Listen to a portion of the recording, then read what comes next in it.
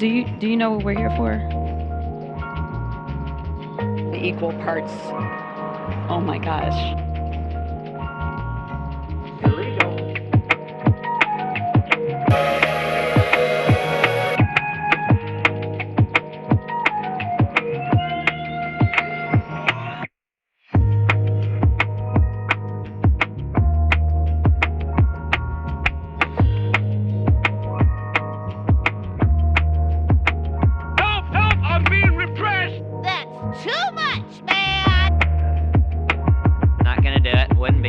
At this juncture. I feel like I'm taking crazy pills. Don't be creepy.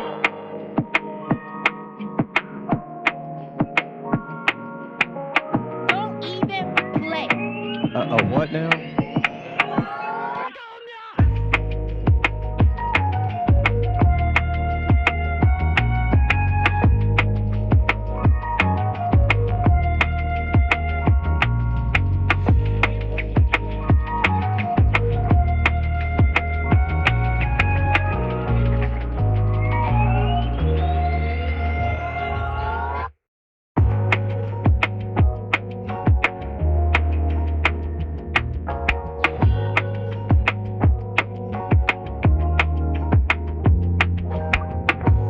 In the Ice Age, how much taxes did people pay? Thanks, Jeff, for the question. You should be ashamed of yourself for having that thought.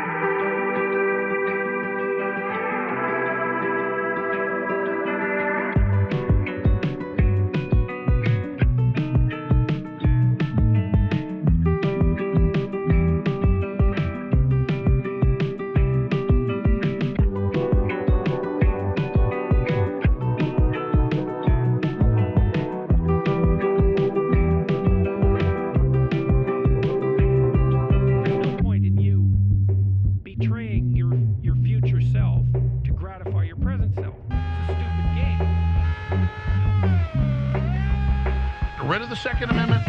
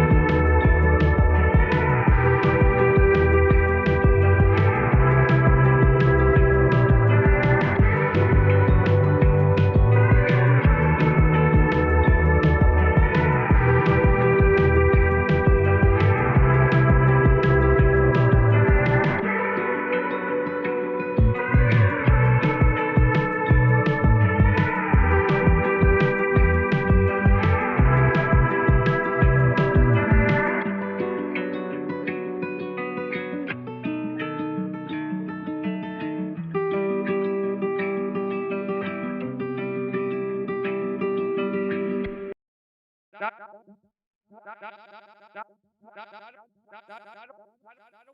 don't want reality.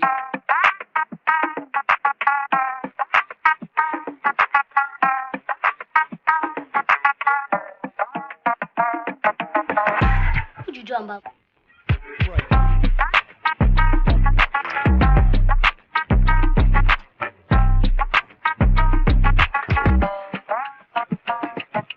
Climate and everything are the same word. You should be ashamed of yourself for having that thought.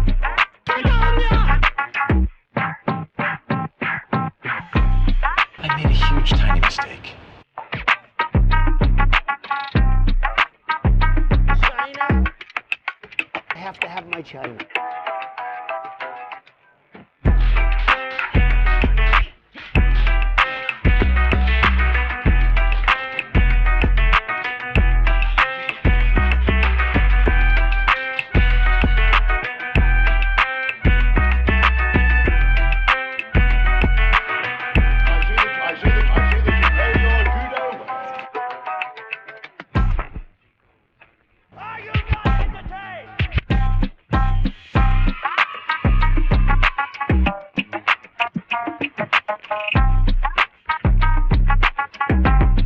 I'm staying in the race. Winter is coming. Immediately, if not sooner. It's science.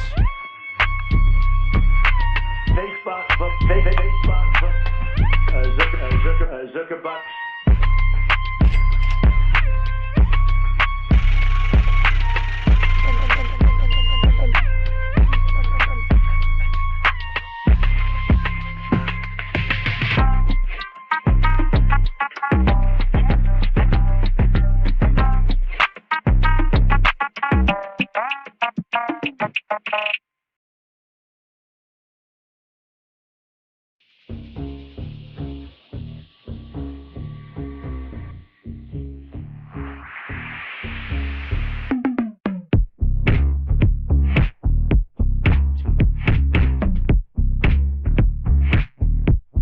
I did everything right and they indicted me.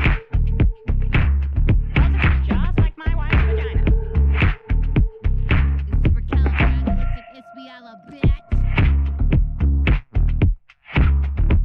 What now? Oh, girl, baby girl. Consequences. So hot right now.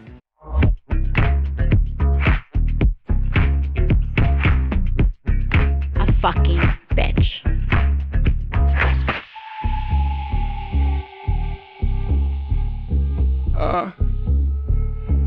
Your name, please?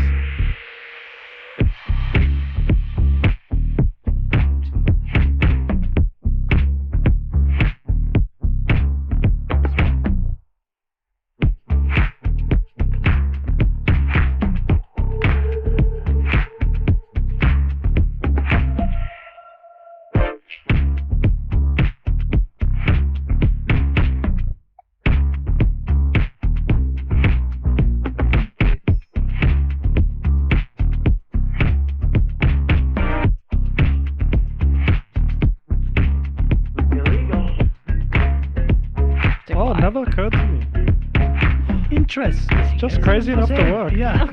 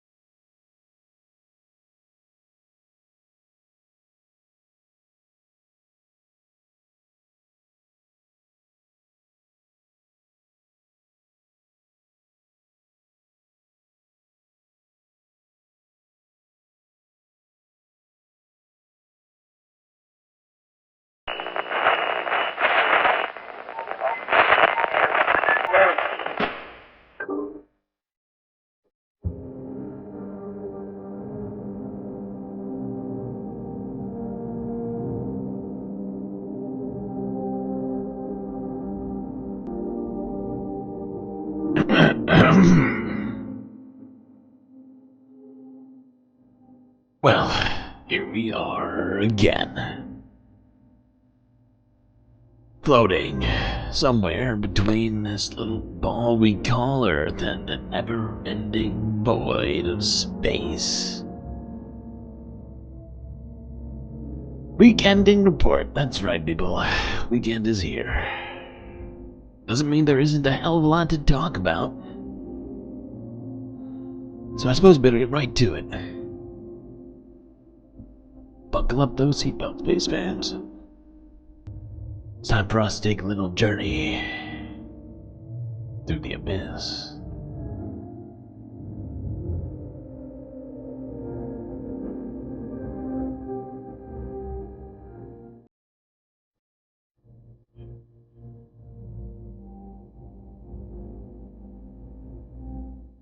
I'm still confused by this comment that is sitting here in chat. It's really throwing me off. Anyway, okay, 1, 2, 3, Mona, Maza, and Aaron W. Styx Dragon, goes forth. Bob Carmody. Rude Interplanet Janet. Schmankley. Brandy Nuance. Nadia Yvette Chambers. It's everybody. Okay. Good to see you all. Good to see you all.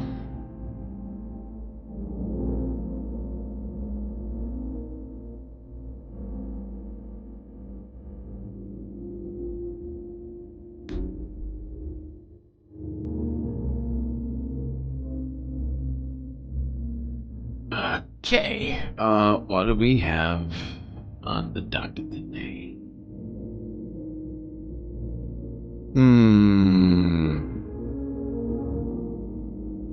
Yeah, I guess we better start in that very familiar place.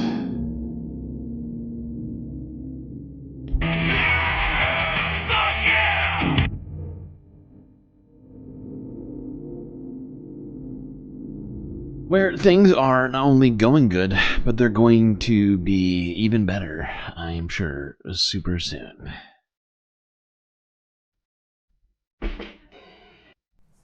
In today's Health Watch, new cases of the bird flu are raising alarms among health officials. 53 confirmed human cases across 7 states this year alone. But this week, health officials in California are reporting a possible case in a child who had no known contact with an infected animal. For more on that, let's bring in CBS News medical contributor Dr. Celine Gounder. Dr. Gounder, thank you for being here. No known contact with an infected animal. Why is that so important?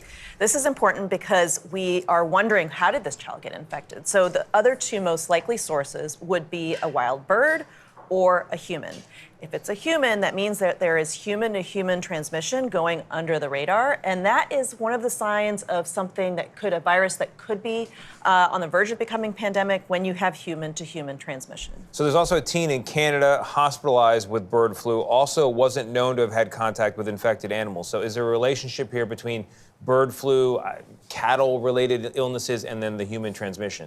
Yes, there is. So a couple things that were notable about that teen in Canada. 1, again, we don't know the source. 2, that teenager is critically ill. So this is not a mild case of bird flu like we've seen with other bird flu cases. And 3, we've seen mutations in that particular case that would make the virus more easily transmitted from person to person. But big picture, we're seeing bird flu spreading among poultry, wild birds, cattle, humans, and this is really Russian roulette for creating a situation where you have mutations for adaptation to human transmission. Could we be in a situation where we're facing another pandemic or one that changes our lives? Well, that's precisely what we're worried about. The 2 things that we worry about here are 1, the human-to-human transmission piece. The other is a virus to which we don't have pre-existing immunity. So think. Yeah, certainly bad. Not clear whether or not we are at that stage right now, but the more cases that pop up with no clear link to contact with animals, well, that's when we should all probably start being more concerned. Oh shit. Thank you for the super chat. That was fast. We just started.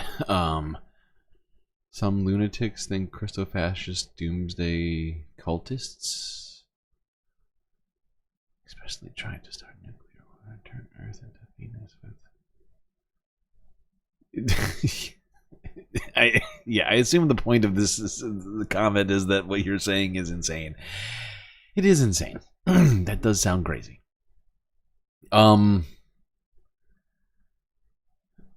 Yeah, we're gonna stay on health-related stuff here for a minute. Let's talk more about the avian flu. This is from a Utah station we look at sometimes, KSL News, from 2 hours ago. Avian flu affecting Utah turkey facilities.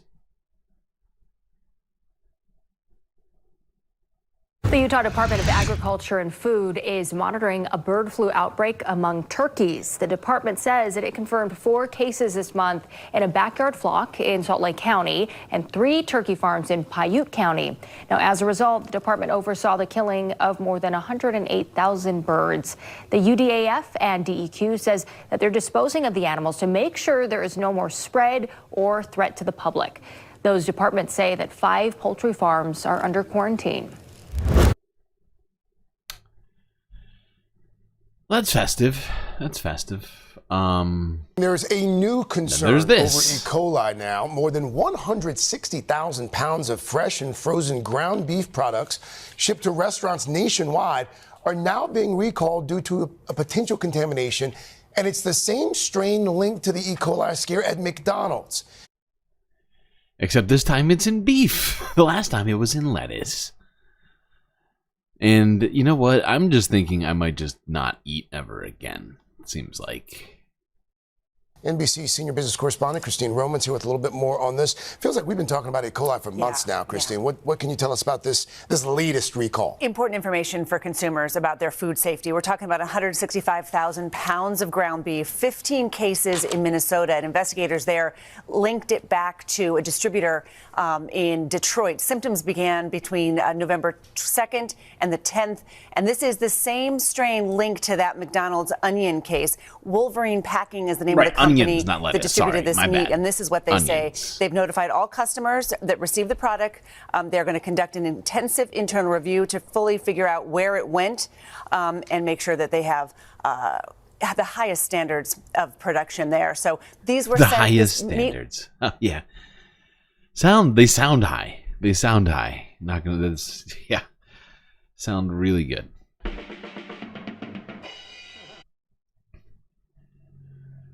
Are we? No, there's one more, don't I?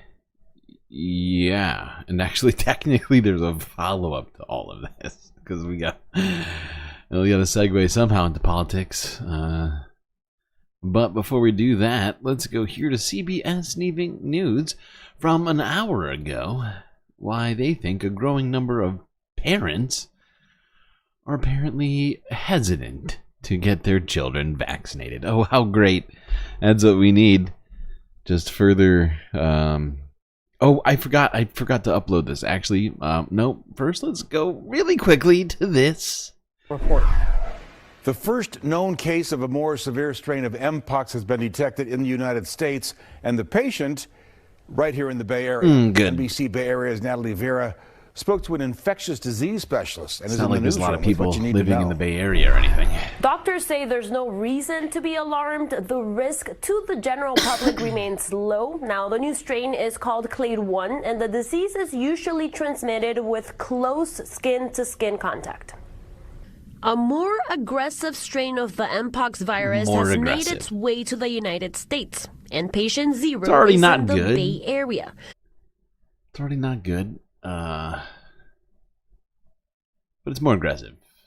Thank God. San Mateo County Public Health says it is responding to a case of Clade 1 Mpox, a new strain that's been known to cause more severe illness and death. Yeah, that's over there in California.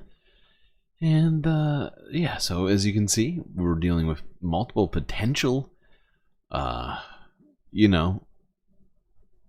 do you call it? Like, sort of, either pandemic or at least certainly health risks relating to these different pathogens. Speaking of pathogens, at least in some cases, you can get vaccinated. However, parents are choosing not to more than they had in the past.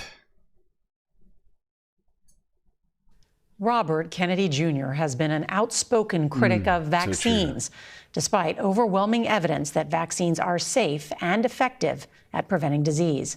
Now, if confirmed as Secretary of Health and Human Services, public health experts say Kennedy could influence vaccine policy. We get more now from CBS's chief medical correspondent, Dr. John LaPook. Lauren Maresca says she's had concerns over vaccinating her children. Anything I give my child, I always question. I get a little anxious. When 11-year-old Gio was an infant, he got his childhood vaccines right on schedule. Always had a reaction every single time. Hives, rash. I started to get hesitancy in saying, all right, can we space these out? And the doctor kind of made me feel like, you're being dramatic, but okay. I think she is being dramatic. I don't know if you know this, but you can get rashes and hives from psychosomatic causes, like from your brain, right? From your neurological system can in fact cause these things, right? And to establish any clear causality between those sorts of things, scientific testing needs to be done. And this woman clearly didn't do any of that. She just said, yeah, blah, blah, blah, and didn't get any sort of, that's the way it sounds to me, at least. Oh, shit, thank you for the super chat, Nadia. I almost didn't see that. COVID is at this highest level right now. 4th highest level? That sounds right. It's been about 4 years since it came out. One spike a year, usually. After scouring the internet for information, the New York mom hit pause on additional shots for Gio and 3-year-old Julina. Then, the family's pediatrician issued an ultimatum. You have to take all the vaccines or you're out of the practice. Public health officials stress vaccines are safe and effective, and the benefits far outweigh the risks.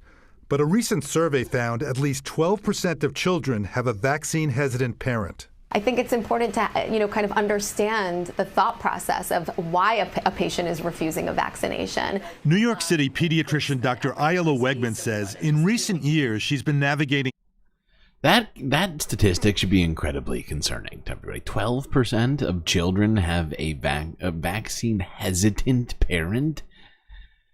I mean, I don't know exactly what percentage of those parents need to decide to, go all in on that vaccine hesitancy, keep those kids from getting vaccinated to cause destruction of herd immunity. But I don't think it's even all of them. I could be wrong on that. It's hard. Honestly, I think it changes per... Now that I think about it, I think it changes per disease, essentially, depending on its sort of contagiousness. Just horrifying. Just horrifying. This is where we're at. Speaking of the future Health and Human Services in Chief, RFK. I don't think that's the actual title, whatever it's called. Let's go here to the majority part. I think this is from earlier today. Although the actual clip here is from So there have been two clips that have emerged, found by, I guess, the guy at CNN. K-File. K-File. And it's Robert F. Kennedy Jr. doing an interview with a writer back in 2016. And this is in the run-up to the election. Do we know the exact date of this? Let me see if I can find the exact date. I don't know if the exact date is there, but this first one is, I think, in the run-up to the election. And RFK is talking to this writer who has written a scathing view of like Trump supporters and Trump people in his direct sort of like universe. And RFK is so impressed by it, he's reading it back. And it is really fascinating. And the name of the show that he did this on was called Ring of Fire. And at the time, RFK Jr. was one of 3 hosts, I think, in 2016.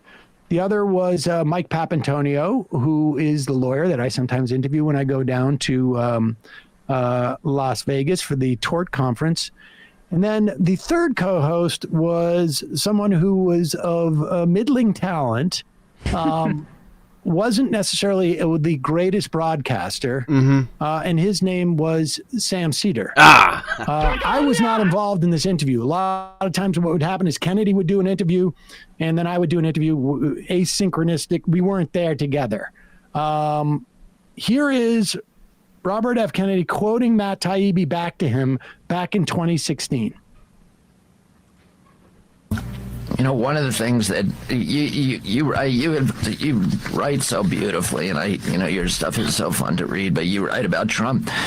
Quote, the way that you build a truly vicious nationalist movement is to wed a relatively small core of belligerent idiots to a much larger group of opportunists and spineless fellow travelers whose primary function is to turn a blind eye to things. We may not have that many outright Nazis in America, but we have plenty of... It was fascinating, the sort of arc, like the character arc that RFK's voice has taken. Like, honestly, like the timbre of his voice here to where it is later, like it's a massive change. Of opportunists and spineless fellow travelers whose primary function is to turn a blind eye to things. We may not have that many outright Nazis in America, but we have plenty of cowards and bootlickers, and once those fleshy dominoes start tumbling into the Trump camp, the game is up. When you talk about fleshy dominoes, Chris Christie comes to mind. Yeah, exactly. That was a pretty good joke there by RFK, who sounded a lot more coherent than he does in 2024. To be fair, he was reading back Taibbi's own words to him. Yeah. Well, good joke by Taibbi then. Also more coherent. Everybody sounding more coherent. It's weird. It's like they put something in the water or something. Does anybody think that Donald Trump has not surrounded himself by belligerent idiots this time around? And then can anybody figure out who is this year's Chris Christie?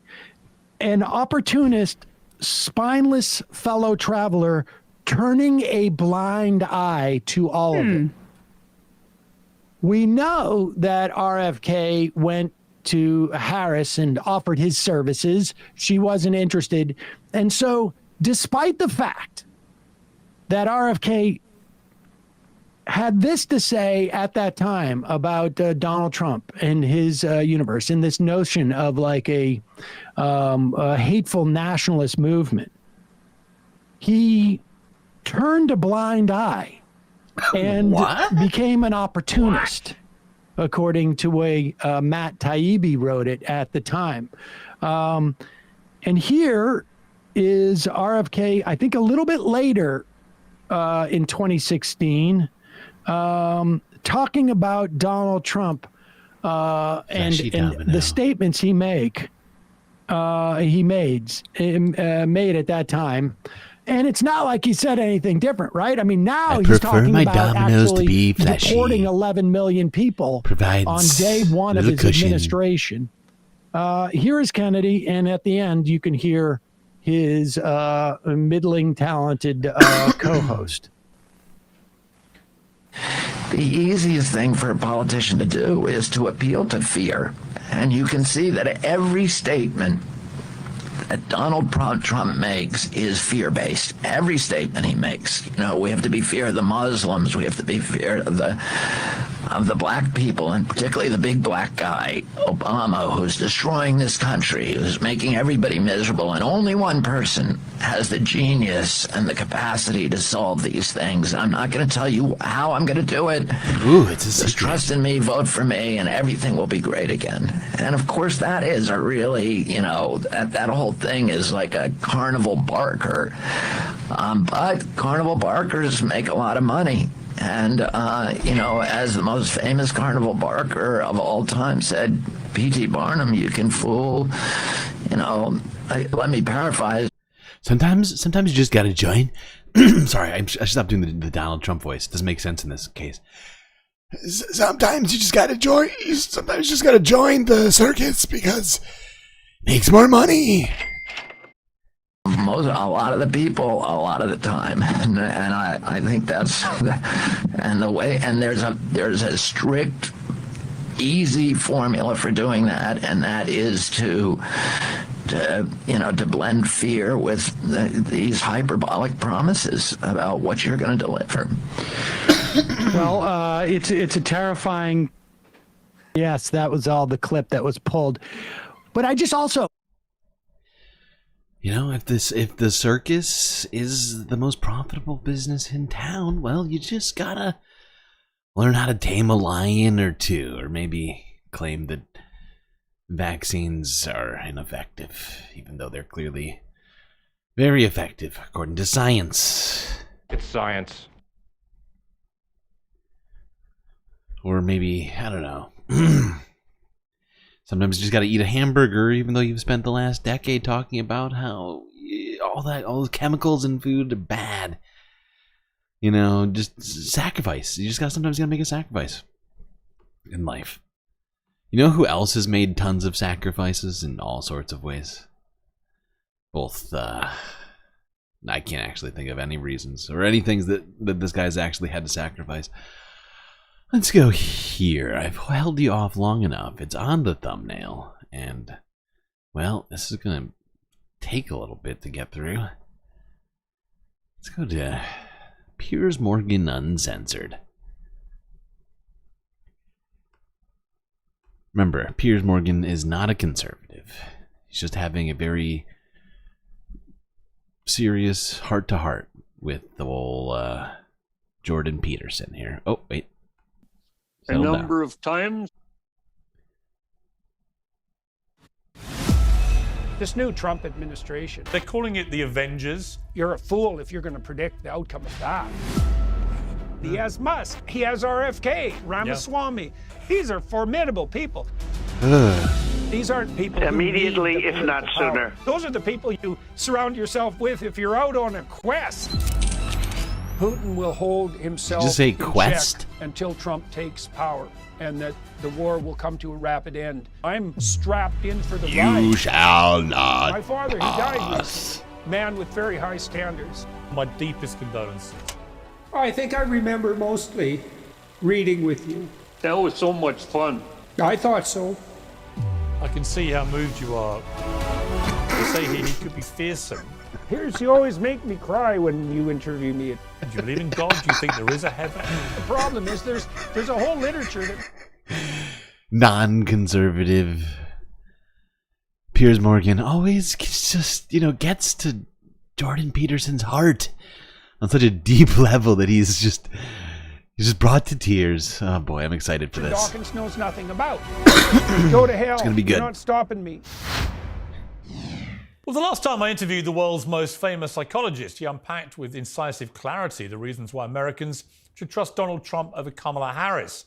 Clearly, America agreed. And when it comes to Dr. Jordan Peterson, Okay. they often do. His books and tools have had a profound impact on 21st century culture. Wow. Now he's back to tackle the biggest subject of all in his new book, We Who Wrestle with God. I think Piers Morgan sees himself in Jordan Peterson. In the same, he sees himself as this sort of like intellectual martyr out there just he's out there fighting the good fight. And so is old JB. The best-selling author, psychologist, and co-founder of the Peterson Academy, joins me now. Jordan, great to have you back on Uncensored. Hi, Piers. Nice to see you. I'm going to get to your book a little later, and it was They're just classical liberals. You know what's weird? Everybody who calls himself a classical liberal seems to be an old, rich, white man. Is it just me? Am I just not doing enough research or something? Ripping, fascinating, challenging, all the things. It's one of the I'd problems with expect doing your from own you. research. But before we move on and then come back to it, the reviews have been almost comical. Like, people love you or they hate you so much they want to rip you to pieces. Do you care? Or, because I get the same, we call it Marmite over here, which is a see, he sees himself as Jordan Peterson, right? Like they're the same guy. Everything you put on toast, which people either love or hate. Do you care, or do you just want people to be reacting? Well, look, I mean, if you have any sense and people are paying attention to what you're doing, you're happy about the fact that they're paying attention to what you're doing. And even if it's bad. Then whether the attention is negative or positive, yeah. I suppose. Yeah, I guess as an afterthought, whether or not it's, got a negative effect on society. Once you're done doing the thing you've done, that's the time. This is an intellectual giant that we're listening to, everyone. This man thinks about the effect of what he has to say after the fact. It's great. I'm so glad that we have him for the, social discourse. Next thing up on the agenda. And it's been a pattern through my life that people have that kind of reaction to what I'm doing, and luckily in my actual life, day to day, in the real world, virtually everybody I meet is pleased with what. Oh no, someone in chat objects to me talking about this because I don't have enough subscribers. Oh no. At what level would you say I would be allowed to talk about this? Kelvin? Give me a number, please. Waiting. I'm waiting.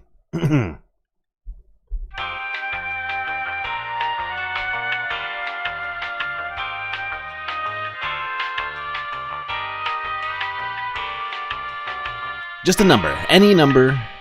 Just tell me at what point I'll be allowed. I'll pause the video because I want to know at what point I'll be allowed to do this. I don't want to step outside of my bounds. Oh, I'm sorry. When my moderators decided you were annoying, and you know what? They're probably right. Doing. Yeah. And so that's wonderful. The reviews, as you said, have been comical. I was reading the Times review today. Oh my God. It's like, he hates James you. Marriott. He just hates me. Oh my God, he just hates me. Yeah. And what really got him, what I loved about that review was he was clearly, it was eating away at him that the last time one of your books came out, he said something positive that you then used in the marketing for the book, which is obviously what we all do as authors. And he was so determined this time you couldn't do that he wanted to address that right off the top. Right off the top. Yeah, well, I did do it, though. I did do it. I tweeted out something today that I culled from his review to make it look very positive. So I thought that was hilarious. Look at these guys. Just hanging with the boys really right now. Just the boys hanging out, having a good time. Look at this face on Piers. This is a man who is living his best life right now. He's living the dream. He's hanging out with Jordan. These two, they are basically mirror images of each other. Just having a great time, Oh, thanks for the super sticker, Schmegley. Very cool. I like that pair.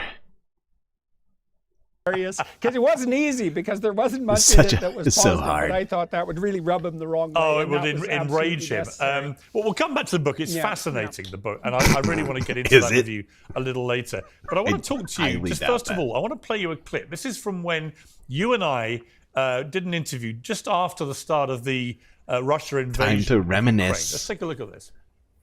Do you think he will use a nuclear weapon? If necessary, he'll use a tactical battlefield weapon. Even if it starts World War III? It won't. Probably. Why? Because we wouldn't. Probably. What's in it for us? If you let him do it and get away with it, where does that end? Then you are into a Hitler analogy. Look, there's a lot. You can get yourself in a situation, no problem, where there's no good outcome. I mean, here we are, Jordan. We're 2 years later. you can get into. What's the difference between a situation that you're in with no good outcome and World War III? I wish that we'd gotten more detail on what that actually fucking means. We're in a stalemate. Putin is still rattling his nuclear weapons as a threatening, back-off, pretty menacing device. He's done that a few times and then not acted on it, but things are clearly very tense there. And there's a change coming in the presidency in America, which could be crucial as well. Where do you think we are with this war? Are we any better off or towards any kind of clarity or ending than we were when you and I... Wait, let me just check something real quick. I just want to make sure I'm not, like, somehow losing my mind and just sort of misremembering things. Right. Jordan Peterson is a disgraced psychologist. I don't know why that's a question. Piers things needs to be answered by Jordan, but okay. Back then? Well, I thought a week ago that the most likely outcome with regard to the outgoing Biden administration is that the military-industrial complex, who has a vested interest in seeing this war prolonged, would do something to provoke Russia into doing something that was unforgivable so that the war would have to continue. And that's, as far as I'm concerned, that's exactly... Oh, it's like you can't even understand the web of confusion that's happening right now. What you don't have to, you can't even unpack it really. Now, I could be wrong, but that seems to me most likely to be exactly what's happened this week. I mean, Biden, in the dying embers of his administration, decided that it was okay for Ukraine to use medium to long-range missiles, which is a hell of a thing to do as an outgoing president. And now they've also proposed that it will be acceptable for Ukraine to use a certain kind of distributable landmine. And it's like, this is independent like, of what what the you heck, think man? about the war, as far as I'm concerned. It's totally independent. Really, is that what you... Is it independent? What does that even mean? How is it independent from the war? What is he talking about? This is going to be used in a completely different... is Ukraine in two different wars right now? I'm a little confused. This is independent of what you think about the war, as far as I'm concerned. It's like, really, is that what you do? That's the steps you take as a wow, what a strong opinion. President in the Actually, final months of your administration. It's not actually an opinion. He's just asking a question. As a dead duck president in the final months of your administration. Dead duck. I think that's a little bit on the provocative side. Now, Ooh, my sense is provocative, you say? Putin will hold himself in check until Trump takes power, and that the war will come to a relatively rapid end soon thereafter. I don't know. I'm not a foreign policy expert, and the world's a very unpredictable place. But if I had to bet, that's what I would bet on, and I think it's a highly probable outcome. So we'll see. I mean, everything's up in the air, obviously. Highly what exactly? I don't even know what he's saying is a highly probable outcome. It's not entirely clear. I need to go back. Maybe there's this new administration. I missed some details here. I don't know. I'm not a foreign policy expert. Yeah. And the world's a very unpredictable place. But if I had to bet, that's... Hey, no. Gotta go back further. I think that's a little bit on the provocative side. Now, my sense is that Putin will hold himself in check until Trump takes power, and that the war will come to a relatively rapid end soon there. He's going to hold himself in check until Donald Trump takes power. What does that even mean? Hold himself in check? He's going to hold himself in check. Okay. Using a chess analogy that doesn't really make sense. Okay. After. I don't know. I'm not a foreign policy expert. Yeah, no and kidding. The world's a very unpredictable Not even an place. analogy expert. But if I had to bet, that's what I would bet on, and I think it's a highly probable outcome. So we'll see. I mean, everything's up in the air, obviously, Piers. This new administration, this new Trump administration, God only knows what is going to happen with Musk involved and Vivek Ramaswamy and J.D. Vance and Mehmet Oz and RFK. I mean, you're a fool if you're going to predict the outcome of that. What do you make of it? I mean, they're calling it the Avengers. What do you make? But didn't he? I'm confused. Didn't he just predict the outcome? Whatever. Okay. These picks. I mean, most of them are causing surprise. I'm not massively surprised because I think Trump tried the first time to do things in a more conventional way, and he felt that just didn't work for him. He's now had 4 years out of office to really think about it, and he's come back in and he's just hit the ground with people that he thinks are going to be basically very loyal, and then they're going to be quite disruptive in the way they go about their business. And he thinks that kind of disruptive, blunt instrument is actually exactly what America needs right now. Well, I think what's happened fundamentally is that this is such a weird vibe. It's pretty clear that Piers agrees with that. I don't know. Why doesn't he just say that that's what he thinks?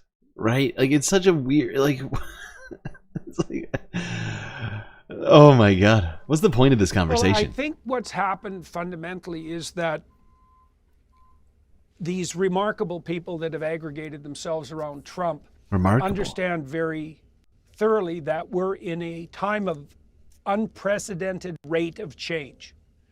And I think that's pretty obvious to everyone. And that there are immense opportunities awaiting us and immense perils.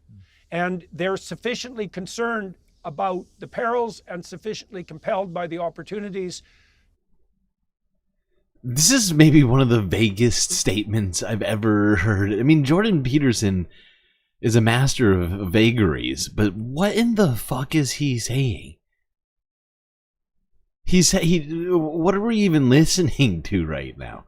This guy is supposed to be some sort of intellectual dynamo. This guy is running some sort of university online now.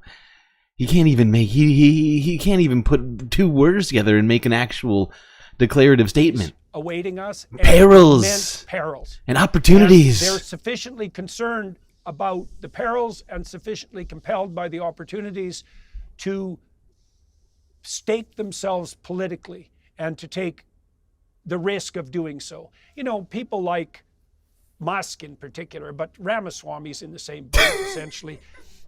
These aren't people, and many of the other people around Trump, these aren't people. Extraordinary people.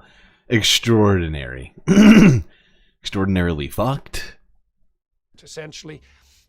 These aren't people, and many of the other people around Trump, these aren't people who need the political power. Right. They already have lives. They're already have immense influence. I mean, for Musk to involve himself in the Department of Governmental Efficiency is obviously something that's taking him away from many other things that he's highly concerned about. But he obviously believes that the time demands that kind of...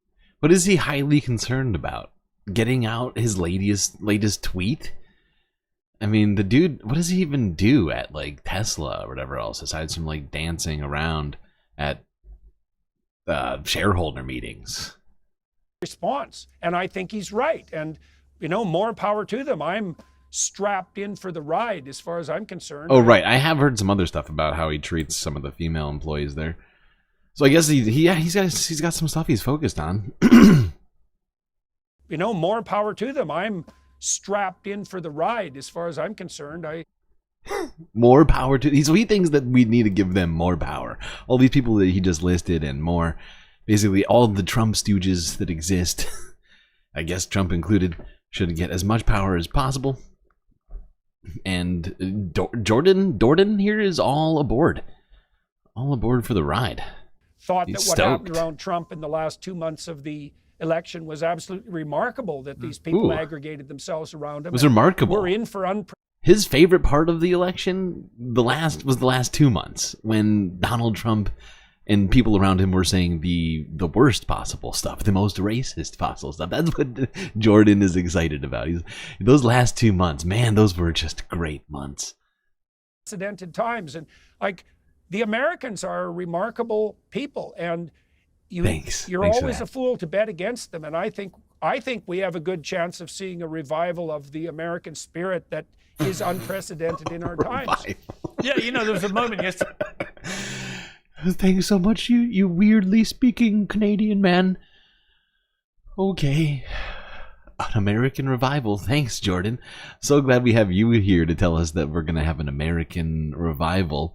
Whatever the fuck that means in your mind. When Trump went down to see the latest SpaceX rocket launch with Musk. So emotional. It just made me think, this is great, actually. Whatever you think of the individual Right. policies and Why? everything else, there you've got the richest, most successful guy in the world. Why is that? Why is it great? Of the individual policies and everything else, there you've got the richest, most successful guy in the world who actually is a big thinker, a big dreamer. And we're going to come to one of the themes of your book, which is about adventure and how the Bible basically tells us to go and be adventurous, albeit with responsibility and everything else. So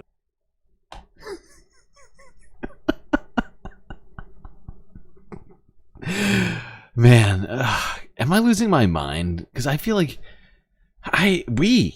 even though we don't watch that much Piers Morgan, I think on numerous occasions on this stream alone, we have all heard Piers Morgan here claim to be,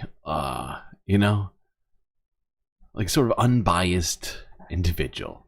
But right now he is literally making biblical comparisons to Trump and his sort of billionaire and multi-millionaire friends. Is that what he's saying? Is that what's happening here? Yes, that's the sort of vibe of a centrist, of a classical liberal like Piers Morgan, a Bill Maher type, if you will. the real sort of theme that I see with this, where both Trump and Musk are adventurers. And there you had them going down to this rocket launch, and it didn't all go exactly how they hoped and everything else. But wow, I love the ambition. I love the fact that Elon Jesus Musk was is like prepared to say, Frodo. I met him in France earlier this year, and hearing him talk about why we need to colonize Mars, how we would colonize Mars, how we would get to Mars if we colonize it, was absolutely riveting. And you've got to have an amazing big picture brain. We've got to have an amazing brain, full stop, but you've got to have an amazing big picture brain to think the way that he does. And if he's right next to Trump in this administration, I'm all for it. So exciting. That's Yeah. my situation. Have they disagreed yet? How far are we in here? 10.5 minutes. Have they disagreed? There's just been multiple silences where it's like both of them are just kind of looking at each other like directly into the eyes of the other and just being like, oh yeah, and everything you just said was so good. I can't think of anything I would disagree. Now let me just expound on what you said and how it was so great. Too, and I feel the same way about RFK. I mean, he's also a preposterous person. You know, he's bigger than life. He's full of remarkable and crazy ideas, and I'm fascinated to see what he might put in place. And I would say the same thing about Ramaswamy. Like, Ramaswamy's establishment of the Strive Fund was brilliant and daring. And we have brilliant and daring people in government, and that doesn't ever happen. And God only knows. I don't even know if it's a good thing under normal circumstances, because I think under normal circumstances you want competent administrators running your nation. But we're not in normal times. Far from it. And so I'm, like I said, strapped in, waiting exactly. I'm sorry. I just so you know what he's talking about. The Strive Fund that he just mentioned is a private equity, like a whatever you want to call it. It's like a actually hold on. It's some sort of financial, like it's like a money manager type of thing. Is what did he call it? Courageous? Hold on, I need to go back. From it. And so because I think under normal circumstances you want competent administrators running your nation. But we're not in normal times. Far from it. And so I'm, like I said, strapped in, waiting exactly as you pointed out, waiting for the adventure of this administration. Yeah, and everyone's sitting there thinking, oh my God, what's going to happen next? Yeah, good. We should be thinking that, because we should be thinking out of the box, because conventional thinking hasn't got us very far. I'm always mindful of one of coming from one of the most conventional thinkers I've ever heard of. This guy loves conventions. Piers Morgan? my God.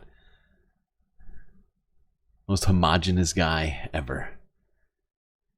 I mean, Piers Morgan's the sort of guy, you call him weird, he gets upset, right? Like, and yet he's like, oh, all these homogenous thinkers. What's going to happen next? Yeah, good. We should be thinking that, because we should be thinking out of the box, because conventional thinking hasn't got us very far. I'm always mindful of one of my favorite quotes in sport was Wayne Gretzky, a fellow Canadian, of course, the greatest ice hockey player that's ever lived. And his quote was simple: you'll miss 100% of the shots you never take. Right? I mean, simple as that. Right. I mean, that really is, so to me, true. that's the difference. It's also approximately the same percentage of shots that Piers Morgan also misses, of the ones he takes as well, unfortunately, for him. He's about 1 for 1 on that too.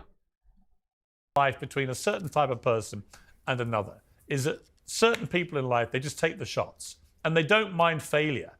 Elon Musk is going to see a lot of his rockets plummet into the ocean until he gets it right. We've seen it. But the thrill not of just the ocean. They've also plummeted into people's properties and things, just wherever, really. He doesn't seem all that concerned about where they fall. The adventure of all of it. Again, we'll come to this with your book because it's one of the big themes, but I do think that I feel like it's invigorating right now. It might be slightly dangerous and it might take us off on I'm not going to say it. places, and it might not all work, but I do feel the scale of ambition is going to be invigorating. Yep, amen to that. Definitely, that's exactly how I feel. And I also, you pointed out with regards to this book.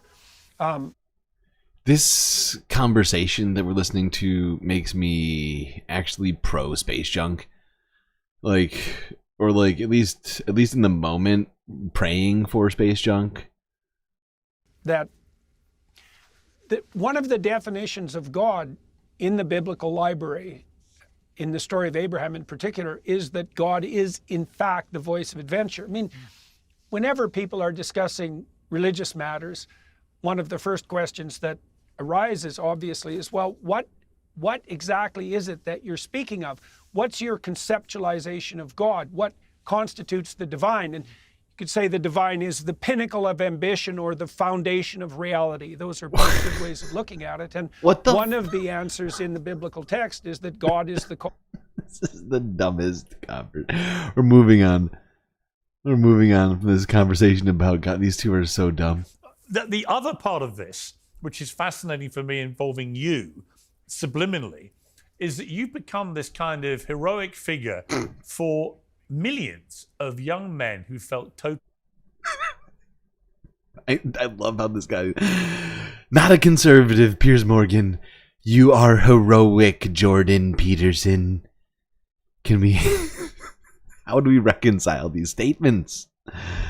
I feel like I'm taking crazy kind of heroic figure for millions of young men who felt totally disenfranchised from society. And I remember the first time I interviewed you in my studio, and you got quite emotional talking about them and how you felt responsible to them and how many of them would come up to you, literally in the street come up to you and tell you how you had sort of saved their lives. They come up to me, they tell me, you're so great. They're literally grown men. I saw tough guys, big tough guys crying in the streets on their knees, telling me, sir, you are my hero. And how you felt responsible to them and how many of them would come up to you, literally in the street come up to you and tell you how you had sort of saved their lives in many ways.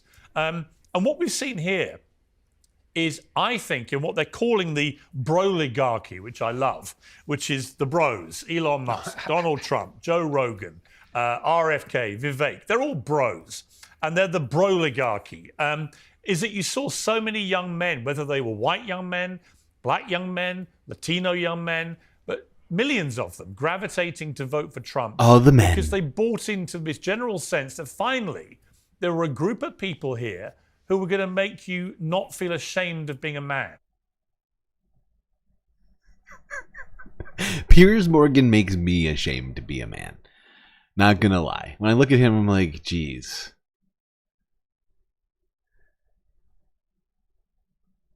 Is he representative? Is he representative for us?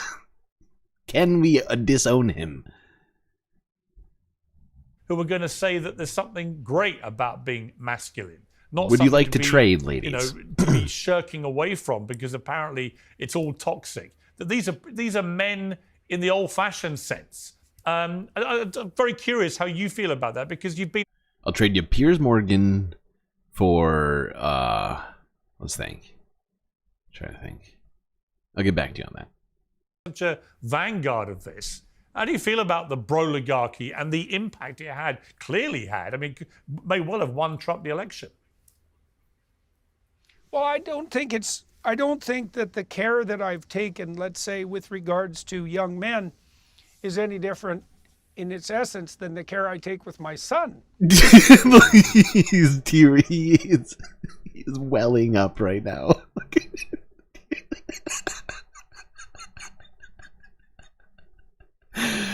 Why don't they just make out? Or, just what is happening right now? Why is he crying? Jesus fucking Christ. I don't think that the care that I've taken, let's say, with regards to young men is any different in its essence than the care I take. When he talks about young men, he gets really, really emotional. With my son. I like my son. I want the best for him. I think he's great. I encourage him all the time. I like to see him move beyond his zone of comfort out into the world. And then I have all these young men who have been listening to what I've been saying, who are doing the same thing. And it's the best possible thing. I mean, I had a show last night in Westbury, in New York, and afterwards I usually meet somewhere between 60 and 100 people, and many of them are young men, and they come to the show very dressed up. They often buy suits to come to the show, and they're like standing up and their shoulders are back and they're looking distinguished, and they've got ambition, and they're thrilled to death because they're doing something worthwhile. And they shake my hand and they say, thanks for the help. And yeah, that's great. It's powerful. It's great. Just fucking hilarious, dude. You can't even finish. He's so overwhelmed with emotions here. Can't even finish this sentence. I realized I've never seen Jordan's son. I've seen Michaela. I wonder why he gets so emotional about his son, talking about his son. None of us, have any of you ever seen Jordan Peterson's son? Because I know him and his daughter, they're always doing those podcasts all the time. I mean, I've seen too many of those. It's a weird vibe. But then there's this this like dichotomy, this sort of, day and night situation. Michaela and I don't even know the name of Jordan Peterson's son. It's very confusing. Maybe that's why he's emotional. Maybe just because his son won't come and do podcasts with him. Something worthwhile, and they shake my hand and they say, thanks for the help. And yeah, it's that's powerful. Great. It's powerful. Great. Yeah, and it's great, man. It's great. Yes, and I remember the first time I interviewed you, my sons wanted to come and watch that interview. First time. They wanted to be...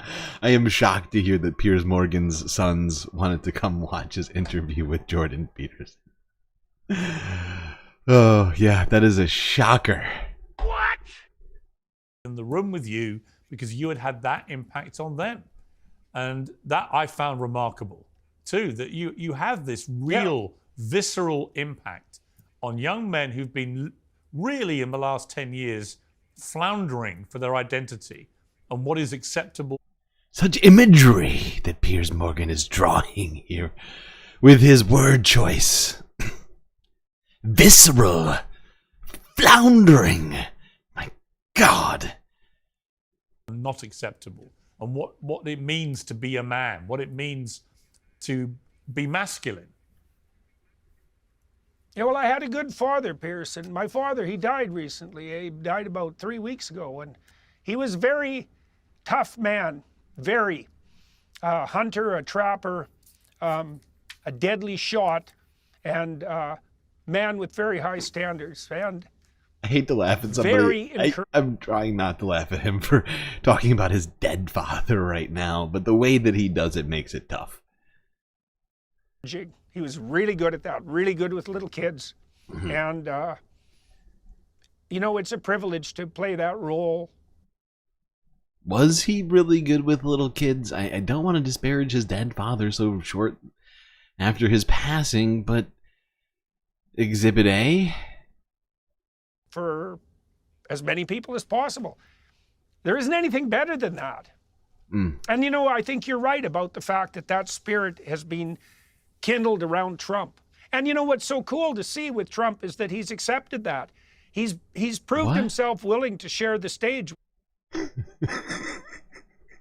Except for with a handful of his children that he doesn't, you know, or at least Tiffany. And then isn't there another one that just doesn't? Honestly, it's hard to keep track of all of Donald Trump's relationships and children and things. But yeah, I mean, he's completely forgetting Tiffany, who he basically stiff-armed publicly at the RNC. With Trump is that he's accepted that. He's proved himself willing to share the stage with all of these other remarkable people. And even in some ways, not his children. Oh, okay. For a second, I thought he was going to say his kids, and I guess I got ahead of myself. With all of these other remarkable people. And even in some ways, I wouldn't say to fade into the background, because Trump isn't exactly your fade into the background sort of guy. But, you know, the fact that he's invited so willingly these other participants, all of whom are high status people around him, also, to me, put to rest any concerns I had about any pathological narcissism on his part. I mean, obviously, Trump is... I'm not sure you're qualified to diagnose pathological narcissism, not because of, I'm not even questioning his qualifications. I'm just actually questioning his sort of lack of objectivity on this matter, because I'm pretty sure that Jordan has, you know, narcissistic tendencies. So I think it's hard for him, perhaps, to, you know, assess that particular situation. Pathological narcissism on his part. I mean, obviously, Trump is a very effective self-promoter, and there's something in that that's a real skill. But by the same token, you know, he has RFK, who's a force in his own right. He has Musk, Ramaswamy, Vance. These are formidable. The way that he keeps saying Ramaswamy, like, I can't think of one thing that most of these guys have done that I respect to much of a degree. I mean, out of the whole group, right? And it's hard to even say it considering what he's done with it. I can't even do it. No, you know what? Right, he has Musk, Ramaswamy, Vance. These are formidable people. Formidable. Tulsi Gabbard as well. That's not formidable. Have you seen Elon Musk without a shirt? I'm sure he doesn't mean physically. He means mentally tough people internally, stoic. The person you surround yourself with if you're a toxic narcissist. That's someone. Those are the people you surround yourself with if you're out on a quest. Yeah. And it's so cool to see. Narcissists never go on quests. Ever. Have you heard of any story before? People you surround yourself with if you're out on a quest. Yeah. And it's so cool to see this. It's so literary. It's absurd. Jordan, I was going to come to your dad because one of my producers discovered that your father had died several weeks ago and found an obituary. I don't know whether you wrote this obituary. One of the family did. And it talked about dad. So it's one of the three children. Yes, I wrote it. It was you. I wrote it. Because I read it and I found it unbelievably moving. I was going to leave it to the end, but since you've mentioned it now, first of all, my deepest condolences on losing a remarkable man. I mean, even if I didn't know the connection, I just read this about somebody, I would think what a remarkable life he had. He had 3 children, 4 grandchildren. He was a great-grandfather to 4 more. He grew up in Norway in a log cabin. But then, as you said, he lived outdoors, shooting, hunting, bird watching, trapping, cross-country skiing, canoeing. And he was an enthusiastic collector of single-shot rifles. I love this detail, that he loved their simplicity, their design and craftsmanship. Why? Why is that your favorite detail? That he loved the craftsmanship of single-shot rifles? What? What is this? What are we doing here? You'd think if Piers Morgan was a centrist like he claims, I don't know, he wouldn't be here just sort of having this bro down with Jordan. Maybe he'd ask him a couple of hard-hitting questions about some of his worst takes. But no. Piers loves those terrible takes because he's a fucking conservative. He loves Jordan Peterson and everything he has to say. He loves Donald Trump. And, you know, he's probably one of the most disingenuous, especially of, you know, people with large followings. Although the competition's pretty hot out there. You know, of voices out there on YouTube. It's pretty wild that he's managed to get this far, continuing to claim these things that he does.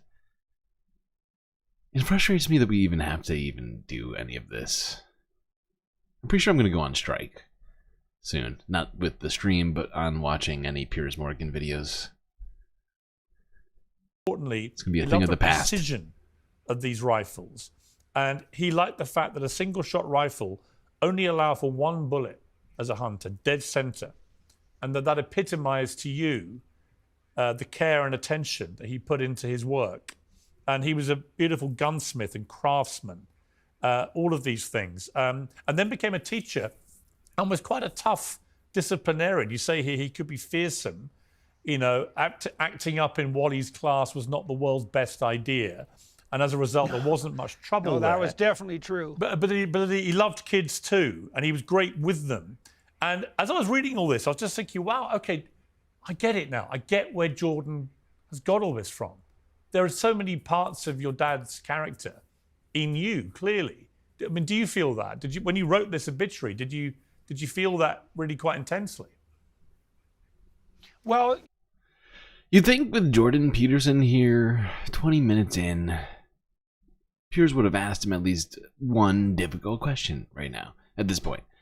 He might have, you know, rather than talking personal anecdotes and just stuff that he knows Jordan's gonna, you know, gonna agree with him on, maybe asking him about the, you know, problems he's been having with the, the doctoral licensing board in Canada.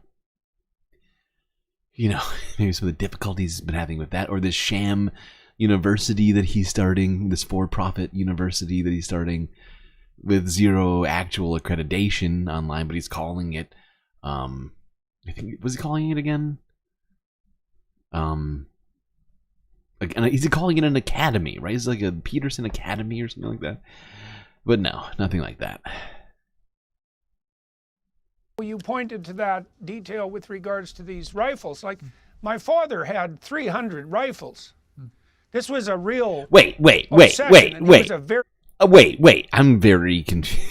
Wait, Piers just got done with this very moving story just now about how your father only needed a rifle with 1 bullet because he was so specific, you know, and so exacting. But he had 300 of them? That doesn't seem very... This guy seems like he couldn't make up his fucking mind. I hate to disparage the dead, but I mean, if we're gonna rehash all this and try and talk about it in this light. Well, I'm afraid I'm gonna have to come in here and say that doesn't sound very consistent. Shot. He was a provincial level shot. And it took me 30 years to figure out why the hell he collected those guns. I don't think he knew. And I told him 5 years ago, I said, Dad, I figured out why you're so obsessed with rifles. I said, it's because you want to hit the target dead center with one shot. And that's like it's a symbolic rifles. Representation of your aim in life. And he thought about that. And my dad wasn't particularly metaphysically oriented. And that was an explanation he was entirely satisfied with. Right? And you know, the word sin means to miss the mark, right? It means to miss the target. And that's acted out in this, it was acted out in my dad's life in this relationship that he had with guns. And he, as a hunter, it was the same thing. He hunted.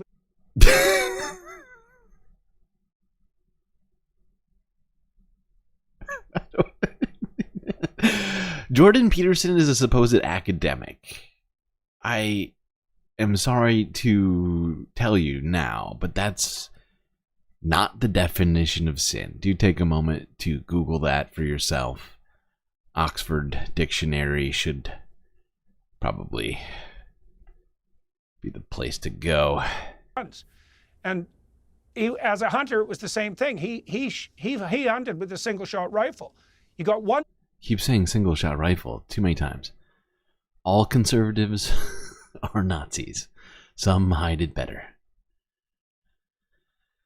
Yeah. I mean, I don't know if I have anything to add on to that. Shot. You got one chance to hit the mark, and he was very dedicated towards that kind of precision. That was part of what gave him that rough edge. He had very high standards. A very encouraging person. He believed that. He imbued me with the belief that I could do anything I set my mind to, but that didn't make him someone who was easy to please. Quite the contrary. It was a very remarkable combination. You said Dad had the force of nature about him. He'll be greatly missed. That force of nature, was it a sense also of that adventure that you talk about so much in the book? Was he an adventurous man? Is this journalism right now? Is this what because Piers is always making all these claims about what he is and things. I mean, I'm pretty sure he technically went to school for journalism. I've heard him claim that he's a journalist before.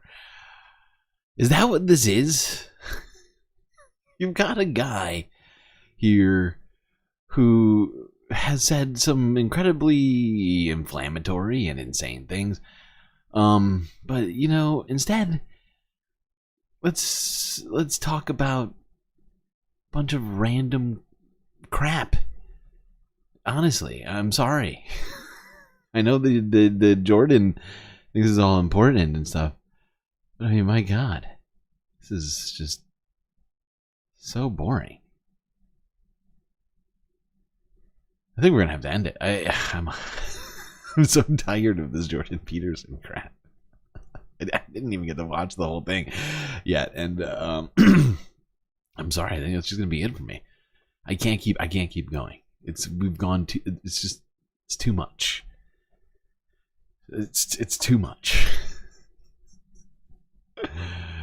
But I would like to just reiterate to anybody watching right now, if you ever find yourself watching another Piers Morgan segment and you hear him claiming to be a centrist, remind yourself of this video where he was broing down with Jordan Peterson on literally everything. That 30 minutes. Didn't disagree with him a single time.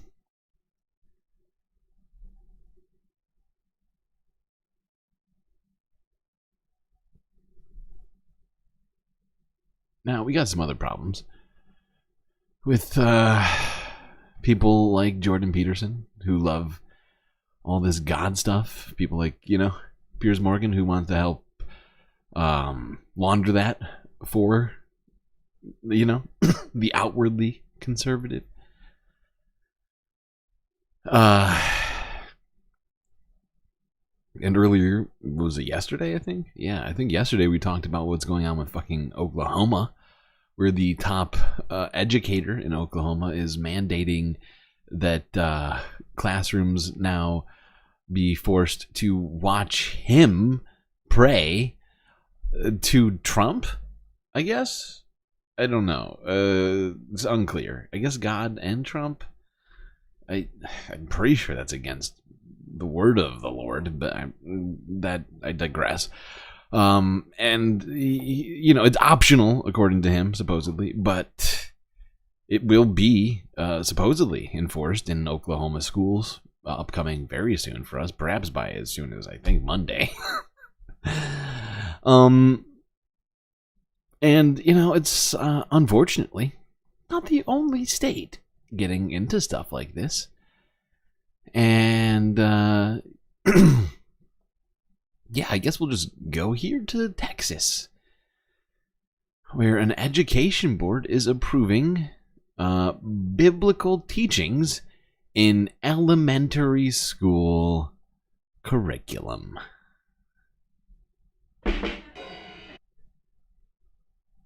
Not a joke. Sorry.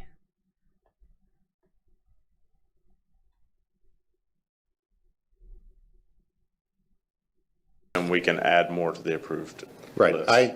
Member Brooks, if I can, Mr. Chair. Please. I am in favor of adding some other materials that would also have a contingency, but we haven't brought those up yet. So I think what our parliamentarian and chair want to do is deal with these first, and then we could add other materials with the same contingency. Yes.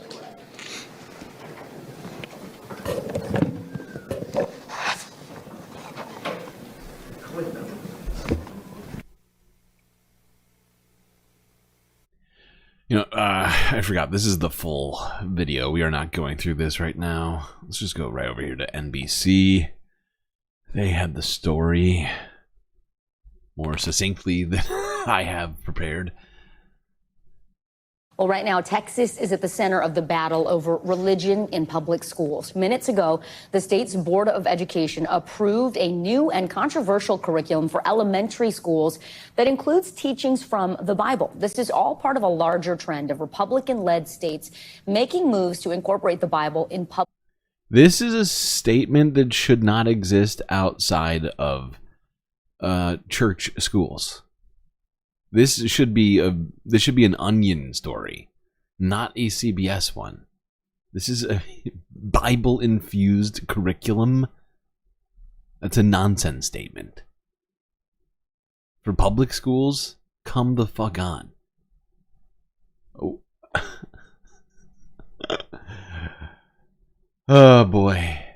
These people are taking this one election to mean that essentially all of the constitutional things they don't like, literally pretty much anything in law that they don't like, is up for not just for debate, but for the changing. Which gives me ideas for the next time that perhaps the left is in charge of things. School education. NBC News correspondent Antonia Hilton joins me now. So, Antonia, let's talk about what exactly is in this new curriculum for Texas public schools. How does the Bible factor into it? Well, Vicki, it changes from year to year. So initially for very young children, they're going to learn about things like the Golden Rule or some of the parables and speeches, essentially, that Jesus gave in the Bible. And then it will transform a bit as kids get older. So in 5th grade, for example, they start to learn about Juneteenth, the famous holiday when slaves were freed in Texas. But they'll learn about how former President Abraham Lincoln was a Christian, and it was Christianity that guided his decision-making. For people who are concerned about this, which actually includes... Oh, good. Yeah, we wouldn't want to leave that out. Wouldn't want to leave that out. There's no way he would have ever come to that conclusion without it. Of course. Duh. Democrats and Republicans who've raised concerns. They say that it infuses Christianity in places where it isn't necessary, and that it also does that at times at the expense of other faiths, that it could make kids who don't identify as Christians feel left out or like they're not as important.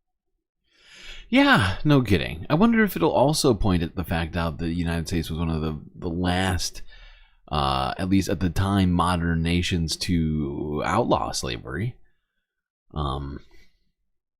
No, it's probably an unimportant detail. We don't need context. to this country. Take a listen to one person who's concerned about this. I love the Bible.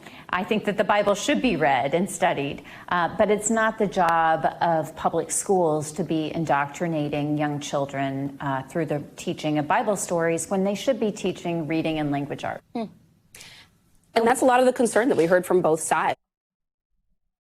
It was a very... You feel like Karl Marx is responsible for Lincoln's decision. Interesting, see?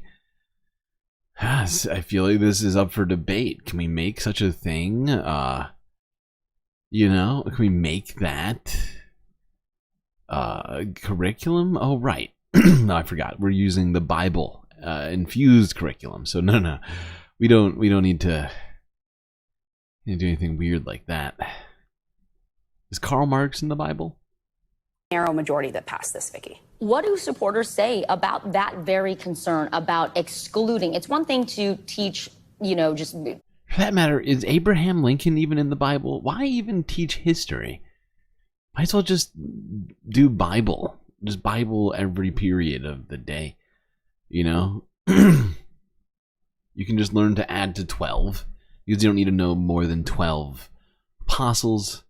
And, you can just... Yeah, you can just get by on that. It'll be fine. Being kind to other people, sure, right?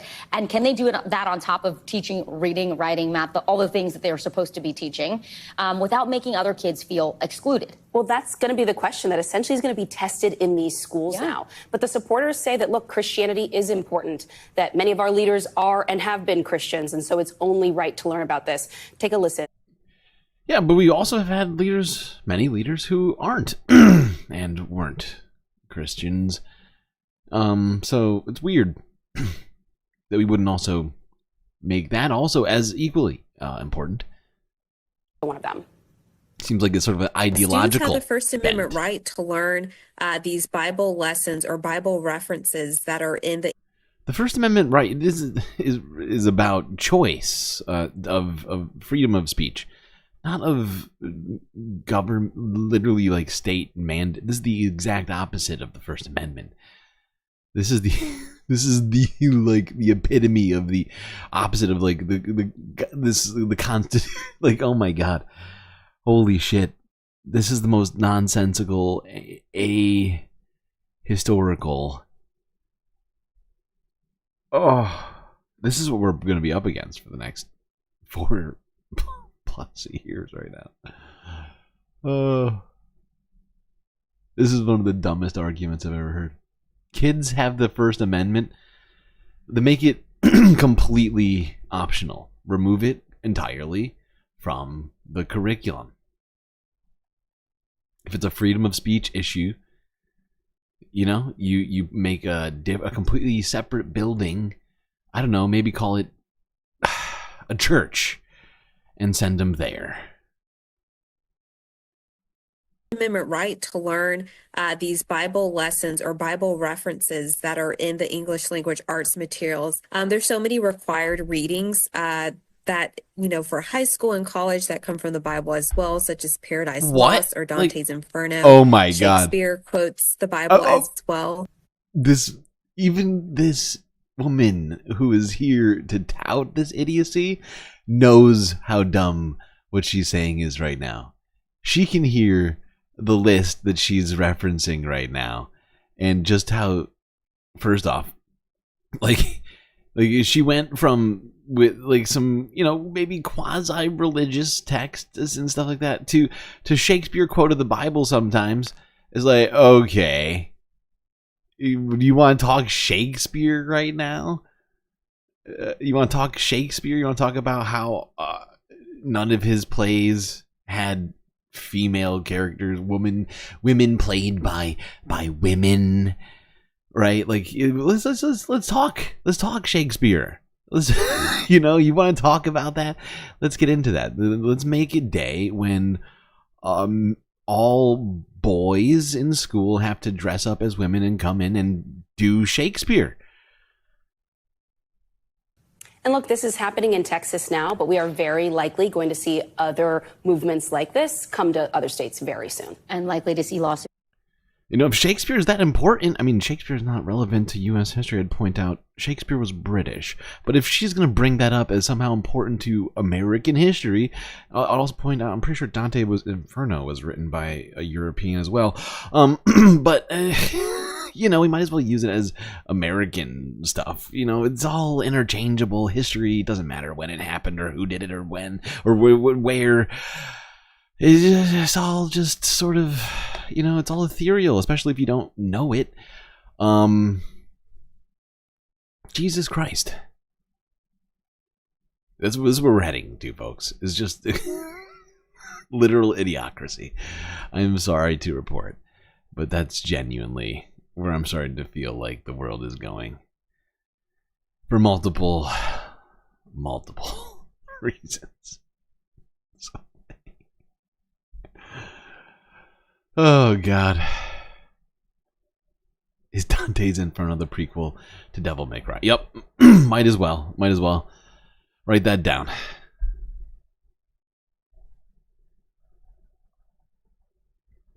That's history, folks. Whatever you want it to be is history. Whatever you want to be history is history, okay? I don't care anymore.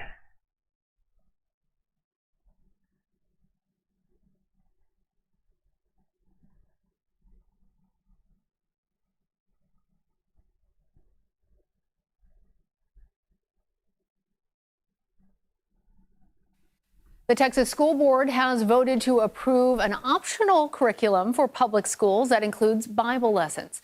CBS News correspondent Jason Allen is following the story from Irving, Texas.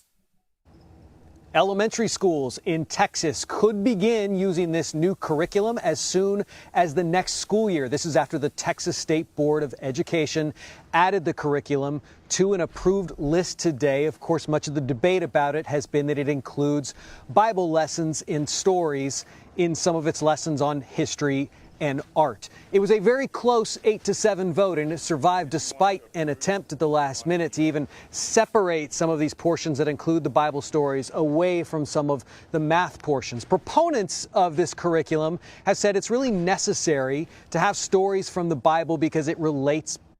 Well, if you thought America was getting dumber, buckle up. To the history of this country. You may have stories from Genesis that relate to historic art, or Psalms in a poetry section, or maybe even the Golden Rule as you explain some of these concepts to children. Opponents of it have said that it doesn't do enough to include other religions. They feel some students may be alienated by it, even potentially felt bullied. And the teachers union came out after the decision saying that this was something that belonged more in Sunday school than it does in public school. Weird. Schools do not have to use the curriculum. It is up to them. It does come with a bit of a financial incentive, though, money for schools at a time when It comes with a financial incentive. Yay, how good. Hey, you could have the current budget you have, or you could bring a little bit of monotheistic theocracy into school. How's that sound? Would you like that? Because along with that would come some sweet, sweet cash. Come with a bit of a financial incentive, though, money for schools at a time when every school is watching its budget very closely. It includes money for printing off some of these materials and other things that they may need to go along with the curriculum, and they could have it in some classrooms, some school districts that choose to use. Wait, they're not just going to provide the materials? You got to print them off yourself? So school districts are going to have to figure out how to provide this material. That's good.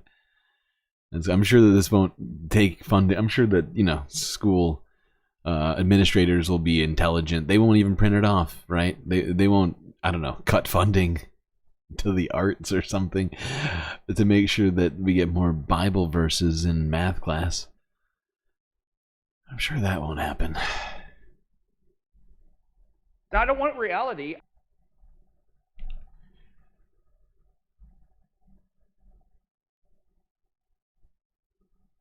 Okay. Well, let's talk about a different problem. Here in the House of Representatives.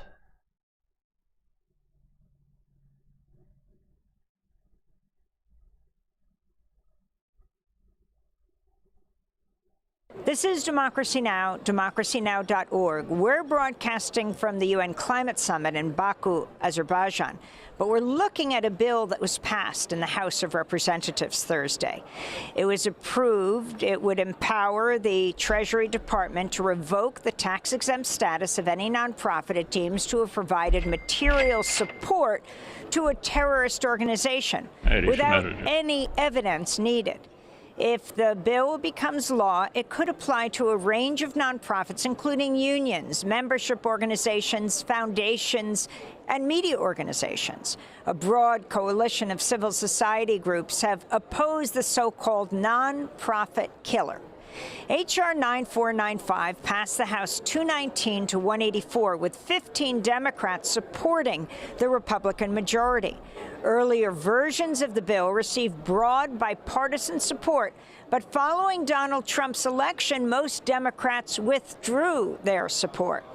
For more, we go to East Lansing, Michigan, where we're joined by Darrell Lee. He's an anthropologist, lawyer, and legal scholar teaching at the University of Chicago. His analysis of the so-called nonprofit killer bill was published on Spencer Ackerman's blog, foreverwars.com. It's headlined "The Most Dangerous Domestic Anti-Terrorism Bill Since the Patriot Act." Okay, Darrell, why? Why is this so significant? Again, it was passed in the House. It now makes its way to the Senate. Thank you for having me on, Amy. You had a teacher in college who made you buy his study guide in addition to the book, playing a game called capitalism. As you mentioned, this bill is essentially a civil rights disaster that would allow the government, under any administration, I want to be clear that this bill is terrible no matter who is president, but it would allow the government to shut down nonprofits on the smear of being terrorist supporting organizations. Now, obviously, the government, after decades of authoritarian war on terror policies, already has ample legal tools at its disposal to go after nonprofits essentially for any reason that it wishes.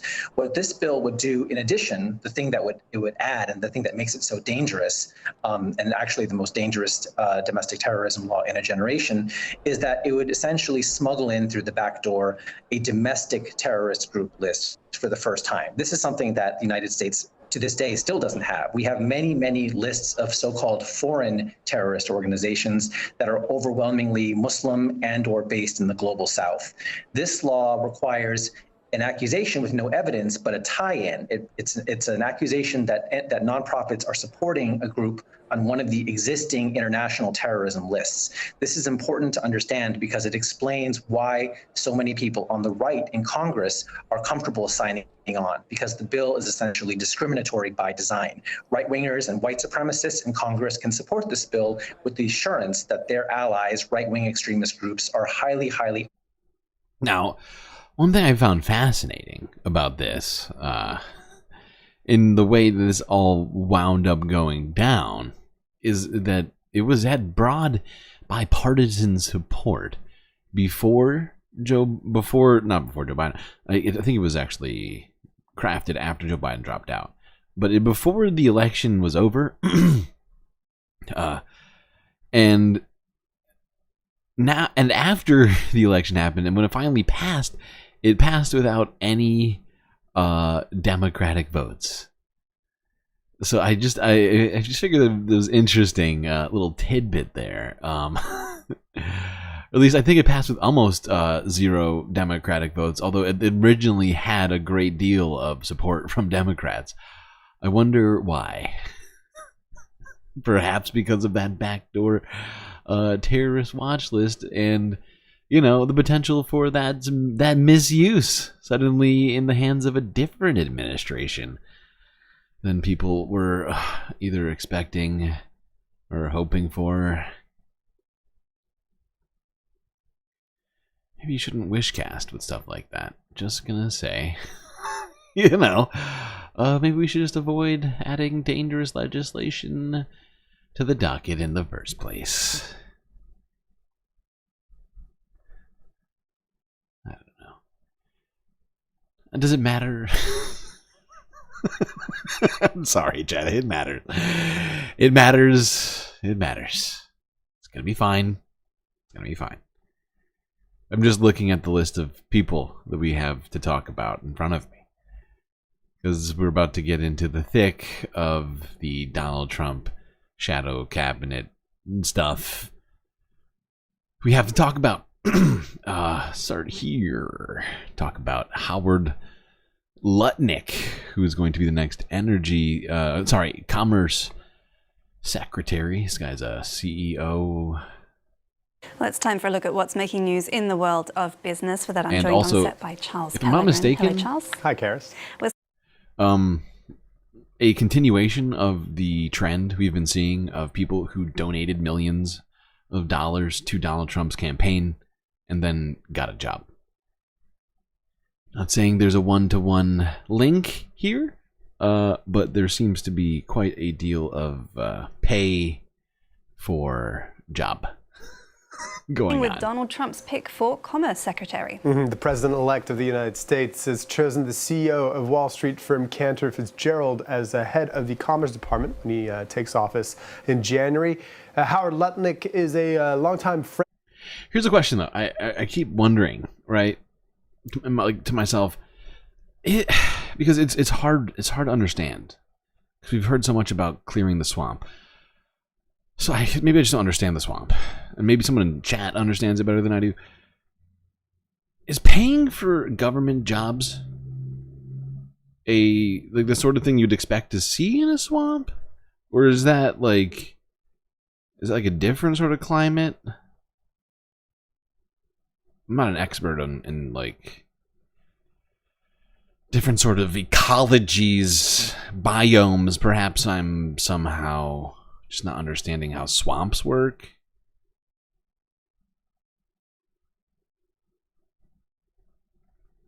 Hey, Sasha G, thank you for the super sticker. By the way, this Howard Lutnick guy ran, or was up until now, I think, a CEO of a financial company, multi-billion-dollar company, if I'm not mistaken. Of Trump's, even appearing on the reality TV show The Apprentice. He was also co-chair of Trump's transition team. The Commerce Department oversees a number of different areas, including tariff implementation, export controls, as well as regulating ocean navigation and undertaking the census. He espouses Trump's economic vision, which is to bring back manufacturing jobs to the U.S. by applying import tariffs with cutting magic. taxes. Take a listen. We all say, make America great again. But let's just go over for a minute what that means, because we all say it as a slogan. When was America great? At the turn of the century, our economy was rocking. This is 1900, 125 years ago. We had no income tax. Here's something that maybe some of you aren't thinking about, or maybe they're not thinking about when they talk about these things. Because here's a problem. Currently, Donald Trump has planned to have something like 100% tariffs on China. Okay. So let's talk about that number. 100%. Now, what would that mean in terms of getting manufacturing jobs back in America? Well, let's just talk about it in terms of wages, right? Because here's the thing about that. Just in terms of economic inputs to get you know, people like, say, Apple, just as an example, or Tesla, to bring their factories all back to the United States, to justify that. Right, not just for the reason, like some people manufacture in China for the reason that it's closer to some markets like Europe, but you know, there's also other reasons, of course. For instance, the fact that wages there are much lower. For instance, according to this, in November 2024, Shanghai had the highest monthly minimum wage. Can you guess what that is? $350 a month. So that was averages out to what, $90 a week? So how do you get that? How do you get that competitive in the United States on 100% tariffs? You can't do it. Just based upon wages alone, you'd have to have tariffs at like what? At a minimum wage, right? Minimum wage, 40 hours a week, assuming that they're only working 40 hours a week in China. In the United States. And factory jobs? Come on, factory jobs pay more than minimum wage in the United States. I would point that out for sure. But we're talking about, you know, just to play the game. You know, we'll say, what is it? What is federal minimum wage right now? Is it $10? It might be lower. Let's just say $10, because there's no way anybody almost any American workers would be working in a tech factory for less than $10 an hour.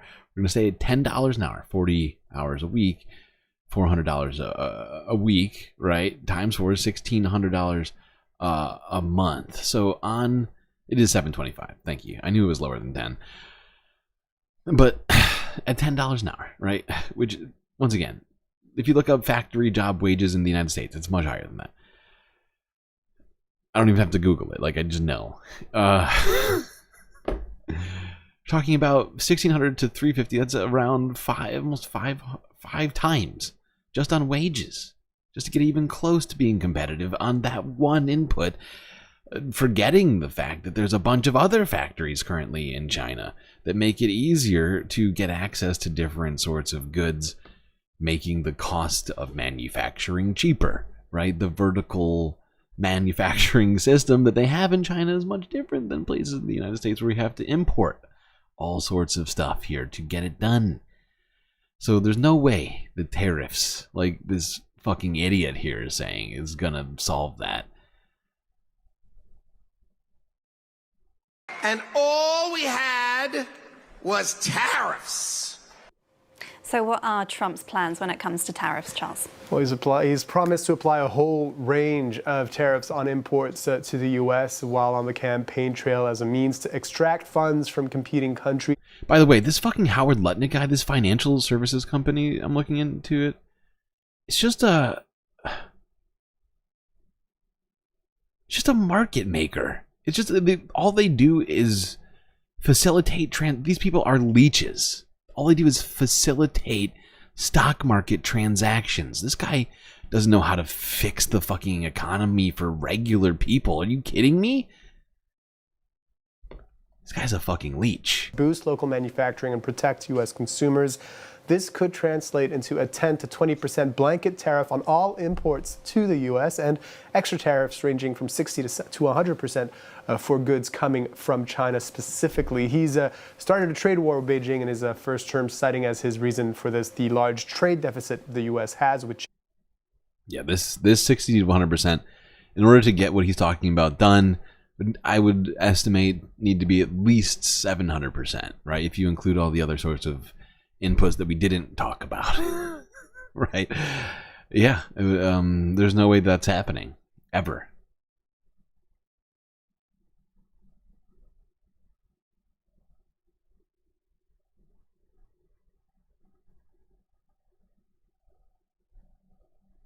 Timu ain't gonna like this. People aren't gonna like this.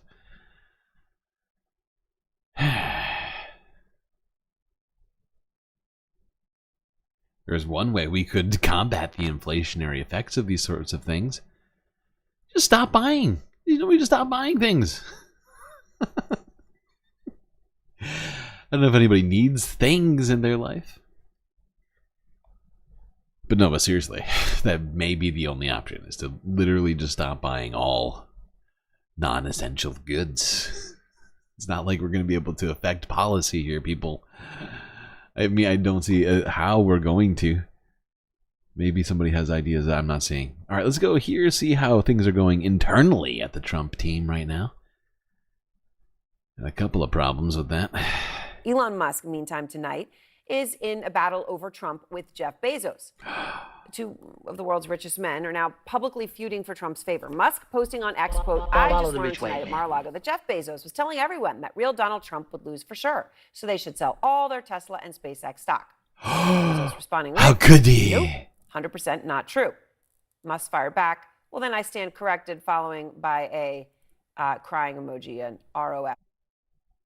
This guy is going to be in charge of government efficiency. Somebody who needed 2 tweets for this. That's great. Rolling on the floor laughing emoji. Musk has been seen with Trump almost daily, of course, since Trump was elected. And joining me now is tech journalist Kara Swisher. She hosts a multitude of podcasts, has covered Elon Musk, Jeff Bezos closely for years. Yeah. It is great point, Aaron. And that's actually, sorry people, we're going to completely move away from Elon for a second and remind all of you watching right now, Kara Swisher is, in my estimation, more than Matt Taibbi, really more than any other journalist, sort of responsible for laundering Elon Musk to where he is. She had ample opportunity to sort of dig into the more problematic stuff with Elon Musk, didn't do it for decades, essentially, or at least like 15 years, I want to say. And then he became more political, and recently she had some whatever issues, and then he kind of started talking about this. It was kind of like in the wake of after Matt Taibbi got in there, and she was like, why can't I be making a bunch of money? I know you, Elon, why didn't you give me a bunch of money personally for all this? And so she got out, she was upset. And that's really the only time she ever started criticizing Elon. And ever since then, she's been out here to tell us all about how bad Elon Musk is.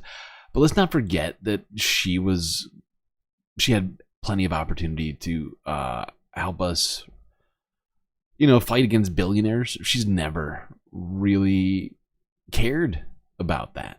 She's been more concerned about being able to rub elbows with those people so she can get the latest take on the latest iteration of software or the next Tesla model. Not the ample, inequality that's being created by these people, right? She never, ever, over that time was really spending, her energy on any subjects like that.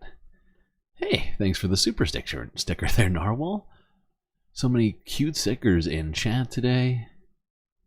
People are using puppies. A lot of puppies today. I feel like I need to get it, get actually looking at what all these super stickers are available. I don't think I've seen them all yet. That is for sure. All right, back to Kara. Let's see what she has to say.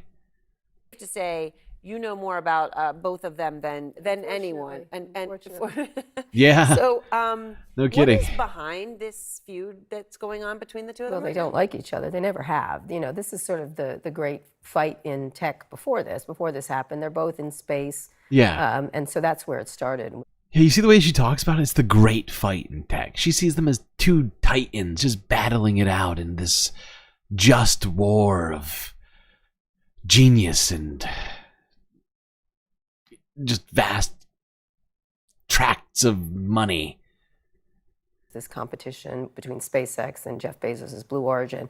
And so they've always sort of, tweaked back and forth of who the visionary is, post Steve Jobs. Right? Sure. Let me just tell you, neither one of them. But, but they've been always trying to sort of vie for that. And mostly Jeff's been quiet, actually, comparatively. And Elon's a nonstop talker, obviously, can't stop saying something. Right. And, I think this is unusual that Jeff responded, but he did, because they just don't like each other. Right. I mean, it's the person. You just can't. Well, not just that. They compete. Jeff wants to really get some of these contracts, these space contracts. Elon obviously wants to dominate here and does. Right. And he's the one sitting next. I hate this. I hate this person. I really do. I really, really do. Kara, you frustrate me. You kind of the embodiment of, neoliberalism. You are who Aaron goes to get the inside scoop on what billionaires are thinking right now, because you hang out with them so much and they seem to trust you enough to tell you things, right? And for that reason, I have a great deal of skepticism for everything you say. Let's go on to a different Trump sycophant. Well, recent Trump sycophant, of course, because you don't have to go too far back to find her saying some very anti-Trump things.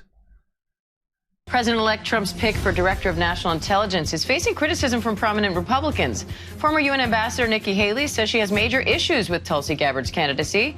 Haley's highlighting Gabbard's past comments that run counter to U.S. intelligence, including blaming NATO for the invasion of Ukraine and her decision to meet with Syrian dictator Bashar al-Assad in 2017. So now she's defended Russia, she's defended Syria, she's defended Iran, and she's defended China. Now, she has not denounced any of these views. None of them. She hasn't taken one of them back. DNI, Department of National Intelligence, this is not a place for a Russian, Iranian, Syrian, Chinese sympathizer. DNI has to analyze real threats. Are we comfortable with someone like that at the top of our national intelligence agencies? You know, I want to take Nikki here and what she's saying right now at face value. I want to believe that she objects to all these things on an ideological level. But I do have this weird feeling that if she had gotten tapped to be in the government with Trump alongside Tulsi, she'd be singing a very different tune.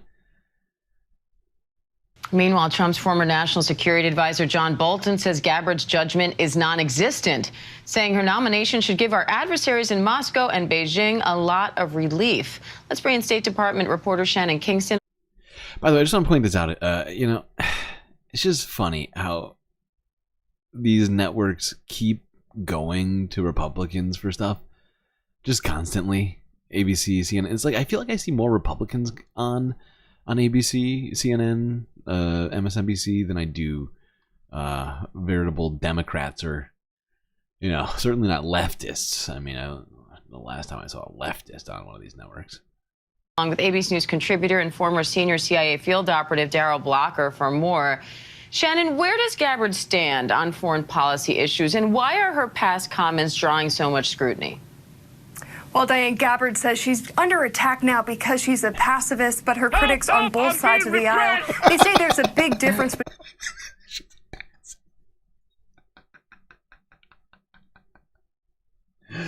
Oh, that's a good one. That's funny. That's really funny. I wonder how Tulsi would feel about us going to war. Like, with any country in the Middle East that ends with a stan, or it's insane that she would suggest she's a pacifist, a woman who is literally like a deep state asset, right? Like quite literally, like she has a top security clearance. She's been involved in all sorts of non-peace related stuff. And so it's super weird for her to say that. I don't even know where to start. Like it just seems so obvious and nonsensical of a statement for her of all people to make. It's just wild. Just gotta keep this going. We are already 2 hours in. We haven't even gotten through the U.S. politics stuff. I gotta keep this stream at a normal amount of stream. Where are we? Yes, let's go here to the newest edition, or at least what was the newest edition earlier today. Got another one actually. The second newest edition, Pam Bondi. Bondi. Pam Bondi. She is going to be the next. This is Democracy Now!, democracynow.org. We're broadcasting from Baku, Azerbaijan. But we end today's show looking at... In lieu of old Matt Gaetz, if you haven't heard, he has stepped down from the AG pick because he was concerned about, what was it again? Distracting. Being a distraction. So yeah. That's a thing. Bondi. Trump made the announcement hours after Matt Gaetz withdrew from consideration as Attorney General amidst a firestorm over allegations of sex trafficking involving a 17-year-old girl he had sex with.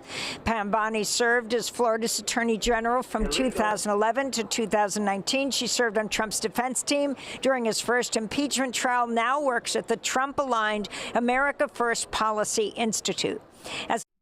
This is the second Trump lawyer to get a job. Now, I'm not going to say this is pay for job again. Okay, this is not, but I am going to say that it has been suggested Donald Trump owes his lawyers a great deal of money currently. So, I don't know. You deduce whatever you want from that. Lobbyists her clients have included Amazon, GM, Uber, and the nation of Qatar. The news outlet Lever reports Bondi's brother, Brad Bondi, has represented Elon Musk and Tesla against federal securities fraud charges. We're joined from Rochester, New York, by the Pulitzer Prize-winning journalist David K. Johnston, co-founder of DC Report, author of 3 books on Donald Trump, including The Big Cheat, How Donald Trump Fleeced America and Enriched Himself and His Family. In that book, he details how Bondi dropped a probe into Trump University in 2013 after Trump's family Foundation donated $25,000 to her campaign. David, talk about her nomination and the significance of the Trump. Yeah. But seriously, Bob, drain the swamp, right?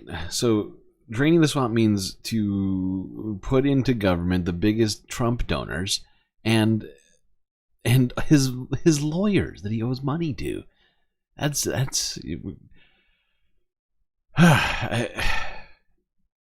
just wild. And I'm sure all of his supporters will be coming out to criticize this anytime now. Case. Well, in Pam Bondi, Donald Trump has just the person he really wants. Someone who will be a lapdog when it comes to wrongdoing by those people he likes and wants to insulate and protect, and a vicious attack dog for anybody Donald Trump wants to seek revenge against. And she demonstrated her loyalty to him 11 years ago when she accepted through an arm of her campaign, affiliate of her campaign for Attorney General of Florida, a $25,000 contribution from Trump University, a nonprofit, a charity. Charities in America are not allowed to give to political campaigns. Her campaign defended that they were going to keep that money. At the same time, there were complaints going from people. What a hero. We will stand by this money that we've taken illegally. That money. At the same time, there were complaints going from people in Florida that they'd been ripped off by Trump University, Donald Trump's fraudulent education scheme, and she killed that investigation. So the fact that Pam Bondi is corrupt and perfectly loyal to Trump has been thoroughly established. So talk about what has taken place. I mean, she would be the head of the Department of Justice, what exactly that means. And again... I'm sorry, breaking news. What's that? You're telling me DC is now a desert? No more swamp? It's it? Wow. That was fast. She Her nomination follows the nomination of a fellow Floridian, right, Matt Gaetz, who increasing information was coming out on about this investigative report from the House, if you want to comment on that, and then more on who Pam Bondi is, how close she is to Trump, how, I guess you could say, bonded she is to Trump, and what would it mean to be the Attorney General? Well, Matt Gaetz, who Now, I know that the swamp that Donald Trump was always talking, or at least I always believed that Donald Trump was talking about a metaphorical swamp, because of course it would be silly to suggest that he was planning to literally drain the actual swamp that DC is built on. But the more that things go on with all this, and now that the second term is coming to light, the first term was pretty bad.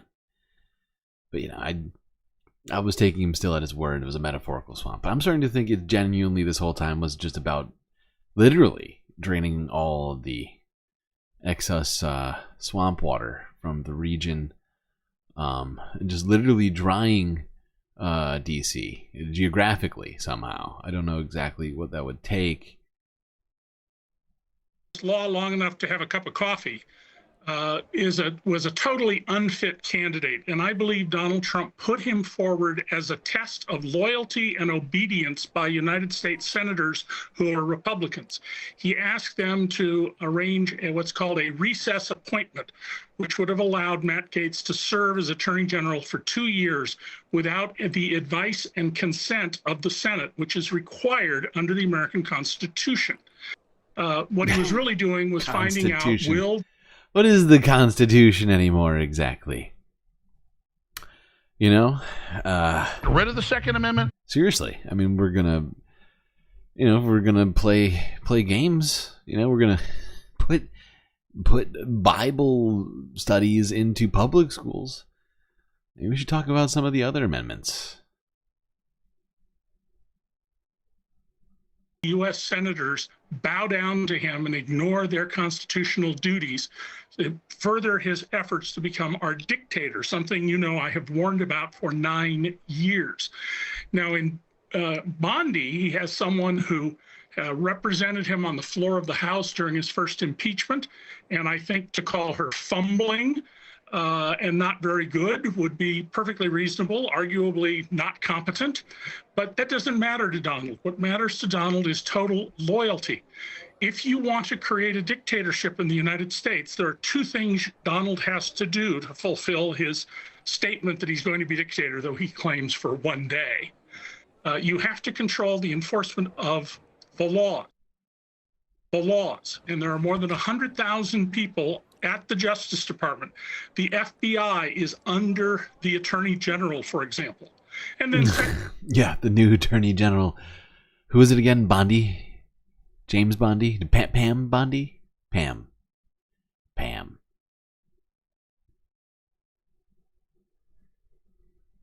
Oh boy. Who's just literally a Trump loyalist.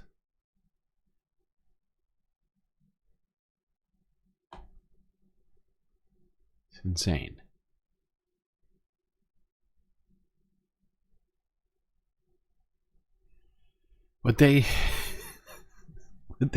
How many days until?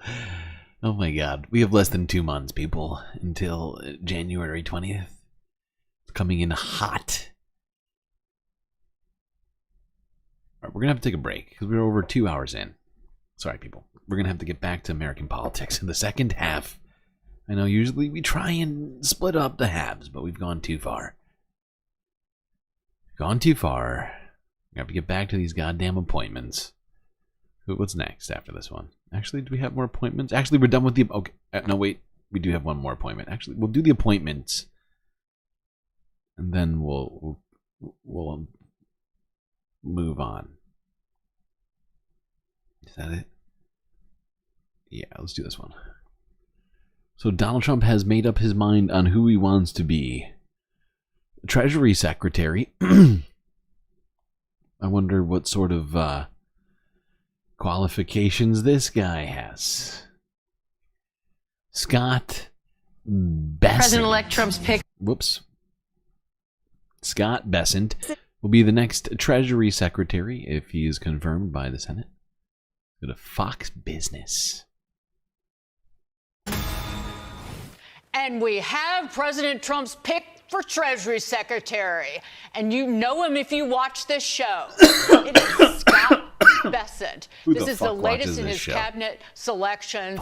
And it has been a fight, David, because Howard Lutnick, who's been co-chair of the transition, kind of got in the way of what looked like would be a definite nomination of Scott Bessent, because he jumped in and said, wait, I want to be Treasury Secretary. It didn't happen. They shoved him over to Commerce Secretary, but indeed it is Scott Bessent for Treasury Secretary. Our own Edward Lawrence is live from the White House with details. And we already, Edward, we heard of what a dogfight it was down in Mar-a-Lago from our fly in the wall, who was none other than Larry Kudlow, who himself, of course, was being pressured into the position. He decided to stick with Fox Business, thank God. But it appears that this dogfight kept going long after that meeting in Mar-a-Lago. So, not only was Bessent fighting with future energy secretary? I forget who they were just talking about. But this guy is another hedge funder. Of course, we need more money in the Trump administration. I believe he donated at least $1 million+ to the Trump campaign. So this should all be great news for anybody here listening. You know, see a hedge fund CEO and billionaire. Sorry, he's a billionaire donor. Didn't donate billions, but donated, I believe, over $1 million. So it's just continuation of hedge funders, finance guys, donors getting put into the Trump administration. Let's leave this nonsense place for a slightly less nonsense place by about 5%. NBC News. We have some breaking news. President-elect Trump has offered the job of Treasury Secretary to Scott Bessent. That, according to two sources with direct knowledge. Bessent runs the investment firm Key Square Group. He has worked with the president-elect on his economic policy and has donated millions to Mr. Trump's campaign. He has no prior government experience. NBC's Aaron Gilchrist is back now. Aaron, we know the president-elect has said that he cares about three things, right? He's talked about lowering costs, implementing tariffs, making the stock market go up, tax cuts as well. Do we have any idea where this new nominee... Why would you need somebody to be Treasury Secretary who has any... Why would you need somebody in there with government experience? It's silly. You don't need that. Somebody who's supposed to, you know, make sure that the whole... I mean, I can't even finish that sentence. It's so ridiculous. Will stand on these positions, and how will he help Trump make these things happen? Well, we know that he is very much aligned with the thinking of Donald Trump as it relates to economic policy, tax policy, things of that nature. As you noted, he was a key advisor on economic issues for Donald Trump throughout this campaign cycle. You also noted that obviously in his professional life, he's been a hedge fund manager and had donated upwards of $1 million to Trump campaign efforts or Trump-aligned campaign efforts over this last election cycle. He and a couple of other people had been the names at the top of the list, according to sources that our team had spoken to. Scott Bessent, along with, some loud motorcycles going by here, along with a couple of other names, were at the very top of that list of being considered for this position. And so what we know at this point, Tom, is that going forward, if Scott Bessent, in fact, does accept this offer of a job as Secretary of the Treasury, as our sources are indicating Donald Trump is prepared to make with him, he would be involved with setting economic policy. He would be involved potentially with the development of extending the 2017 tax breaks that we saw. Yeah, I mean, he would be involved in telling Trump it would be a good idea for the budget, for taxes, for whatever financial related. It's basically one of the dudes hanging out in the Oval Office quite a lot. So that'll be great for I'm sure the country, regular people. Have a billionaire advising another billionaire on what we should do with the nation's finances, and there's no way that goes wrong for regular peeps.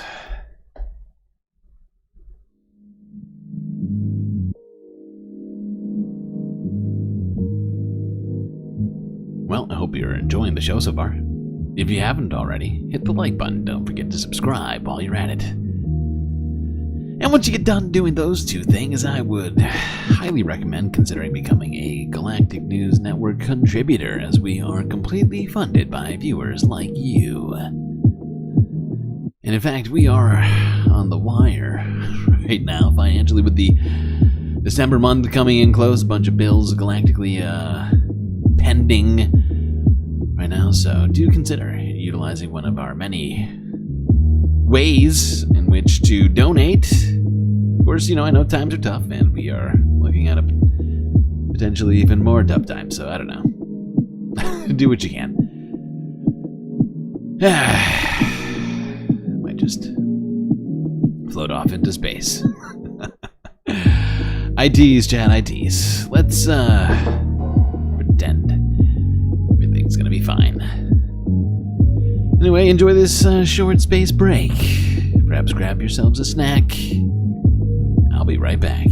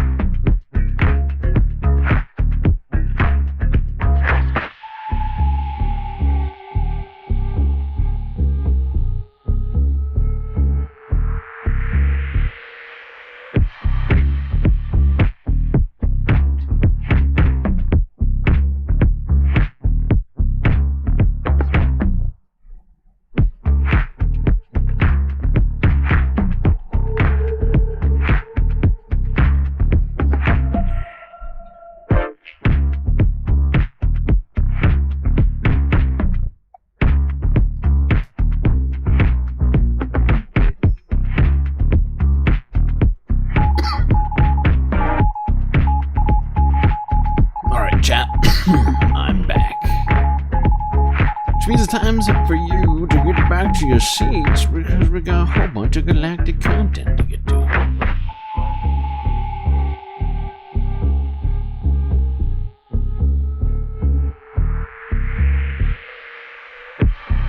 Okay, well, we're not done talking Trump, but we are at least, the first Trump for now, done talking about the appointments that he's doing.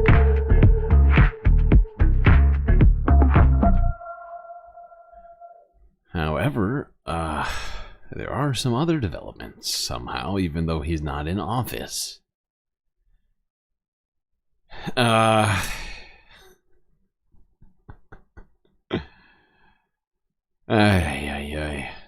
Well, chat. Here we go. How do I even start this off? Guess what?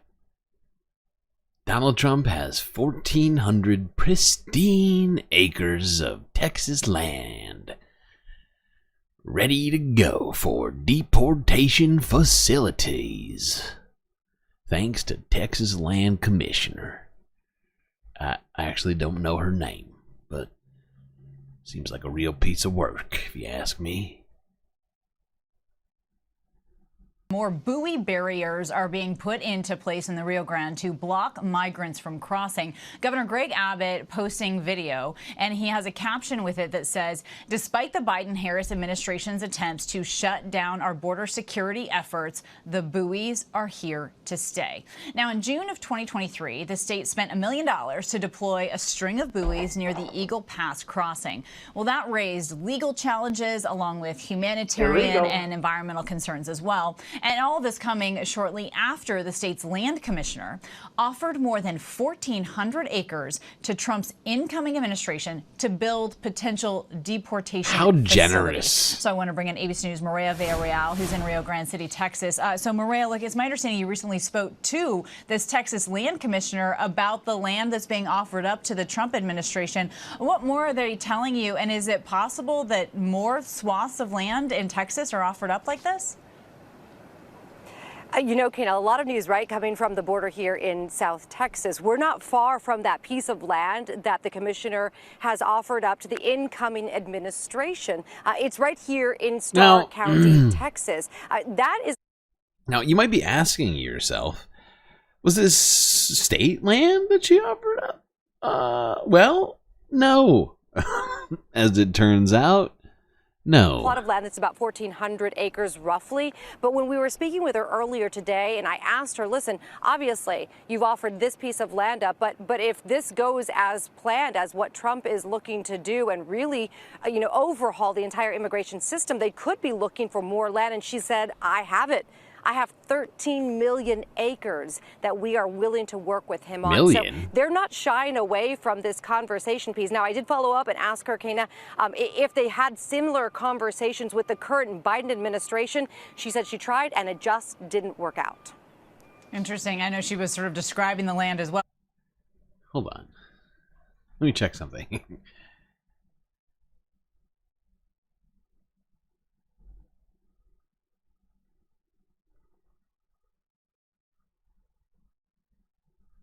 Right, okay, so she's suggesting that 10% of all land in Texas is available for this, I guess.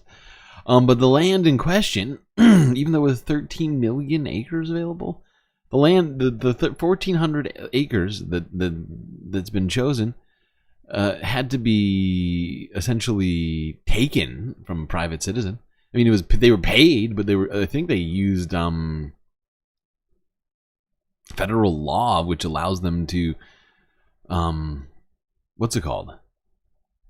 Oh God, there's a real estate term for what they did.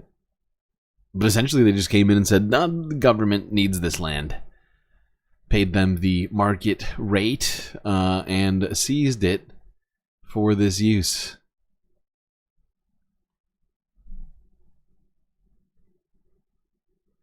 Okay, let's... Eminent domain, thank you. Yes, I think that is the terminology.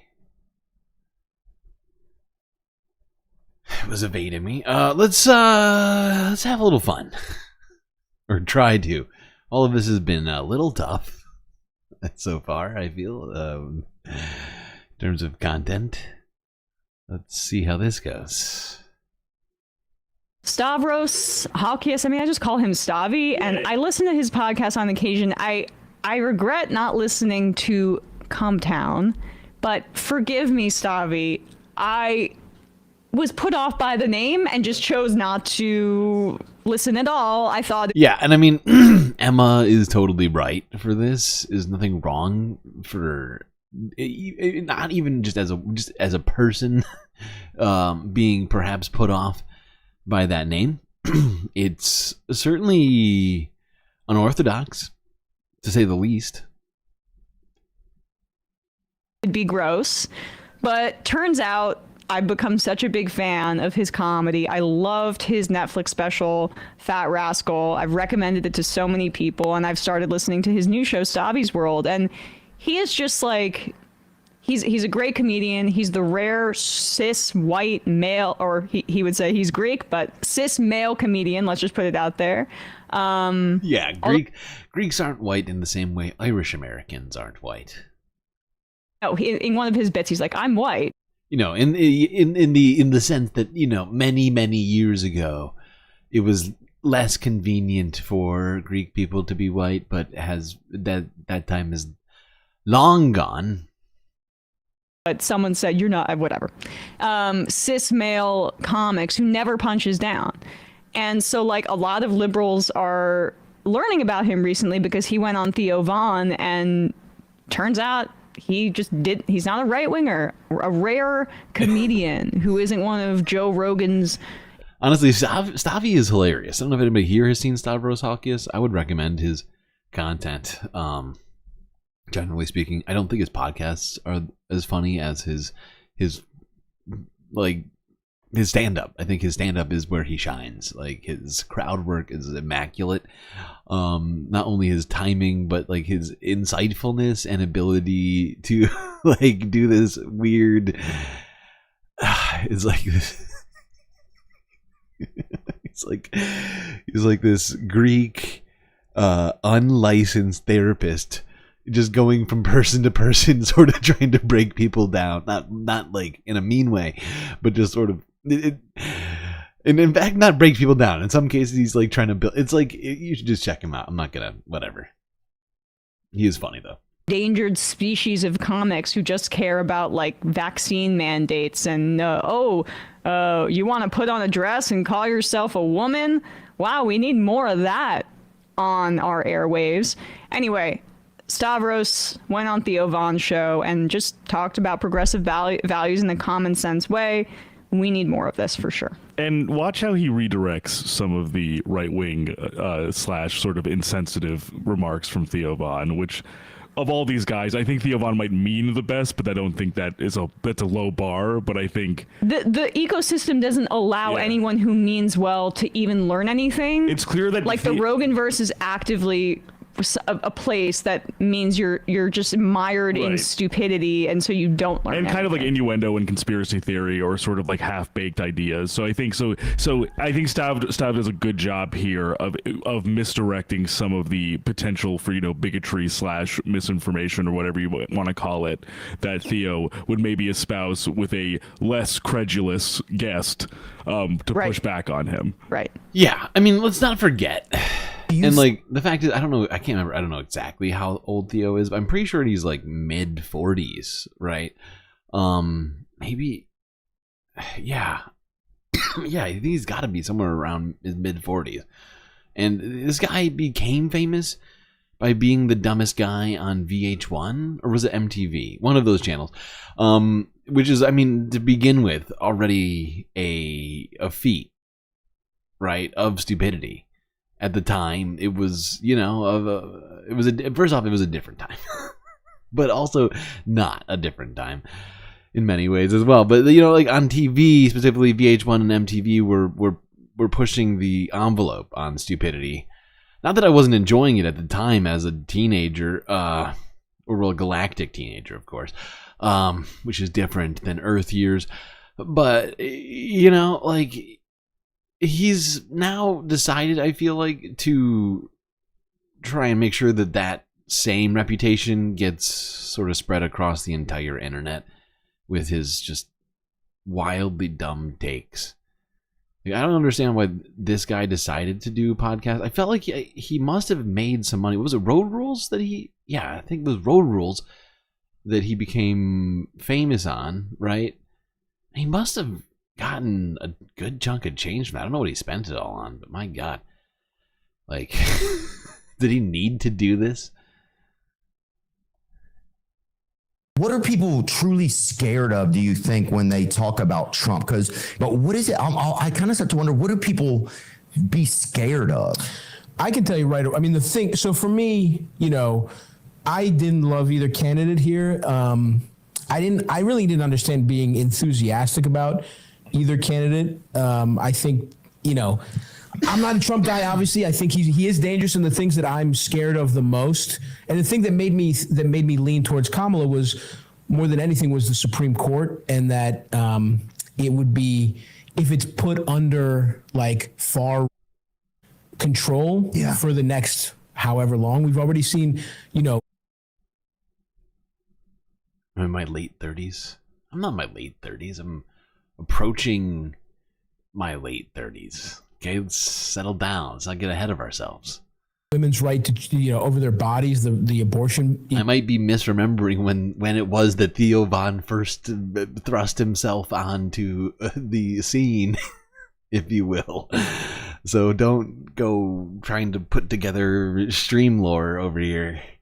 Roe v. Wade's been overturned. By the way, since I keep pausing this, I'm going to make this point that I was trying to avoid making to cut off, because I didn't want to cut off Stavi just now. But dude, Stavi's got me a little worried, okay?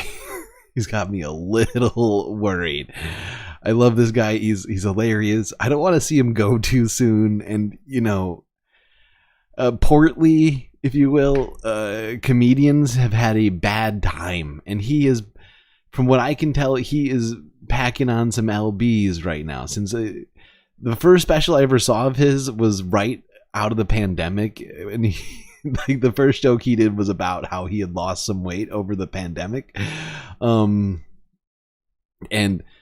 I think he's kind of put it back on for sure, and maybe a couple extra. And I just don't want to, you know, like I don't want to see him go the way of like a, you know, like a John Candy, or like a Chris Farley, perhaps. I know he likes to also he likes to have fun, you know. He likes to partake in a few extracurriculars. Control for the next however long. We've already seen, you know, women's right to, you know, over their bodies, the abortion, you know, Roe v. Wade's been overturned, which I think is really dangerous. That's going to like really affect women's health care. Already in states that banned it, you see they're getting less just general OBGYN care because it's more dangerous to be a doctor in those states. So we don't think about shit that trickles down. So like, it's harder to get just general health care, let alone abortion, in Texas now for women. And yeah, we were talking about some other crazy shit that's about to be going down in Texas just moments ago, weren't we? Approaching 40. I got like a half a decade until then. Settle down. Hold on, I gotta do something. It's only going to get harder in rural states, and I think for me that was the number one issue. Yeah. That's really scary to me. Well, especially with the border being open and they're letting rapists in. It's fucking, you know what I'm saying, though? It's like you're just... yeah. Well, yeah. I mean, I don't know if it's the best time to repeal that. Yeah. If we're going to follow your logic and you claim they got rapists coming in, maybe we should also keep abortion. But, you know, I think we got plenty of homegrown rapists too. But, you know, yeah. We've got our own. Sure. Union guys. We've got some heirloom American rapists for sure. Jesus Christ. But I think that's the number one thing that scares me is about that, because it's not only that's the first step, and I think you could really see stuff that we take for granted as progress. Gay marriage is another thing. There's a really weird cultural. I think this is what happens anytime the party that's backed by the powers that be, big business, the rich people, the richest people in the world want far right politicians, and I think If You they think said, still? absolutely, without question. I feel like tech is now. I just feel like the parties Elon have Musk changed. is a huge Trump guy. That's a good point. I think rich people will support whoever's in power, number one, but they want to transfer wealth from the poor to the rich. They've been really good at doing it. The biggest issue, I think, the reason the Democrats lost is because they pretend that there is no problem. I think inflation.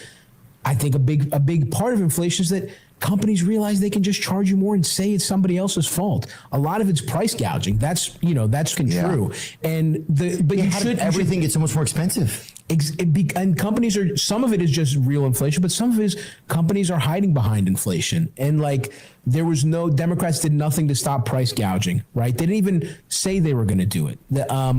You can't tell people that things are going good when they're just clearly not. The most important issue for people is that things are fucking more, they have no health care. Wage inequality is out of control. People's wages have not kept pace with how much bosses are earning. Yeah, well, what percent? Bernie Sanders said greatly that he thought if AI starts to happen for companies, right? So companies are making more money. We don't need you anymore. Yeah. You know what I mean? So you don't get anything and we keep all the fucking profits. And I do think, I think we talked about it a little bit last time where it's like AI as a tool fucking do creative shit. It's so weird when it's like it should be making normal people's lives easier. It shouldn't just be for rich people to be able to charge less. Like there should be. No, unquestionably. And I mean, that's one of the huge objections I have to all of it. Some protections for workers, and we should be able to you should be able to buy a house, all these regular issues that weren't really hit on. It was just, well, you got to vote for us because the other person's worse. And even though I think that is true, that's not a winning message. That's nothing, especially when the other side is offering, they're at least saying shit's bad. Well, yeah. And they're saying it's for the wrong reasons. I don't think it's immigrants' fault. It's definitely not. Trans people aren't the people buying up houses and not letting you buy it. You know what I mean? Like, but at least they're saying something's wrong, and they're saying some shit, in my opinion. They're trying to make it culture war stuff. They're trying to divide people who should be on the same side by saying, gay people are bad, trans people are bad, when it's like the people trying to you are rich people. That's how it's always been. That's the tale as old as time. Boom. I didn't even want to interrupt that because that's a conversation where you could easily imagine having that with somebody in your life who voted for Donald Trump, and Stavi approaches it in this incredibly accessible way, even when Theo is making kind of some dumb points, like that point some dumb I shouldn't be points. judgmental. No, you can be judgmental of Theo Von. Are you kidding me? Dude is a middle-aged bro who's spent negative amounts of time assessing it. I feel like the dude has spent more time misinforming himself than actually educating himself.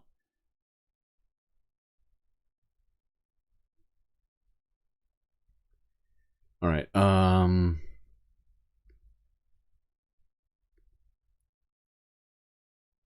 Let's go to this really quickly to wrap up our discussion of sort of the political.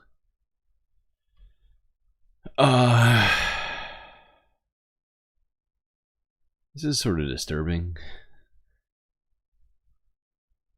Colorado State Senator Janet Buckner says she is resigning her seat as a Democrat representing Aurora. Buckner released a statement saying, after a personally challenging year, it's time for me to step aside and prioritize my family and health. Buckner stepped into the state house in 2015 after her husband, John, died. Janet Buckner's resignation will take effect January 9th.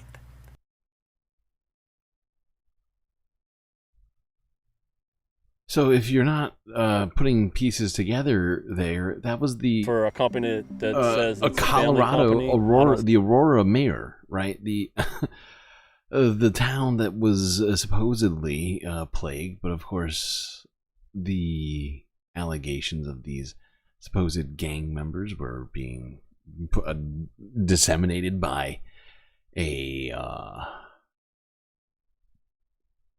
absentee landlord, and And she's been receiving tons of threats, I assume, both online and like through the mail and other ways, because of all of the attention that's been pointed in the direction of this honestly not that big of a place in Colorado, over this political election for no other purpose than that. And now she's gone. So we're gonna, have to figure out how to replace, I'm sorry, I say mayor, senator, a sitting state senator, a Democratic senator, going into an already problematic time.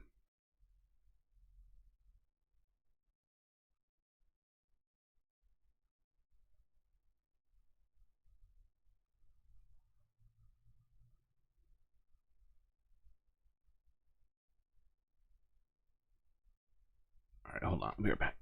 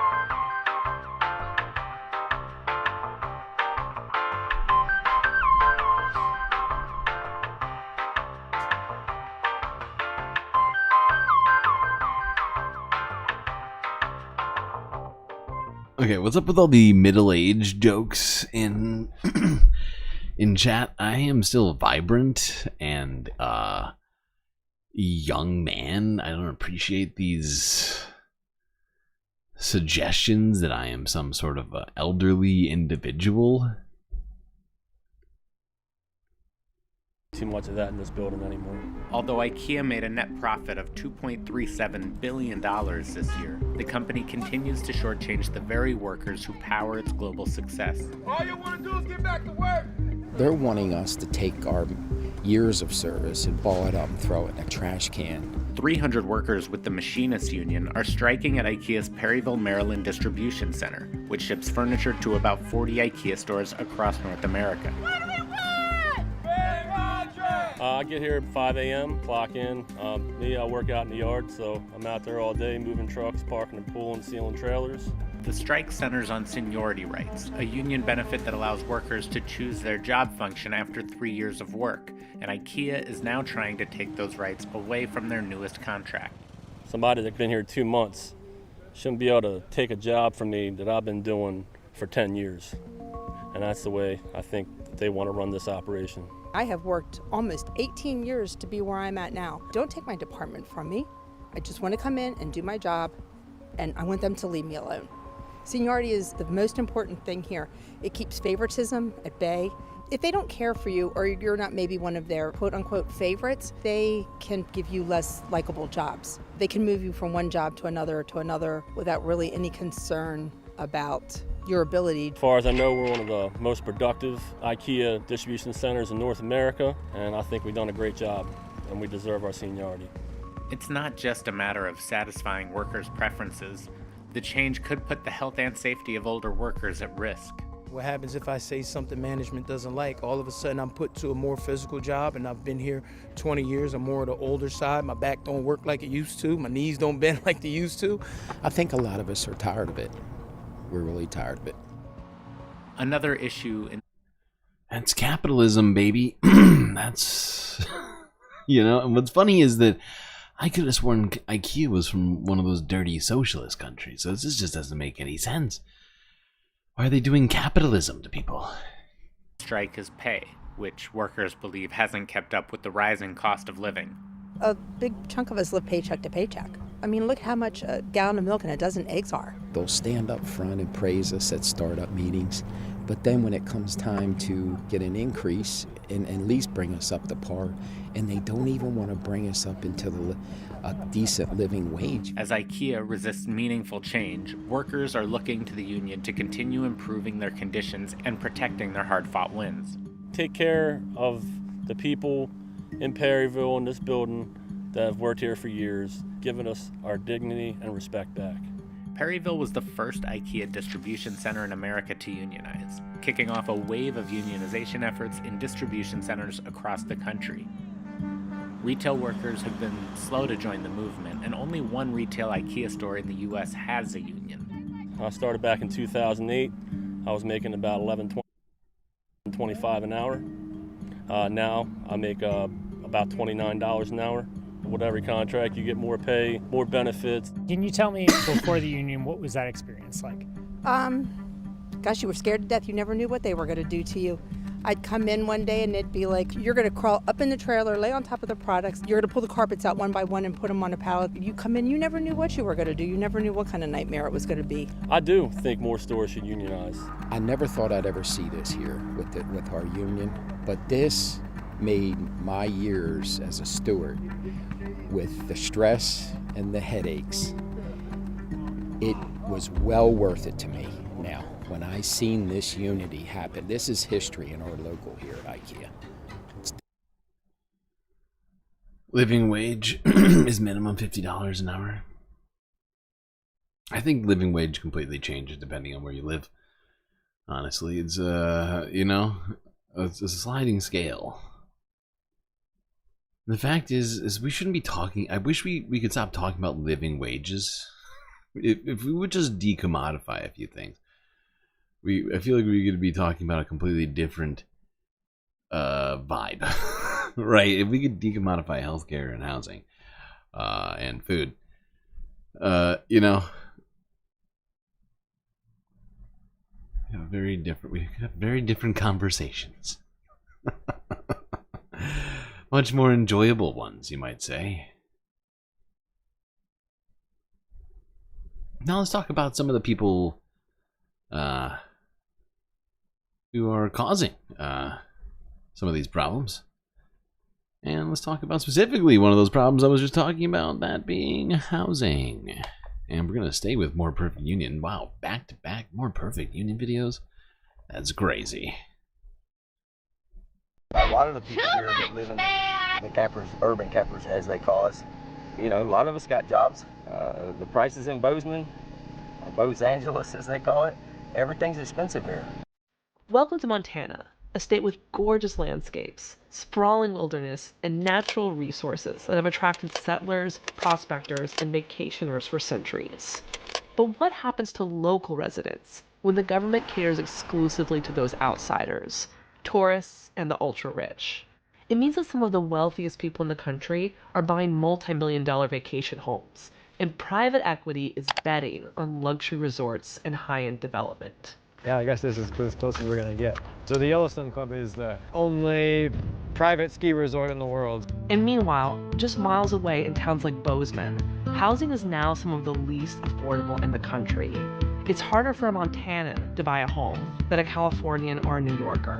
And people working full-time find themselves living on the street. They're talking about affordable houses. These places like the apartment over there, and all of them, they're anywhere from $2,500 and up. The crisis is dividing residents across class lines. If Bozeman is too expensive to live in, choose another place to live. And Montana's politicians are making housing central in their campaigns. Oh, but she doesn't want anybody to like clean that have hundreds of or millions of dollars in her their bank. anywhere or like take care of many of. Like, I'm sure this woman right here who's yelling. She's the sort of person who is self-sufficient, right? She does everything herself. She never asks anybody to do anything for her. She doesn't go through drive-thru. She doesn't go to fast food. She doesn't order on DoorDash or Instacart or any of those things. She does it all herself, of course. To live. And Montana's politicians are making housing central in their campaigns. As long as we got folks that want to come to this state that have hundreds of millions of dollars in their bank account, that want to make Montana into a playground for the rich, we're going to have a hard time having homes for working class people. At the same time, a movement of tenants and unhoused people in Bozeman are fighting for the right to housing, even as the governor cuts taxes for the wealthy and blocks the policies that could create real change. We're going to go to 3 towns that represent the past, present, and possible future of the state. Each of those stories will show us how the ultra-wealthy are reshaping the American West. Okay, so we need to do a quick bit of history first to understand Montana's current economy. Let's go back to the late 1800s. An hour west of Bozeman is Butte, Montana, a mining town that once produced 1/3 of the world's copper. Butte was once called the richest hill on earth, and local copper barons vied for control over the mines. At the turn of the century, some of the richest families in America lived in Butte. They were called the Copper Kings: Clark, Daly, Murray, Hines. But workers in those mines started organizing around the principle that a handful of people shouldn't be the only ones who benefited from the massive wealth being generated by this industry. The unions were powerful and militant. Some of the most violent strikes and union battles in history happened in Butte. There were years of unrest, but ultimately the workers won a lot of concessions. And for decades, Montana had some of the lowest income inequality in the country. Unfortunately, What you mean is that globally the minimum wage should be 50? Well, yeah, okay, all right. Well, but I understand what you were trying to say. And maybe I'm just not explaining what I meant as well as I should have. But what I'm saying is that when I say that the minimum wage varies, or the necessary minimum wage to live an adequate life, if you will, varies, at least in my opinion, from place to place, has to do with cost of living, of course, right? And that's kind of what we're talking about right here, right now in Montana, in a microcosm. But right, like in one place, like in rural Indiana, it might cost one thing. You go to New York City, it costs another thing, right? $50 an hour is going to get you, to one place. And the spending power, even, right? If just $50 US dollars goes much further in, say, Guatemala or Nigeria, Namibia, some place with the currency that's very weak against the US dollar than it would in the United States, and would go less just, in one place in the United States to the next. And, so I think to some degree, I mean, that's obviously created by, the capitalist systems that we constantly talk about here, and things that I have objections to being commodified, like housing, right? And in this, because, how do you quantify from one jurisdiction to the next? It's all about just what somebody's willing to either sell a house for or rent a place for.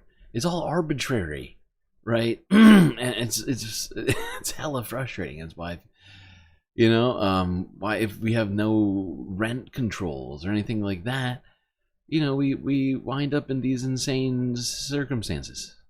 This wouldn't last. Most of the mines closed in the 1980s, and later a few reopened without a union. As mining and timber declined, the state made a choice to advertise itself as a destination for skiing and outdoor recreation. The powder? Well, it's dynamite. Today, tourism has replaced mining as Montana's biggest industry. Montana is creating a new generation of haves and have-nots, with some of the fastest growing income inequality in the country. And the modern copper kings are real estate developers and private equity firms. And the workers that are left out of this modern extraction economy are people like Charles Allen Totchton. What you got? What you doing, Miss Tim? Going to your eyes. Yeah? Yeah, What did I just do? running that way. It's probably where... Looking good on camera, Charlie. Yeah. Yeah. It's hard to make this mug look good. Charles Allen has been living out of his RV for almost 3 years. He's one of hundreds of residents of Bozeman that have been priced out of housing. I am doing brakes on Miss Tina's van because this is how she makes her money. You know, if this van's not operating properly, then she can't DoorDash. She can't, you know, so she can't make no money. During the pandemic, remote workers flocked to Bozeman, and there was a 36% jump in people who make over $200,000 a year. In that same time period, Governor... You're telling me the people in this place use DoorDash? Well, then I would say that women who were objecting to those who can't afford to live being anywhere near her might, I don't know, might be running into reality. 6% jump in people who make over $200,000 a year. In that same time period, Governor Gianforte made Montana a tax haven for the wealthy. Since 2021, he's cut taxes for the 1% and slashed corporate taxes. Housing prices have soared. The average single-family home in Bozeman is now over $830,000, and the average rent is up to $2,500. Was it New York City? The housing City? crunch has led a lot of people like Charles Allen to live in their vehicles, and it's overwhelmed the shelter system in the city. We ain't got but about a month, and all this green grass and all you see is gonna be under snow. So at least by October, by Halloween, there'll be 2-3 foot of snow on the ground. Charles Allen moved to Montana to lay stones at the Yellowstone Club, a resort in Big Sky, Montana. To really understand what's happening in Bozeman, we have to go there. There's a lot of anger and frustration about the ways that Montana is changing, like among all kinds of people, agricultural people, working class people, all kinds of people. We met with Joseph Bullington, a writer who's been covering the gentrification of Western towns. He took us to Big Sky, where the average house costs $3.5 million, and some of the richest people in the world are buying second and third, or maybe even fourth or fifth homes. Yeah, why not? Yeah, I mean, it's just it's a resort and tourist town. But really, it's not a place where locals come and just hang out unless they're here to work. Yeah. Actually. Cross Harbor Capital Partners is a private equity firm based in Boston that has been funneling money into the region for over 20 years. In 2014, Cross Harbor created a subsidiary called Lone Mountain Land Company, a developer that has built and owns half of the real estate in Big Sky. 11 million.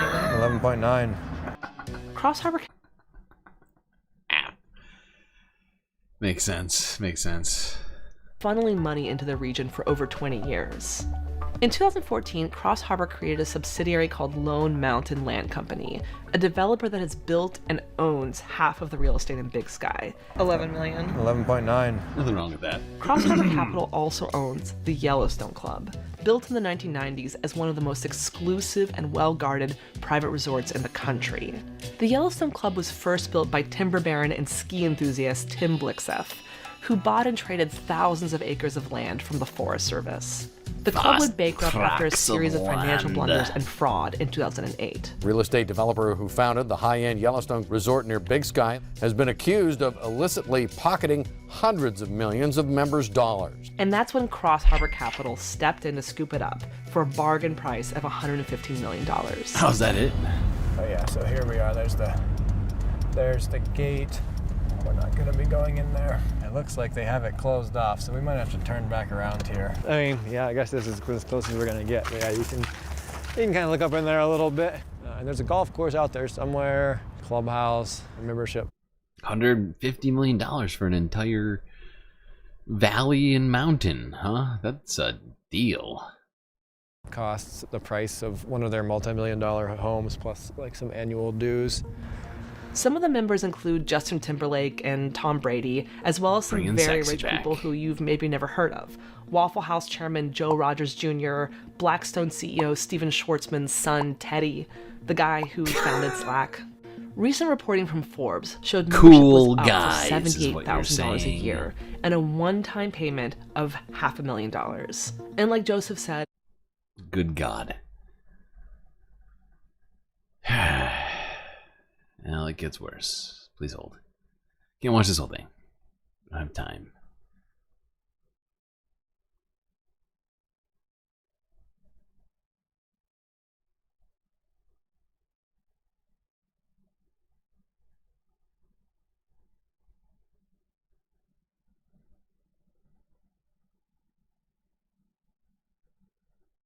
live in Bozeman. Big Sky accounts for 1 in 3 of all jobs in Madison and Gallatin County, but none of those workers can afford to live there. So let's recap. Montana used to be a land of mining barons who had their power checked through the confrontations with a densely unionized workforce. But after the industry shifted to tourism, the private equity firms and developers who took their place largely ran wild, extracting as much of the land as they wanted. This was a bargain that politicians were willing to make in exchange for economic growth. So let's go back for a minute to Butte. Today, Butte is home to 36,000 people, and it's still a place where people can afford their homes. They haven't seen the same steep rise in prices as Bozeman, but Butte is also more economically depressed. Across the country, rural areas that have invested in tourism have seen their economy grow. The Daily Yonder reported that since the pandemic, rural when you look at these sorts of things like right next to each other, it makes you realize to some degree, I think, that these things are completely dependent upon the whims of billionaires. That is essentially what the difference is here. Is billionaires decided this one town was a place where they wanted to go and essentially keep others from coming to and decide that other town was less desirable and just didn't go there, and that place sort of faded, didn't have the same sort of economic booms, but those economic booms seem to really miss the very people that who probably needed it most. that have resorts or national parks gained almost 60,000 new jobs. But towns like Butte that rely on mining and manufacturing are struggling, with more than 80,000 jobs lost since 2019. Bozeman might seem like it's doing... Wait, how many did she say? How many people? 80,000? Didn't she say that the population was 30,000? Hold on. Let me look something up. But towns like Butte that rely on mining and manufacturing are struggling, with more than 80,000 jobs lost since 2019. Yeah. Bozeman might seem like it's doing better, but it's not clear if the bargain with the So yeah, I mean, those jobs disappeared and the population disappeared. I just looked it up. Population 35,000. tourism industry is creating long-term benefits. Much of this new growth isn't from new jobs for residents. It's from rents and dividends and capital gains. In other words, it's from passive income. Mm-hmm. Boosters of tourism say this new economic model has a lot of benefits. Today, Butte has to deal with a toxic legacy of the mines. To the east of the city sits the Berkeley Pit, an open mine filled with sulfuric water. Jesus It's one of Christ. the largest Superfund sites in the country. An economy reliant on tourism has more reason to preserve its forests and rivers and mountains. But as Montana attracts wealthy investors building high-end resorts, more and more of those natural resources are being cut off from the public. Because Cross Harbor Capital isn't done growing. In 2021, they bought 18,000 acres of land in a highly contested land swap with the Forest Service to build a Oh my private God. resort and golf course. Yeah, why have a nationally protected forest open to the public when you could have a huge portion of land become a private getaway for the super rich? What?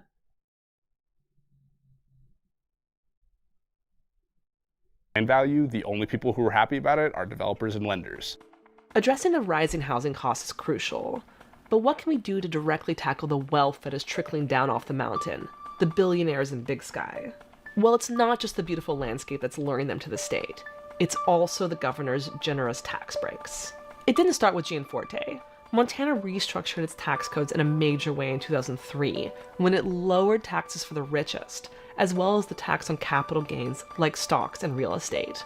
What the Republicans promised would be a boon for the economy only attracted more wealthy transplants. So when it comes to these wealthy part-time residents, there are some simple solutions. The state can... You'd think the super rich would run out of things to buy, but not when they already have the majority of the capital needed to buy those things. Is resort tax and tax on the wealthy, and they can tax short-term rentals like Airbnbs as commercial real estate. And they can raise property taxes on second and third homes while lowering property taxes for residents. Tourism doesn't have to be bad for Montana or for the other western states. But much like the Copper King era, Montana risks becoming an extraction economy where the average person waxes the skis of millionaires instead of enjoying the new wealth that is being generated by their work in the state. When my parents were raising me, we went on vacation. We had nice clothes. We had everything we needed. What, people supposed to work all month just to pay rent? Not have no...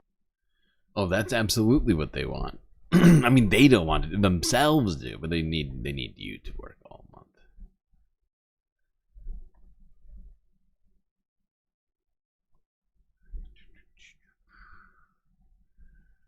All right. Yeah, let's go on to this quick some statistics here.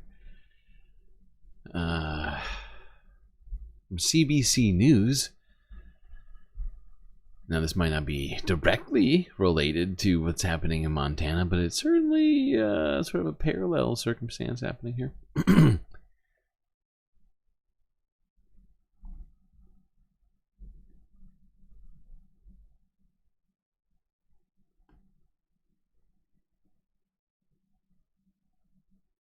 The majority of Canadians are concerned the national housing crisis is affecting their health and quality of life. That's according to a new housing survey from the Habitat for Humanity Canada.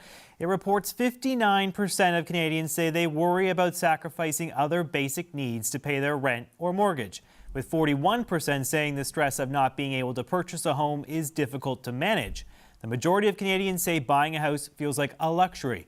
For renters, 88% say the goal of a house is now out of reach. Wow, those are some pretty down, sort of like, downer statistics there. My God, Canada. Well, I can tell you this much: I don't think it's much better in the United States, or if at all. People don't seem to have a lot of optimism, do they?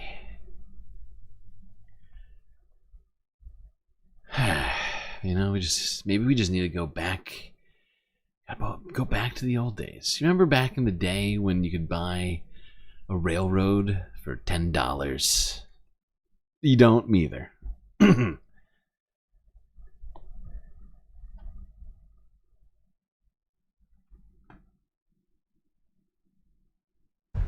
Well, Colorado is rich in history, and that includes our many historic railroads. There's one up in Leadville that has survived the passage of time. Our Dan DeRue has that story in today's Outdoor Colorado.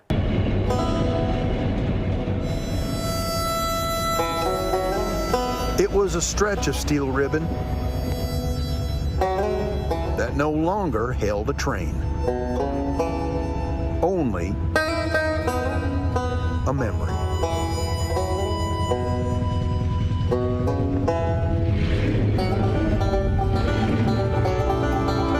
In 1988, Ken and Stephanie Olson bought the old track from the Burlington Northern Railroad. 2 locomotives, 8 flat cars, 5 boxcars, 5 cabooses, a roundhouse, 13 miles of steel ribbon, built in 1894. Now, all of that for the grand total lump sum of one $10 bill. That's right, you heard me. That's 10. I take back everything I've ever said. I think that the younger generations just aren't trying hard enough. There's clearly, just still opportunities out there. just like this, just waiting for people to seize them. I'm sorry, I can't keep going. It's too stupid. It's too stupid. You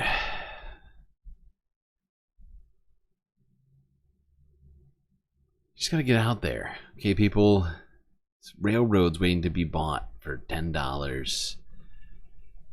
All right, and bananas waiting to be bought for $6.5 million.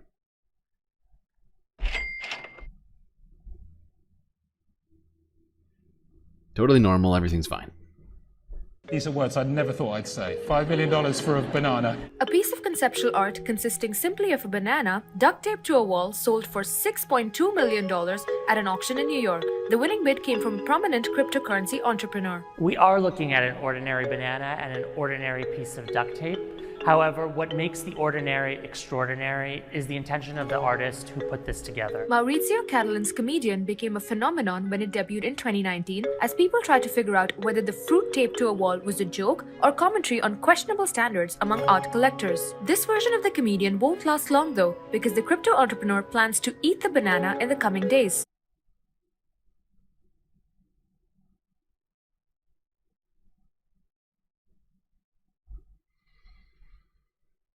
People, you just need to grind harder, okay? You need to be on that Omega grind set.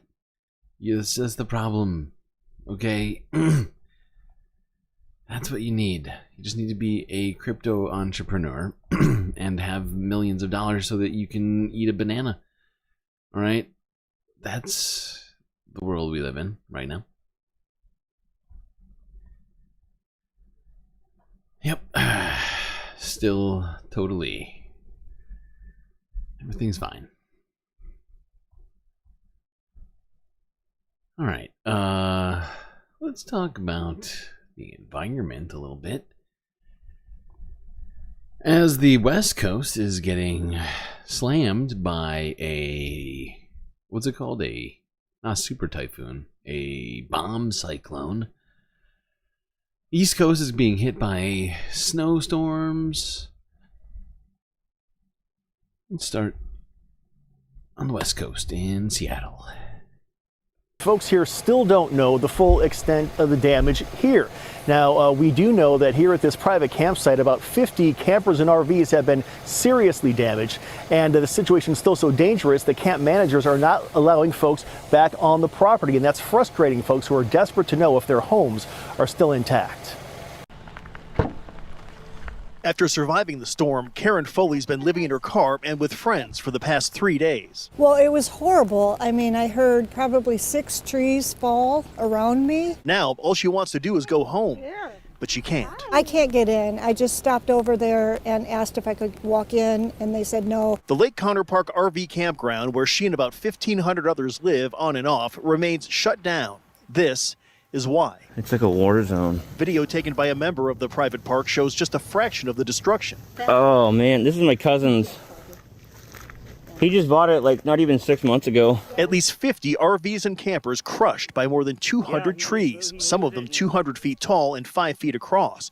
Right now, no one's being let into the park, frustrating some who say they're not getting enough information from management. We're just controlling the things that we can control. Managers tell us it's a simple matter of safety because live wires are still down and trees remain unsteady. It is very dangerous right now.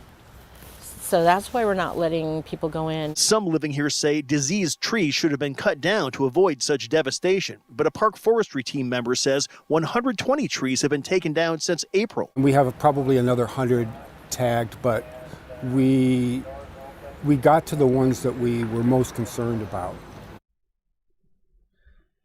Yeesh.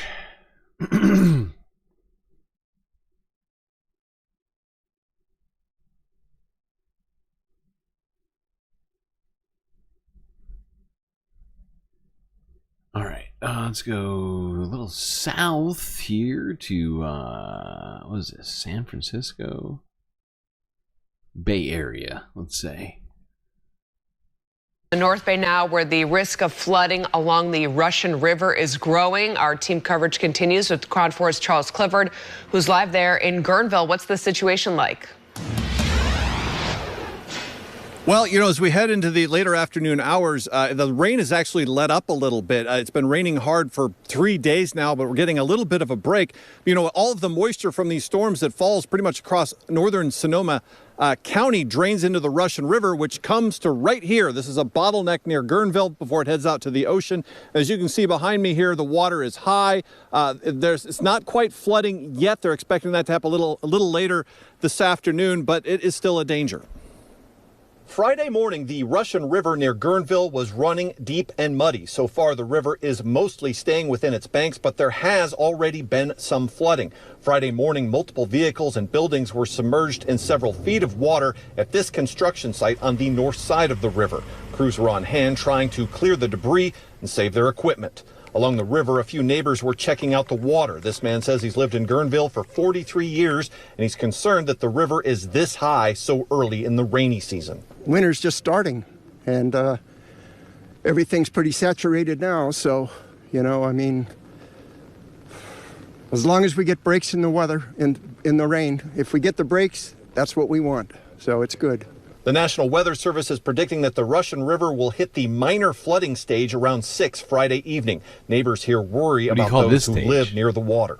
You know, everybody that lives close to the river has to know, you know, what could happen during the winters. The Weather Service is also predicting that the Russian River will peak around 4 a.m. Saturday morning, and then the water level will hopefully start to recede. Okay. Let's talk more about this. Flooding has been a result of the atmospheric river. The storms on both coasts. The atmospheric river is bringing rain, mudslides, and flooding to the west. East is getting some snow. Matt Gutman is in Santa Rosa, California, with the latest. Good morning, Matt. Hey, good morning, George. After spinning off the Pacific Northwest for a couple of days, Northern California now in the bullseye of that bomb cyclone. Just to give you a sense, just a couple of days ago, before all this rain, this creek was a trickle. Now officials are begging people to stay off the roads. Some schools are closed and rivers are flooding. This morning, millions on alert for flash floods as a powerful storm soaks the west coast and much needed rain in the northeast. In Northern California, homes flooded, cars submerged as torrential rains dumped more than 17 inches. In Santa Rosa, California, some drivers stranded. People in the medical center and also people here in the inn and suites are currently stuck because this is the only way out at this time. Rivers at flood stage, overflowing creeks and canals. You can see that fast water moving behind me. That's not a river, that is an intersection. And here in Northern California, these are vineyards, but I want you to see at how fast this water is moving and what it's creating, a wave that is over 100 yards long. Are waves supposed to go through fields and roads? I'm not a oceanographer. I don't know. I know all these things. Seems weird, but I could be way off.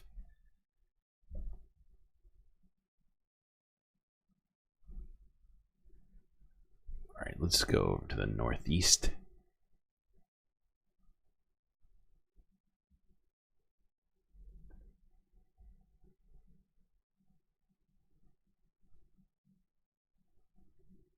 This morning for millions of Americans, wintry weather is finally here. A far-reaching storm system from the Midwest to the Northeast, bringing some of the first major snowfalls of the season. I have not seen snow like this in a bit of time, so I think it's the best thing ever. The weather delivering relief to many states that have been stuck in drought-like conditions, sparking hundreds of fires for weeks. Does that give you any sense of relief? It does. I think it's very important that the weather stabilize a little bit. And snow also striking the Midwest, overnight blanketing the Browns Steelers game in Cleveland. The home team celebrating their win with a snowball fight. The change of pace also coming to Chicago. My first snow day in Chicago. I am so happy. Even animals at the zoo celebrating. But the storm system also ushering in some dangerous conditions too, including wind gusts up to 50 miles an hour. Just outside Chicago, icy conditions trapping the semi-truck on a slick bridge. A mixture of snow and ice hampering driving conditions along the west coast as California copes with that atmospheric river. I kept the kids home from school today. Rising water already covering vineyards. Hey, we already covered this. We're staying on the East Coast. Thank you very much. This is Bristol Mountain in western New York.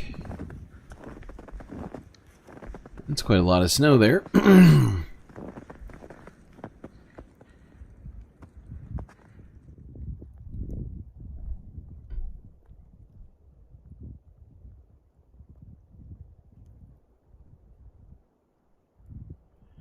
Winter isn't just coming, it is here. Winter is coming.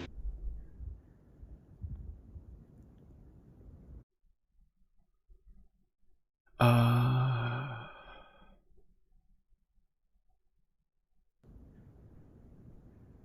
let's just go to this next one. ABC 7, New York. Parts of the tri-state area get their first snowfall of the season. North and west of New York City, waking up to snow. You're looking at video from Newtown, New Jersey. And we're learning about a school delay because of this weather. Arlington Central Consolidated School District in Dutchess County, they're going to be opening 2 hours late today, so they get a little bit of a break there. I'm sure the children are very excited to rest a little bit. Eyewitness News reporter Reagan Medji continues our team coverage this morning from Woodbury in Orange County, New York. Reagan, you got a big smile on your face. I know it's cold. At least you have the outlets right there. You can go and grab a bigger jacket if you need. Oh, no, I don't. Listen, there's no bad weather, there's bad wardrobe, and this girl knows how to dress for something like this. I love the snow. I know there are people tuning in being like, Medji, you don't have my vote. That's all right, because we're going to start playing in it, too. We have... Jesus Christ. She is possessed. Wow. Okay, well, I mean, she's determined to be excited about this now. And hey, to each their own, it's fine, you know?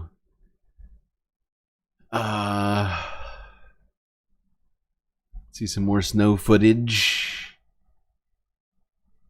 Everybody's just getting smacked with the snow.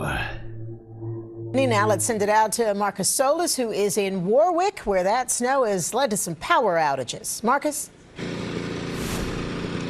And Sandra, in the higher elevations of Warwick, it is still snowing a little bit. This is an area that has seen significant power outages. Crews were just working to restore power in this neighborhood, which went out about 2 in the morning. It is now back in this neighborhood, but you can hear probably the snow blowers here and all the equipment that homeowners are now using to get rid of this stuff. On the mountaintops, it's a winter wonderland, a postcard pretty landscape in Warwick. The first significant snowfall of the season means it's time to break out the snowblowers and the shovels. No easy task clearing out that wet, heavy snow. It's all wet and probably be gone by tomorrow, but because we're on a state route, you know, they like plows. We have this big bank of snow we need to get rid of. Parts of Warwick got hit. Yeah, winter is here. 40 likes, it's a lot of likes. Yeah, I can deal with that. I totally forgot about likes this stream.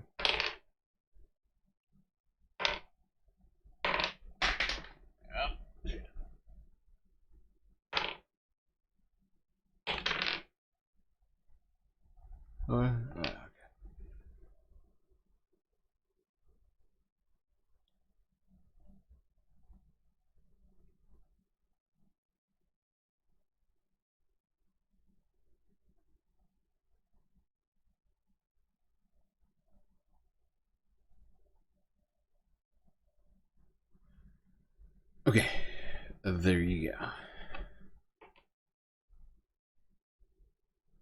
Now, let's go a little south to a different winter tradition. Not snow, but Christmas trees.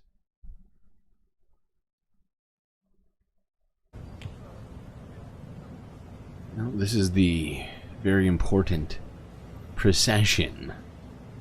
One which requires 1, 2, 3, 4, 5, 6 police vehicles.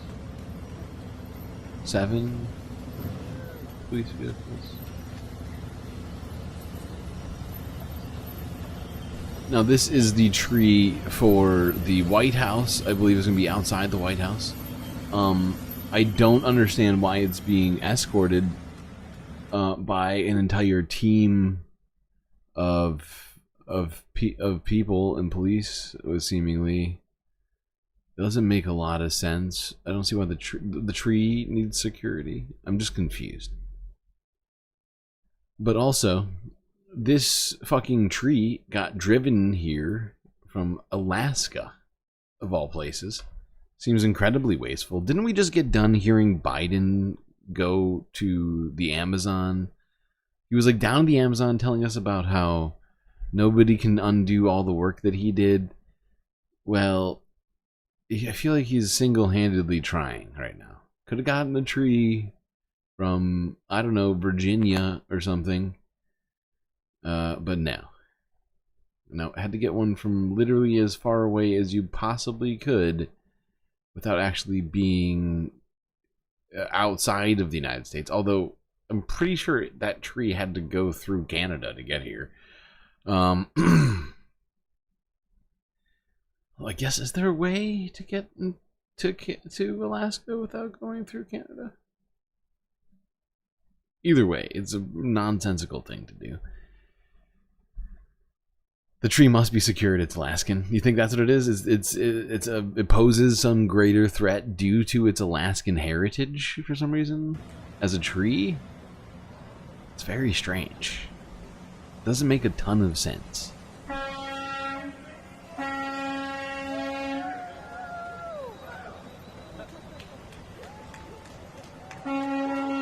So yeah, you need 32 police cars to protect one tree.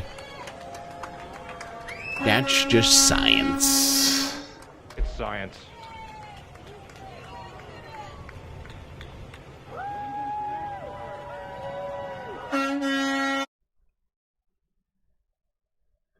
That's how you protect the environment, folks. You escort a single tree across the country with 32 other vehicles. That's not bad. That's not bad for the environment.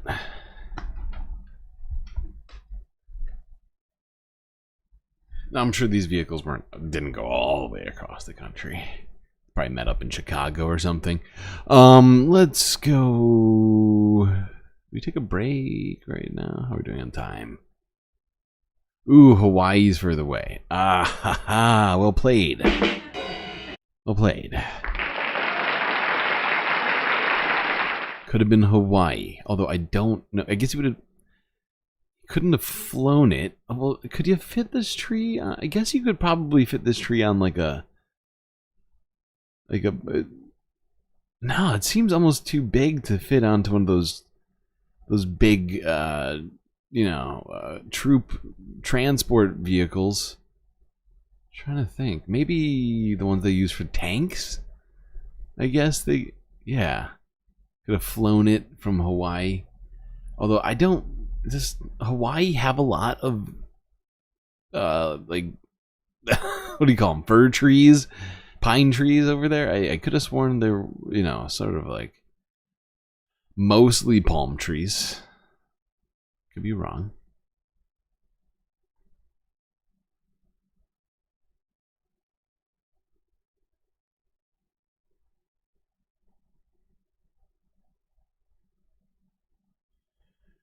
All right, let's stay on the winter theme, but let's talk about winter in a slightly different way.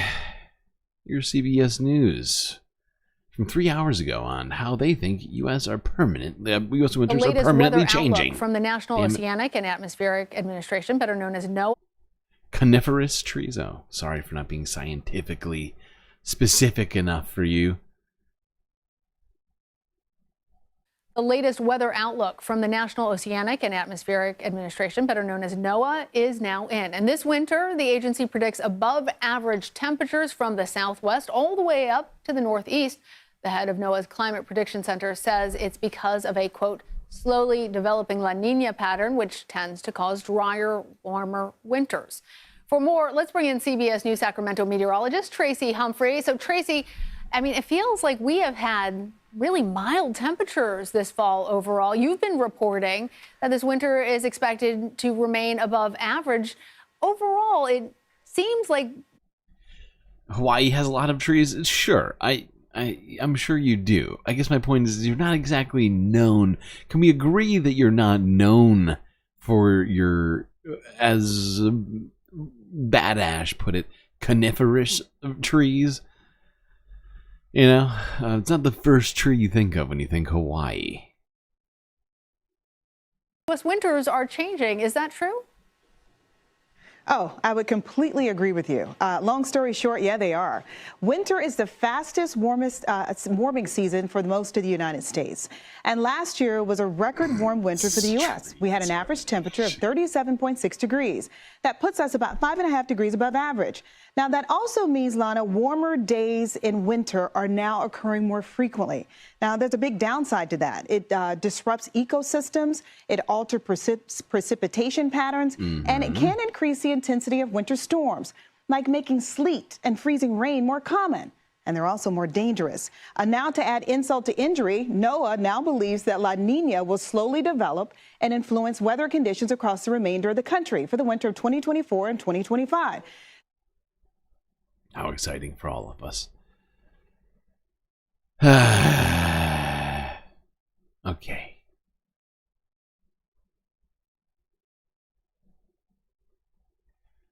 Look, I am not contesting that you can grow a pine tree in Hawaii. That's not my point. Okay, I feel like we're talking past each other right now because I understand that you could grow a pine tree. You could grow a fir tree in Hawaii, of course. My point is that is not what you are known for. If I asked AI to draw me a goddamn picture of Hawaii right now, I'll bet you it emits all of the pine trees, okay? And sure, maybe that's one of the downsides of using AI, but I would also say it also has to do with perhaps the perception of Hawaii as a society, as a place that you would not go to immediately for a pine tree, let alone a place that you would fly a pine tree from across the goddamn country to DC of all places. Like, none of it makes sense. I don't understand. Are we just trying to prove that we are awesome by proving that we can ship a tree across country? I don't think anybody's impressed.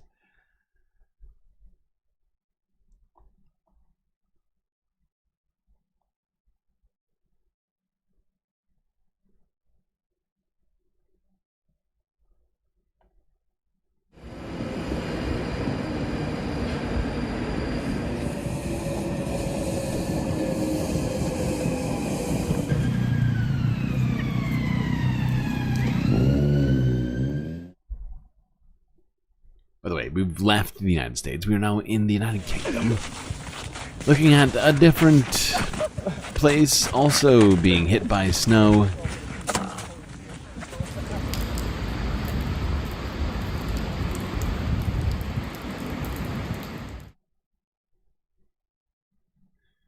Cancel me for tree discrimination? Tree discrimination? Really? Just because I don't want to destroy a rainforest to get one tree to the White House? Come on.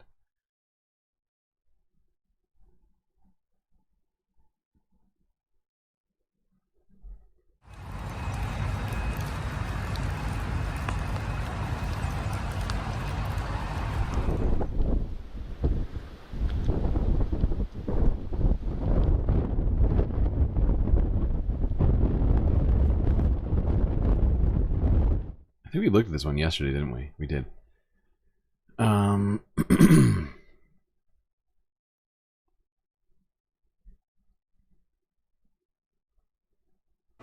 Wait, why are these? The steps to the famous Sacré-Cœur Basilica were covered in a thin layer of snow on Thursday.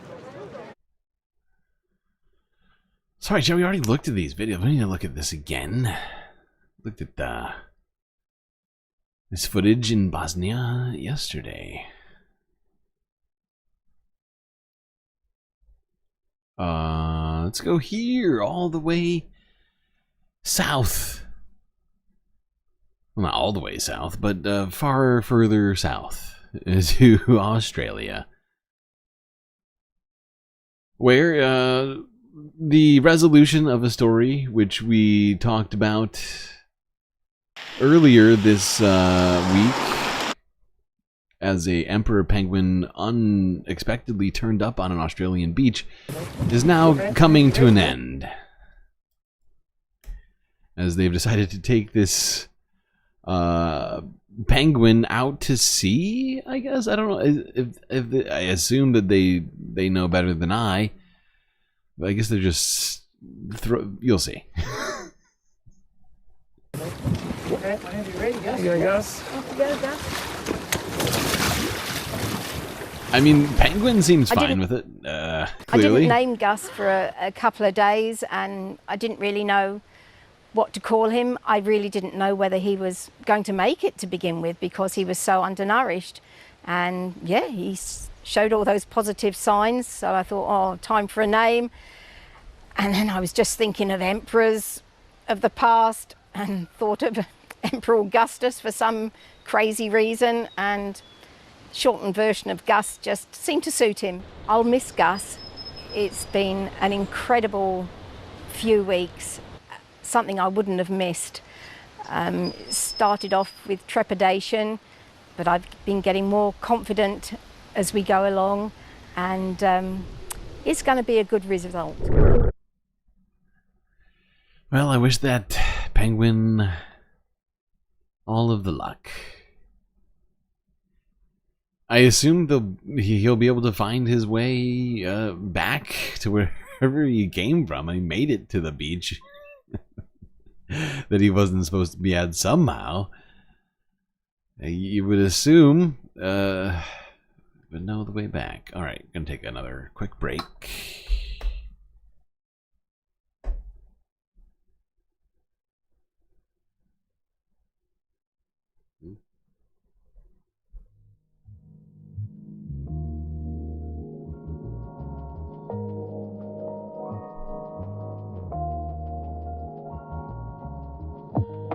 All right, I'm going to take a short intermission here. If you haven't already, hit the like button and don't forget to subscribe.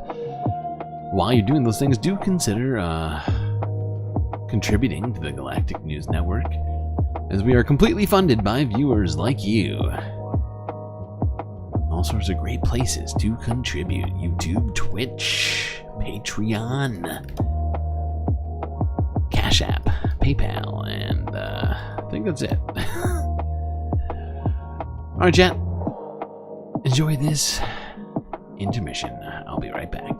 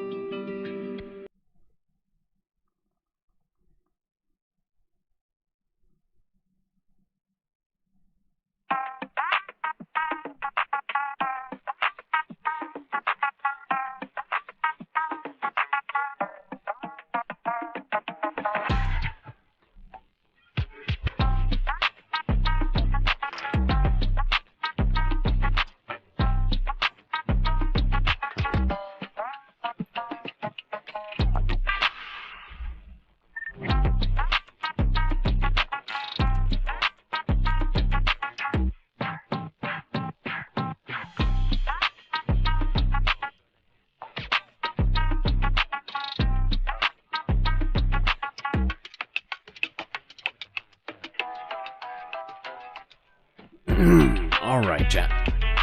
Let's get back to it. That was a quick break. But I want to get through everything tonight. It's already getting late.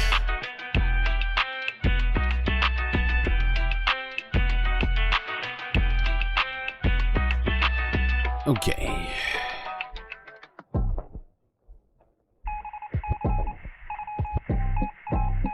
Get back to those seats, space fams. Let's do a little quick space news and get on to the more important stuff. CBS. Blue Origin launches its 9th space tourism flight. You know, Chad, I feel like I've failed you. You know, one of our main missions was to keep billionaires from taking over space. But it seems like every day that goes by, I fail just a little bit more. And we want billionaires to take over space just a little bit more. Totally fine. No big deal.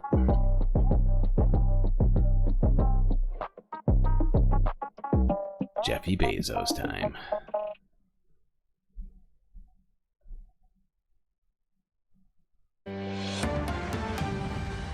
All right, we want to take you now to West Texas, where Blue Origin is getting ready for its 9th space tourism flight. People on board the new Shepherd flight include so-called space scout Emily Calandrelli, married couple Mark and Sharon Hagel, and Austin Literal, who won a spot on the rocket capsule in a giveaway. This is the second space flight for the Hagels. The entire flight will last about 10 to 12 minutes. We're going to take the whole thing. Let's watch. In the green zone today for launch. We're at T-minus 30 seconds. Let's hand it off to mission control and launch this rocket. Tap off, temp low. Looking to proceed. This is thermal. Believe so. T-minus 16. Guidance internal. Yeah, go to proceed. T-minus 10. Go to proceed. 9, 8, 7, 6, 5, 4, command engine start, 2, 1, ignition.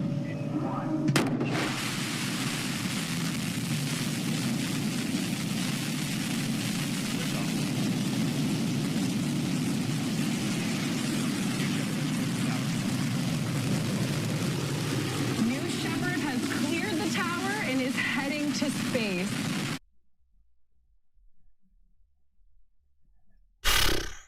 Yay for Jeffy Bezos. Gets a commercialized space flight. How great for him. How great for humanity. I mean, how much are those tickets again? $1 million a piece? So affordable and attainable. Alright. Let's go on to Earth news.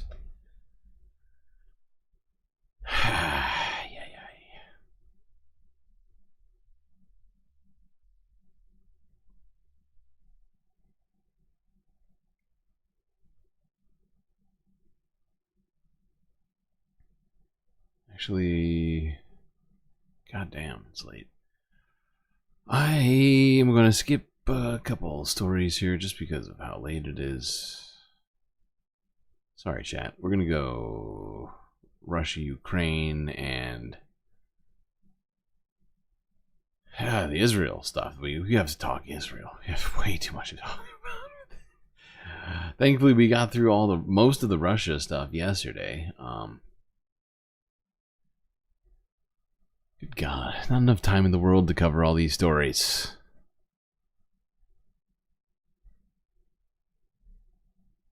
Now, if only I could stay up 24 hours a day, 7 days a week, maybe. Maybe, just maybe. Let's go to this.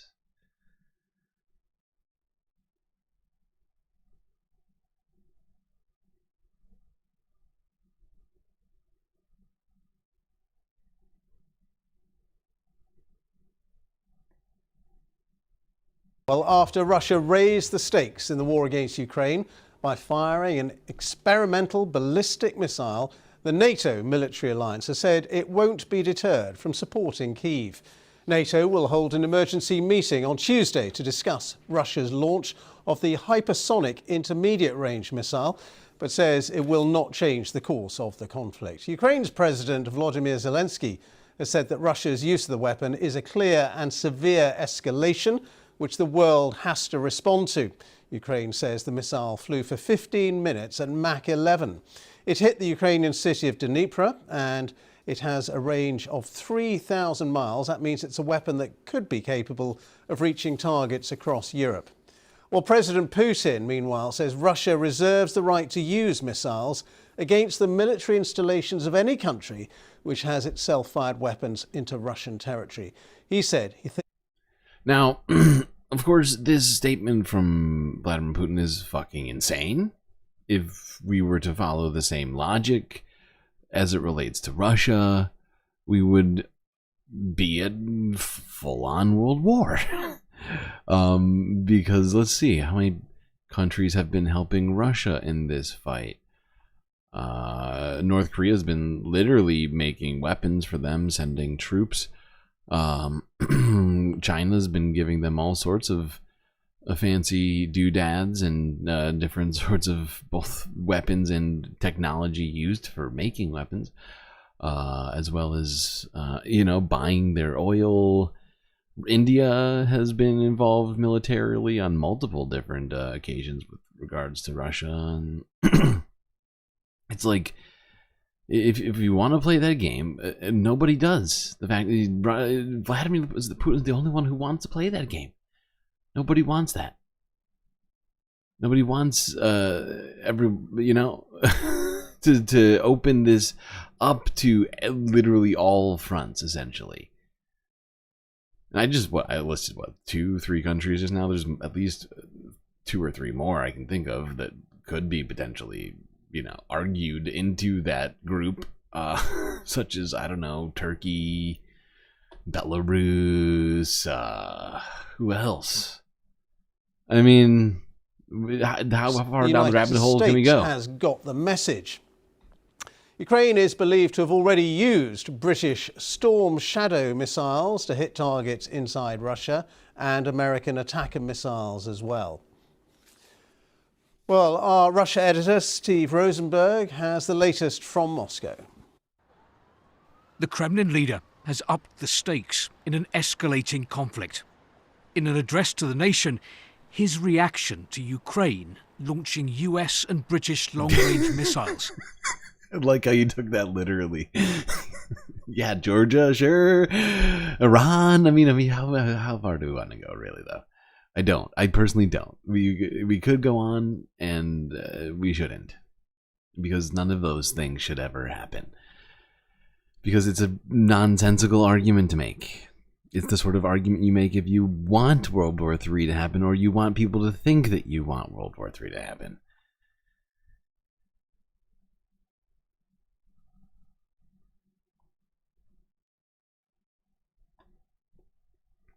All right, let's go here.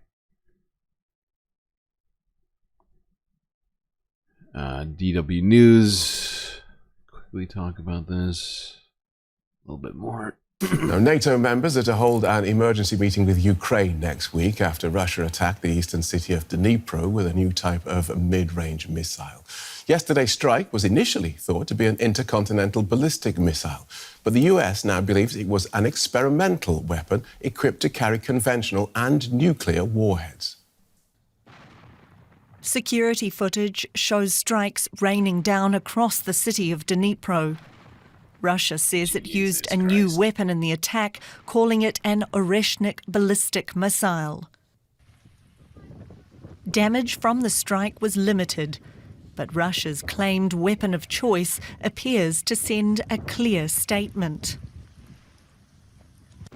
A mid-range ballistic missile is capable of carrying nuclear warheads and typically has a reach of between 3,000 and 5,500 kilometres.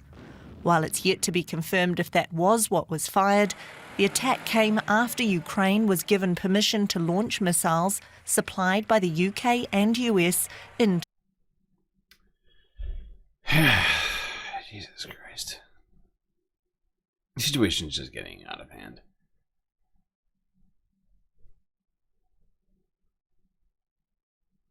I wish I had an actual solution in mind aside from just diplomacy, because it doesn't seem like anybody wants to do diplomacy anymore. Or peace, or not invading, or whatever, attacking people nearby. It's a wild timeline that we are all inhabiting right now. Not a fan. Russia. President Vladimir Putin says Moscow could strike military installations of any country whose weapons are used against Russia. The Oreshnik missile systems are being tested in combat conditions in response to the aggressive actions of NATO countries against Russia. The question of further deployment of medium-range and shorter-range missiles. What did NATO countries do to Russia? Can anybody actually tell me what NATO did to Russia? I genuinely don't understand what NATO did to Russia. I know what I know to some degree what Vladimir Putin means. I am being facetious, but they didn't do anything. I mean, it's just this sort of victimhood that's based upon nothing. The existence of NATO is not an attack on Russian sovereignty. It just isn't. This whole premise is, I'm just sick of having to even argue it. Because I'm not a fan of NATO, but Vladimir Putin just keeps making it more relevant than it ever has been. Well, not ever, but had been in the last 20 years.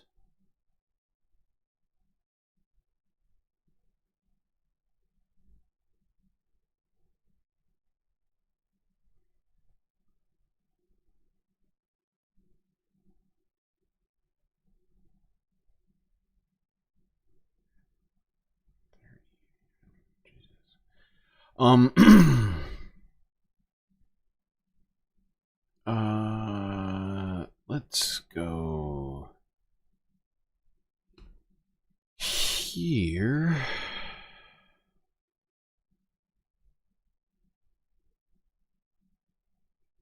Actually, we'll cover. I forgot I have these two stories, China and Hong Kong.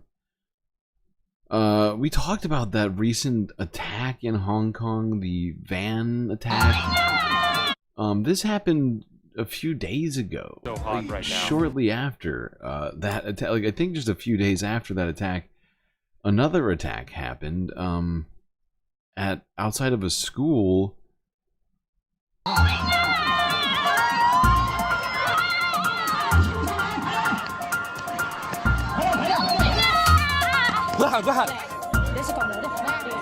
Several pupils have been injured in central China after a car collision.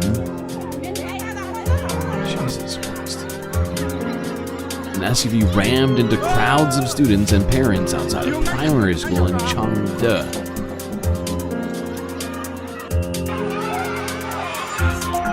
The driver was reportedly apprehended by parents and school guards.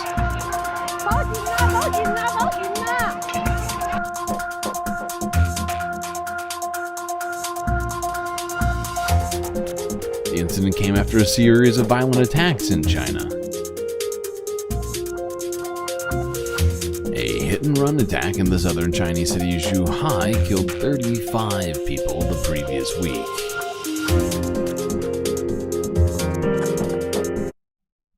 Yeah, and we covered that one, and it's just wild. It seems like the whole world is just losing its mind right now. Very frustrating. All right, now let's go to Hong Kong. As the families of dozens of activists in Hong Kong are very upset and blaming the government. Well, of course, they're blaming the government in this particular case, as the government is jailing them for their activism.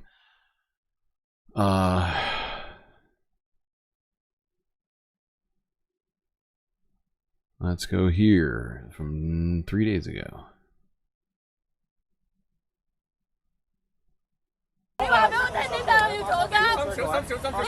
Tell me why he's going to prison. He is a political prisoner. He shouldn't be in prison. He is a good person. Why is he going to prison?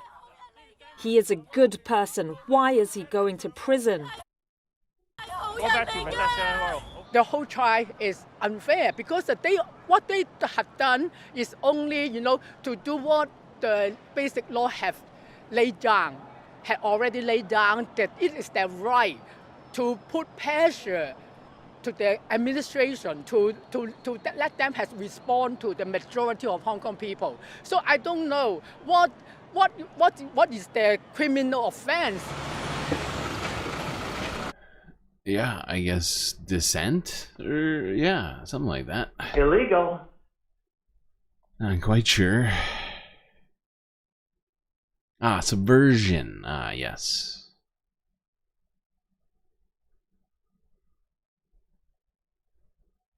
Okay. Let's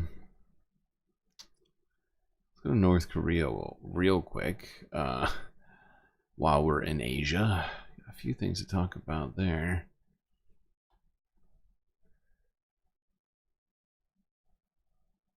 Oh, we did this one, so we'll skip. All right, 2 stories. I take it back. North Korea's newest cross-border weapon.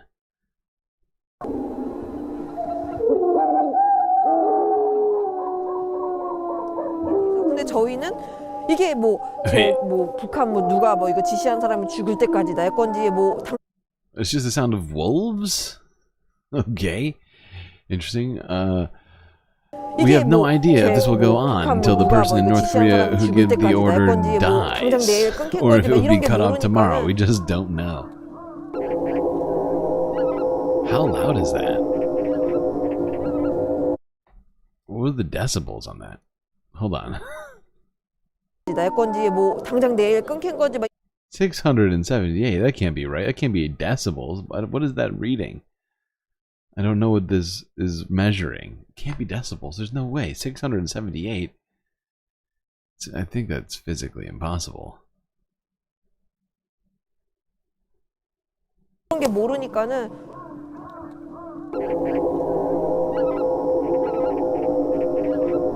Screaming, laughter, gunshots, and chilling music. Hurts. Thank you. That makes more sense. North Korea has been broadcasting loud, irritating noise across the border for months. Oh, that's decibels. Actually, I take it back. That is decibels. There was a decimal place. 60 decibels. Okay. That's insane. That is wildly high. That's the sort of stuff. I mean, that's go deaf. That's go deaf levels, if I'm not mistaken.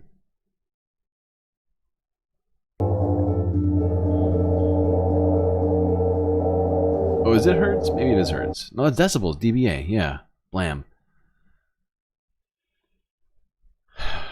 Wow.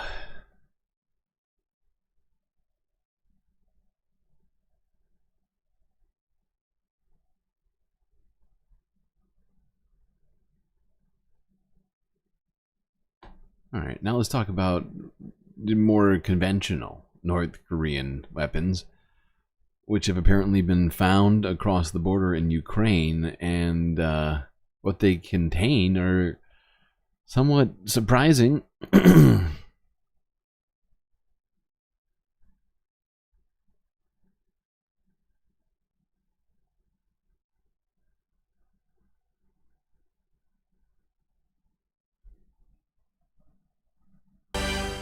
Well, a difficult situation on the front lines. That acknowledgement today from Ukraine's defense minister as his country's military faces increasing challenges and threats from Russia. His assessment being supported by British intelligence, which says conditions along the front lines are less stable than at any time. Yeah. Oh, sorry. Hold on. I forgot that this is like a 10-minute video. You don't need to watch this whole thing.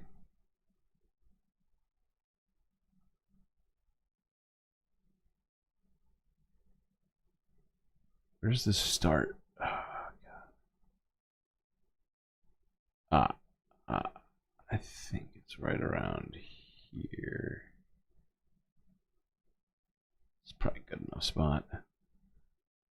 Horrific bombardment, a lot of it facilitated by ballistic missiles, significantly less fancy, you might say, than that which we saw over Dnipro in the early hours of yesterday morning. A lot of them too from a new ally, well, a more vocal, more persistent, more present ally to Russia, North Korea. Here's what we know.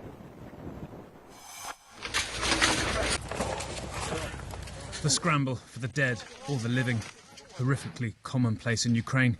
Yet this series of homes in Kiev turned to rubble by something other. Not Russian, but a North Korean supplied ballistic missile, and made able to fly here to cause this barbarism, killing a man and his 4-year-old son by circuitry from the United States. Ukrainian officials told CNN ballistic missile attacks by Russia were rising fast, 194 so far this year, and about a third of them, at least 60, were using North Korean KN-23s. But these crude missiles, part of growing aid as North Korean troops also come to Russia, rely on a sophistication smuggled into the Hermit Kingdom. One on display by Ukrainian investigators at this Kiev warehouse of missile fragments. It is a house of horrors, drones that haunt the night skies, rockets that tear down lives. They pick through the dust to learn how the killing machines work, here rebuilding a Shahed Iranian drone's circuits. Parts from a Kinjal missile, a Shahed Iranian drone and a Russian Orlan reconnaissance drone, all things Ukraine has been subjected to for many months, but key, these North Korean KN-23 missiles rely on, they say, on components from the United States and the Netherlands. This box, containing dozens of small bits of circuitry made by household names in the USA or Europe, subject to sanctions globally, but smuggled, often via China, to North Korea. When you open all this up and find American components, how do you feel? Чувствується, що якось не дуже санкції працюють, то що. От залишки корпусу ракети, вся електронна начинка, вся іноземна. Корейського там нічого. All the electronics are foreign. There's nothing Korean in it. The only thing Korean is the metal, which quickly rusts and corrodes. The journey the chips and circuits take to Russia may lead through North Korea, even China as a middleman, though ultimately they are US design and make. Чіпи ми розуміємо, що в основному це є Сполучених Штатів, але країна-виробник може бути і Китай, і може бути Малайзія. Yeah, it's not great. It's not a great vibe. Doesn't seem like sanctions are working super good. Seems like the profit incentive is perhaps allowing this to happen, or perhaps a combination of that and lack of ethics. Stop bringing up long videos. I'm not going to watch them all. Hey, you know, we do it every day, and it's not going to be stopping anytime soon. Okay, let's go to the Middle East. What do you say? And we're going to cover last few days because we barely discussed the Middle East this week at all. So we got a fair bit to cover. But we'll pretty quickly get up to current here. But let's start off with this statement from, I forget this asshole's name, Israeli official on their plans in Lebanon while ceasefire efforts continue, supposedly.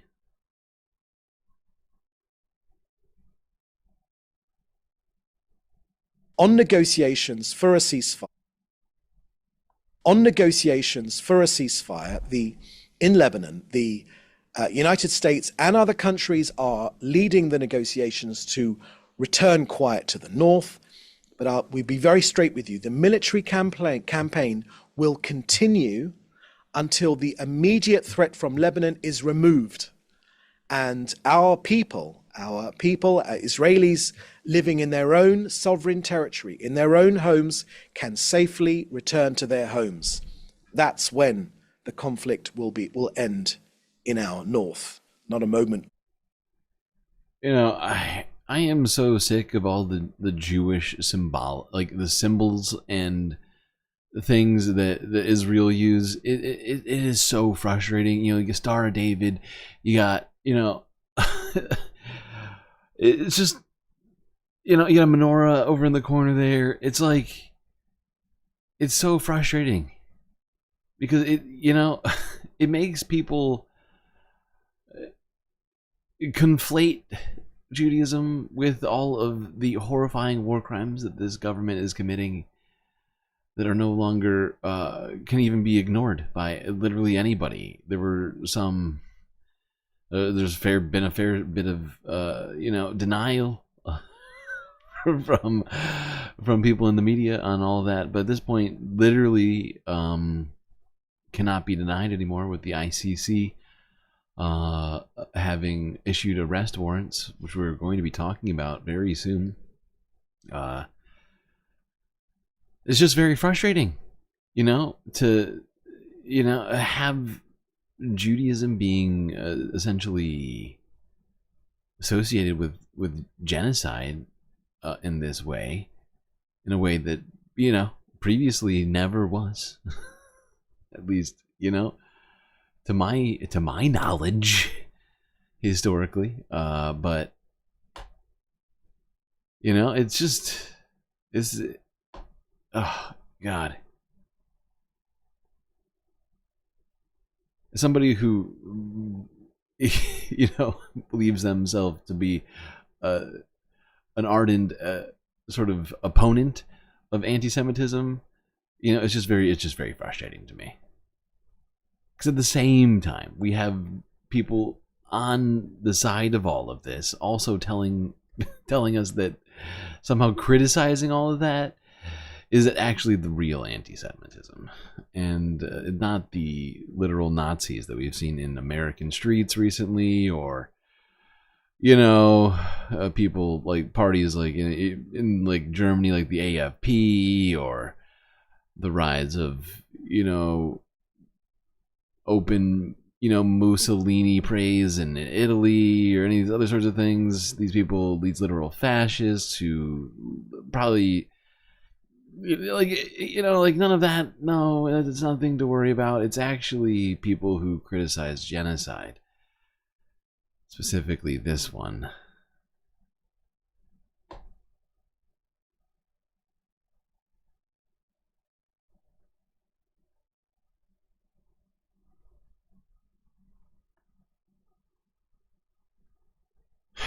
Let's go to Lebanon. Let's go Lebanon. I'm sorry, not Lebanon. Why did I think this was Lebanon? This is Israel. Well, that's right, because Israel really hasn't seen this much damage. And in my brain, this was a different place.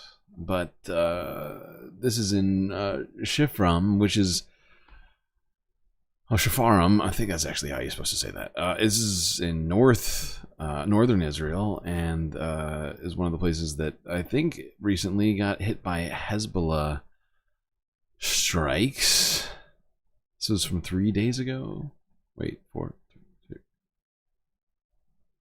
days ago, sorry. I need more sleep today.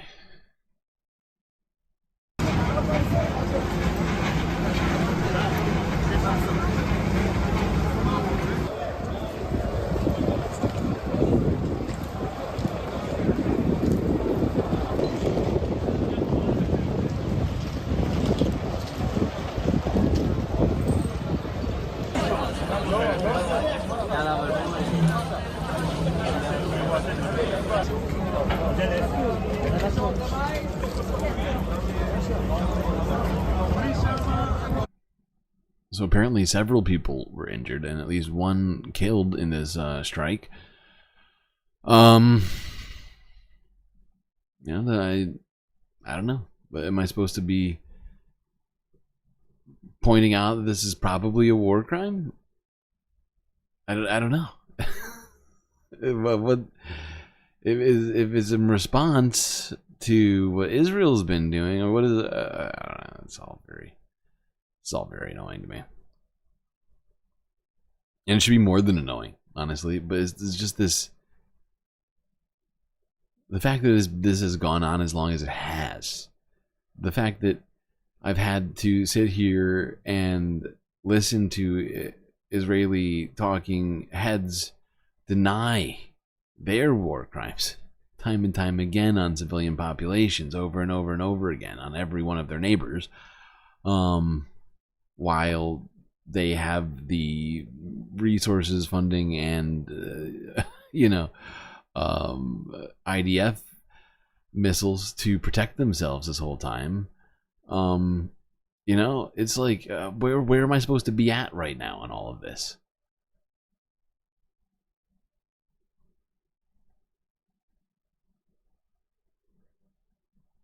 Like, in any reasonable moment, this should be very upsetting to me.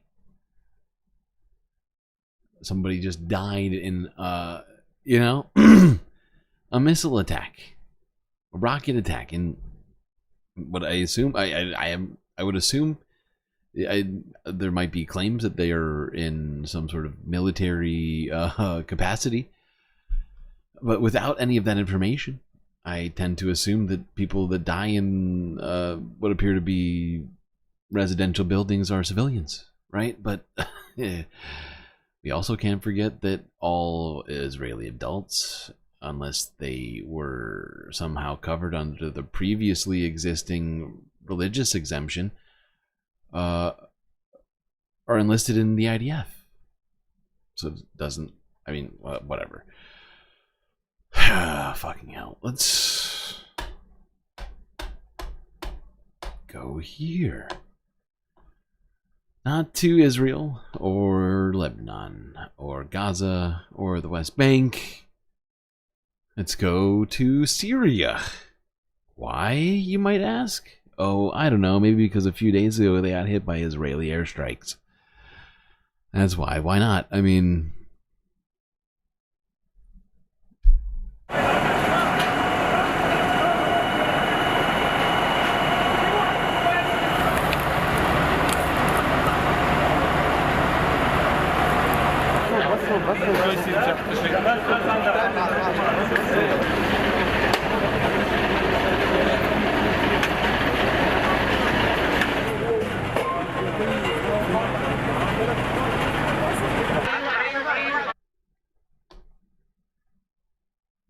It's just, why? Why are they attacking Syria? Syria is one of the countries that hasn't been, really involved in any of this. This is not even the first time they've attacked Syria in the last year. Syria is one of the countries that's not aiding any of the fighting right now. That is watching as Israel decimates the other countries around the area. And yet, Israel's just run out of targets in Lebanon and Gaza, I guess. Anybody have an explanation?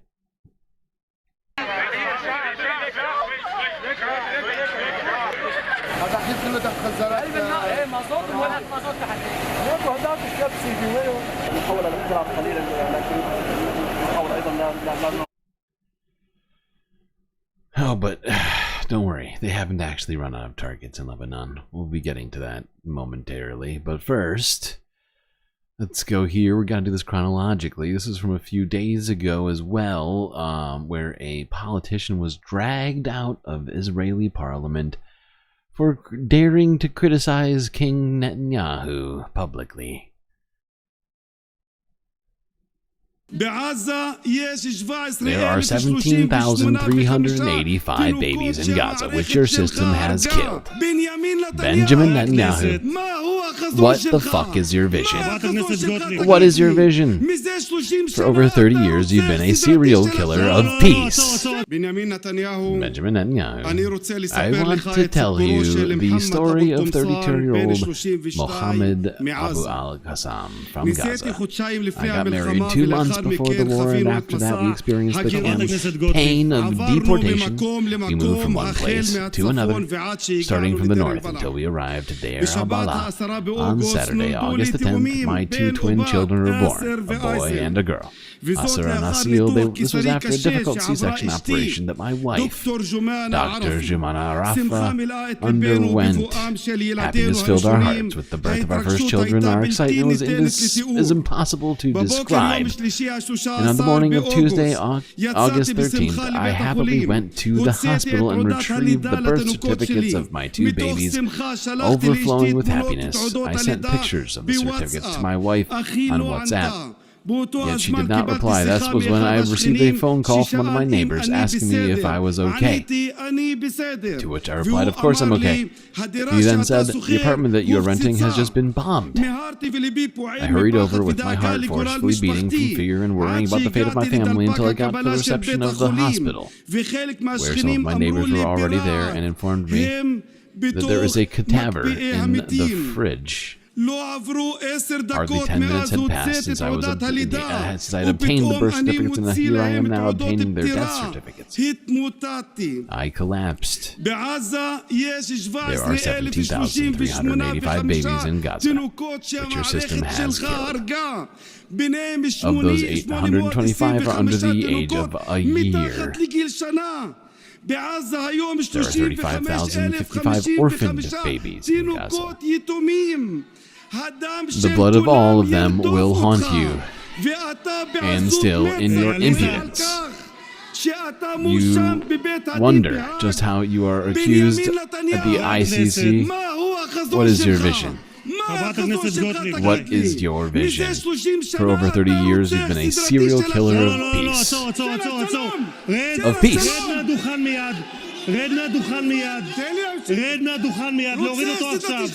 serial killer of peace. What is your vision?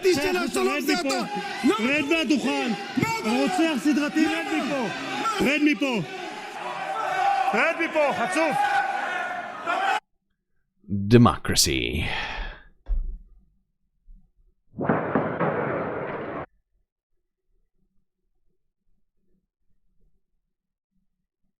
Only democracy in the Middle East.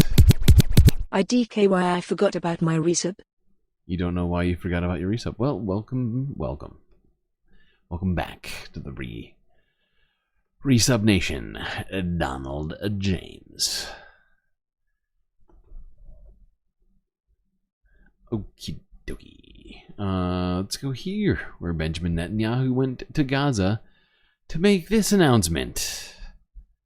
This was from 2 days ago? No, 3. This was from the same day. Yeah, okay.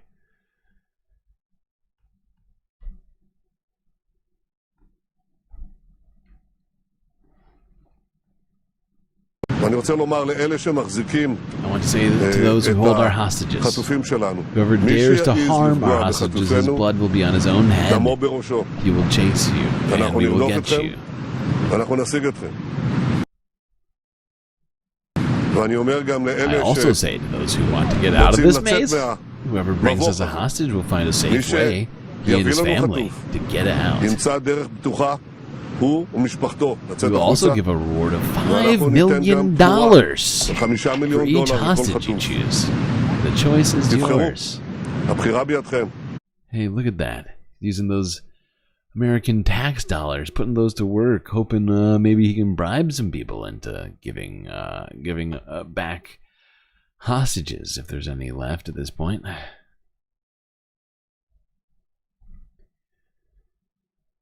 It's just wild. It just shows you just how fucking desperate this guy is to show some amount of progress in all of this, to prove that he's actually being successful, as if they haven't killed more hostages than they've actually saved with their military operation. Let's go to the UN. This was from a couple days ago.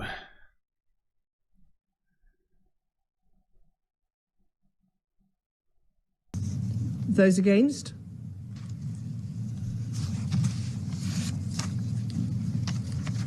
The result of the voting is as follows: 14 votes in favour, 1 vote against, 0 abstentions. The draft resolution has not been adopted. So good thing. It's such a good thing the United States has the veto power. You know, otherwise, I guess global democracy would happen. Abstentions. The draft resolution has not been adopted owing to the negative vote of a permanent member of the Council. The United States deeply regrets this Council finds itself here again. The United States worked for weeks in good faith to avoid this outcome. The United States deeply regrets. Throughout How can the United States regret on behalf of everyone else? It's not a regret. You're using the wrong terminology here, pal. Maybe disappointed. You're disappointed that the rest of the world wants to do something that the United States is adamantly opposed to. Our supposed allies all disagree with us, but we have the power to veto them.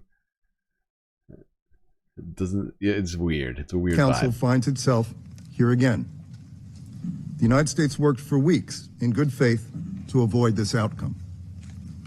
We made clear throughout negotiations we could not support an unconditional ceasefire that failed to release the hostages. What does it mean? That release of the hostages should be unconditional? This is what the Council has said repeatedly now for a year. Release of hostages should be unconditional. But stopping killing Palestinians is conditional? There are acceptable conditions to stop the mass killing of Palestinians? There's 100 Israeli hostages, and there's 2 million Palestinians in Gaza. 2 million Palestinians in Gaza. They deserve better. They deserve respect for their lives, for their suffering. Israel will always claim conditions have not been met because its plans require it to continue this war, to annex the land and destroy the people. And therefore we can no longer accept its conditions. 14 months, and we are still debating if a genocide must be stopped. There's no justification whatsoever for vetoing a resolution trying to stop atrocities. No justification for that. Madam President, one day someone will dig up these meetings, the records of them, will see us pleading for the lives of our people over and over and over and over again. And they will try to understand why our calls were not heeded. They will look at the people who sat around this table and spoke and addressed you from all over the world to call on the Council to take action. They will read what everybody here has said. And then they will wonder how a genocide displayed on TVs known to the whole world was able to continue. I now give the floor to the representative of the Observer State of Palestine. Thank you, Madam President. There is no right to mass killing of civilians. There is no right to starve an entire civilian population. There is no right to forcibly displace a people. And there is no right to annexation. This is what Israel is doing in Gaza. These are its war objectives. This is what the absence of a ceasefire is allowing it to continue doing. This full-fledged Israeli assault against the Palestinian people and the Palestinian land is about everything except the hostages. If the families of hostages can see that, how can anyone in this room claim otherwise? A ceasefire will allow to save lives, all lives. This was true a year ago. This is even more true today. A ceasefire doesn't resolve everything, but it is the first step towards resolving anything.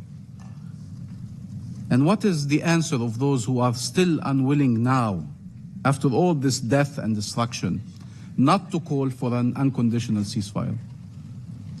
Is it to accept that the killing should continue until we resolve everything while we watch that we are resolving nothing?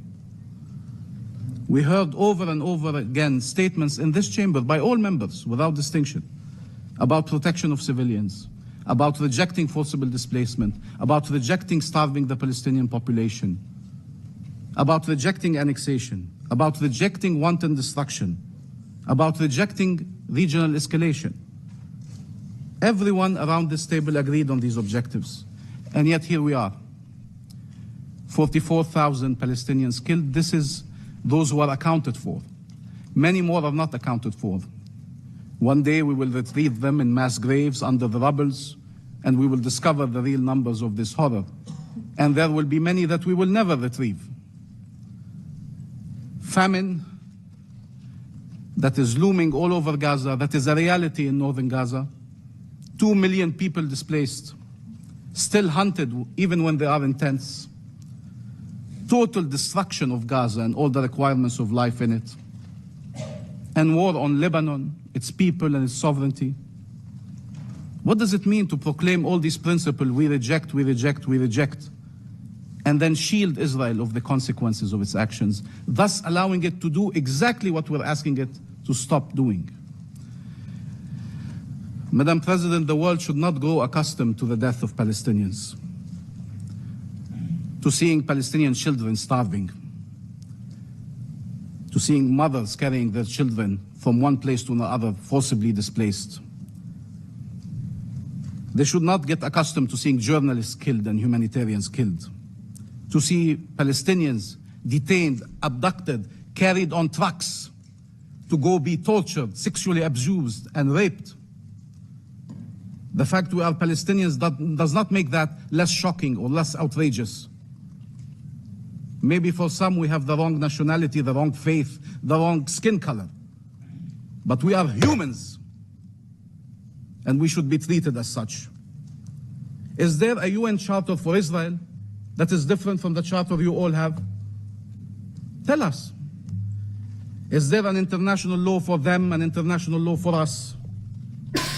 Do they have the right to kill, and the only right we have is to die? What the hell does Israel need to do more for this council to act under Chapter 7? What more can they do for this council to act under Chapter 7?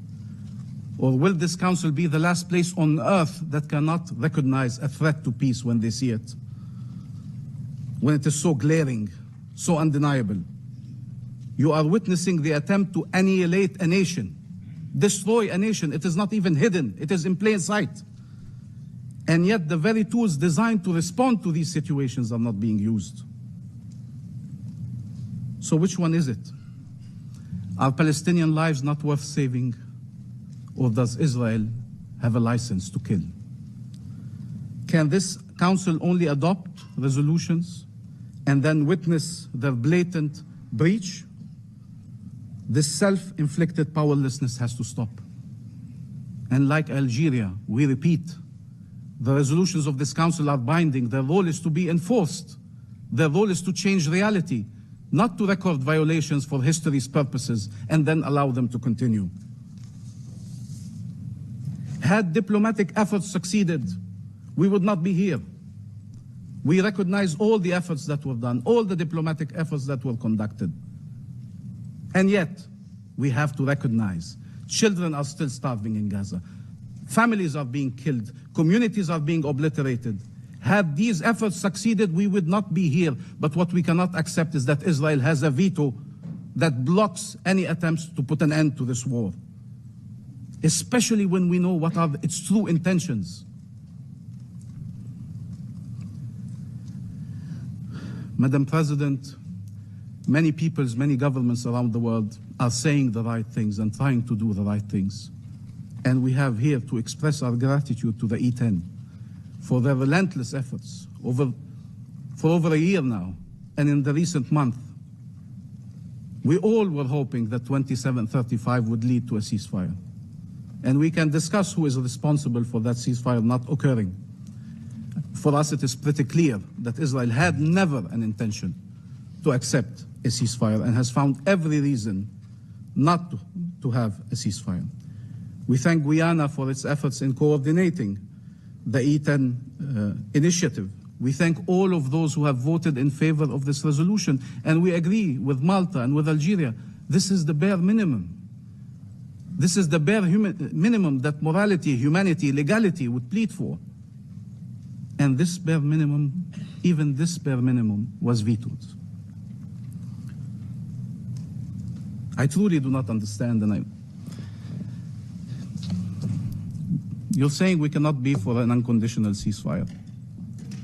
What that means in effect now is that we are for a war. You're saying we cannot be for an unconditional ceasefire that does not release the hostages. Is this war releasing the hostages? Is it even trying to release the hostages?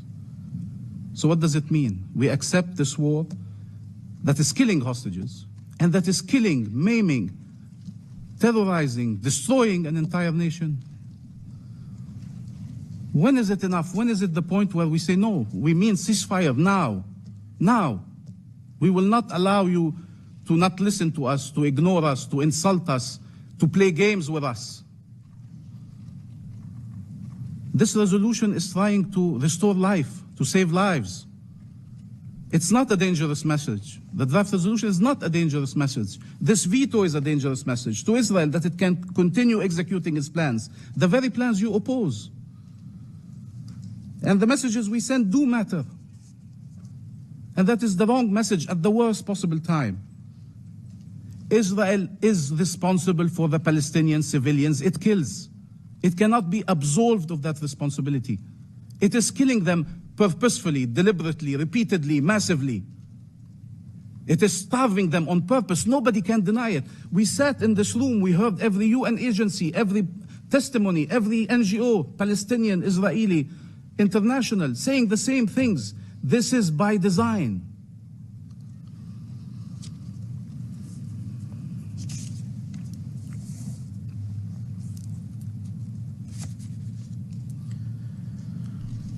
What does it mean that release of the hostages should be unconditional? This is what the Council has said repeatedly now for a year. Release of hostages should be unconditional. But stopping killing Palestinians is conditional.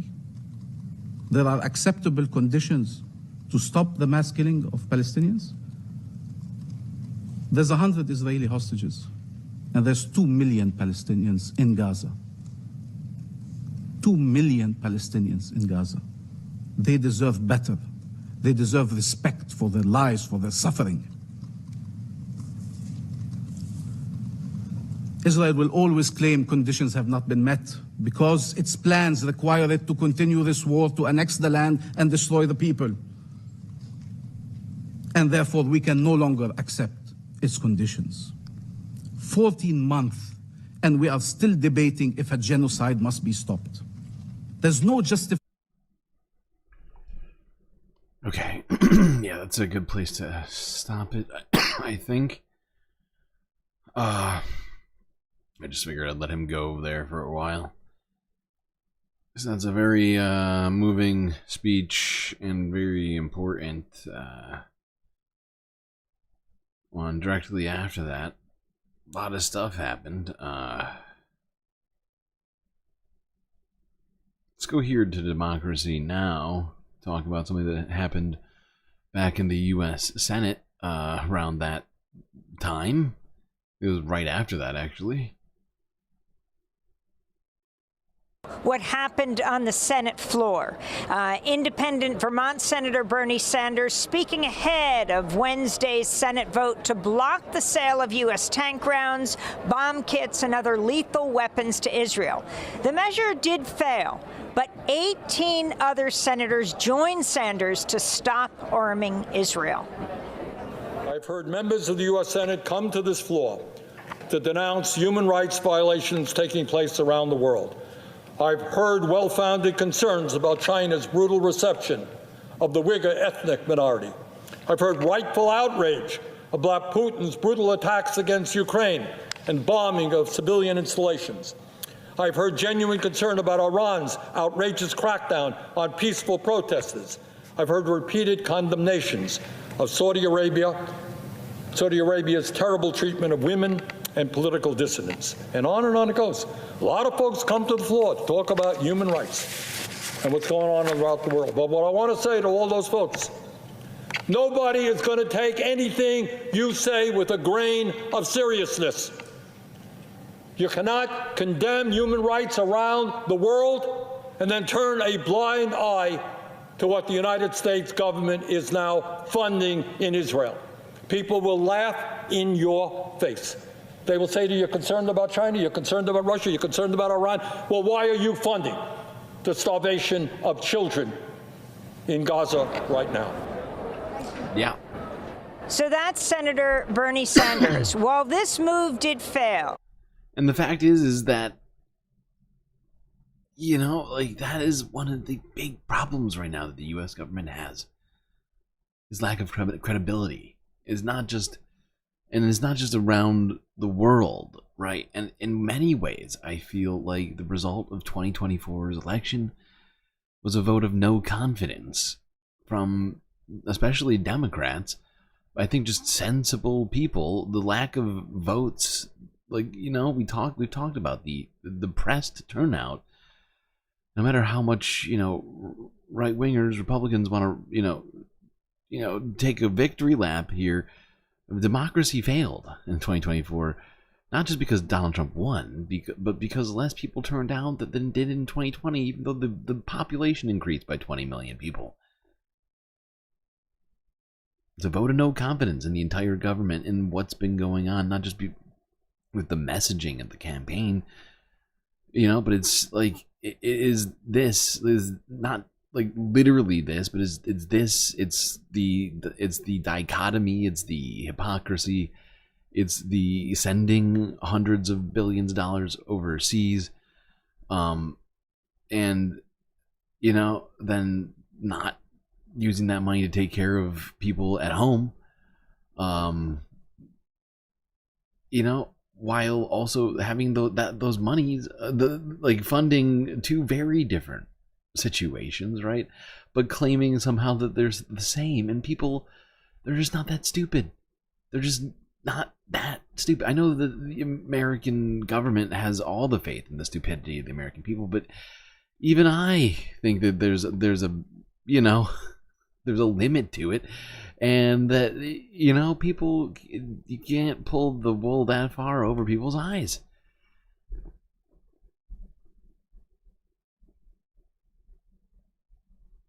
All right. Speaking of people who were sick of having the wool pulled over their eyes, let's go and talk about the International Criminal Court.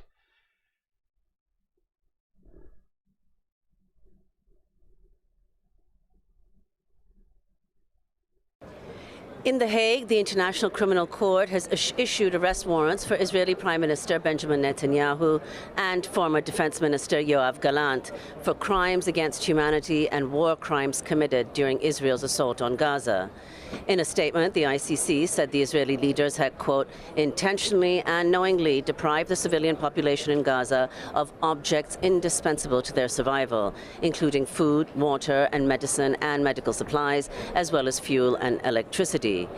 The ICC also issued an arrest warrant for Hamas military commander Mohammed Deif, though Israel's military claims it killed Deif in a July airstrike.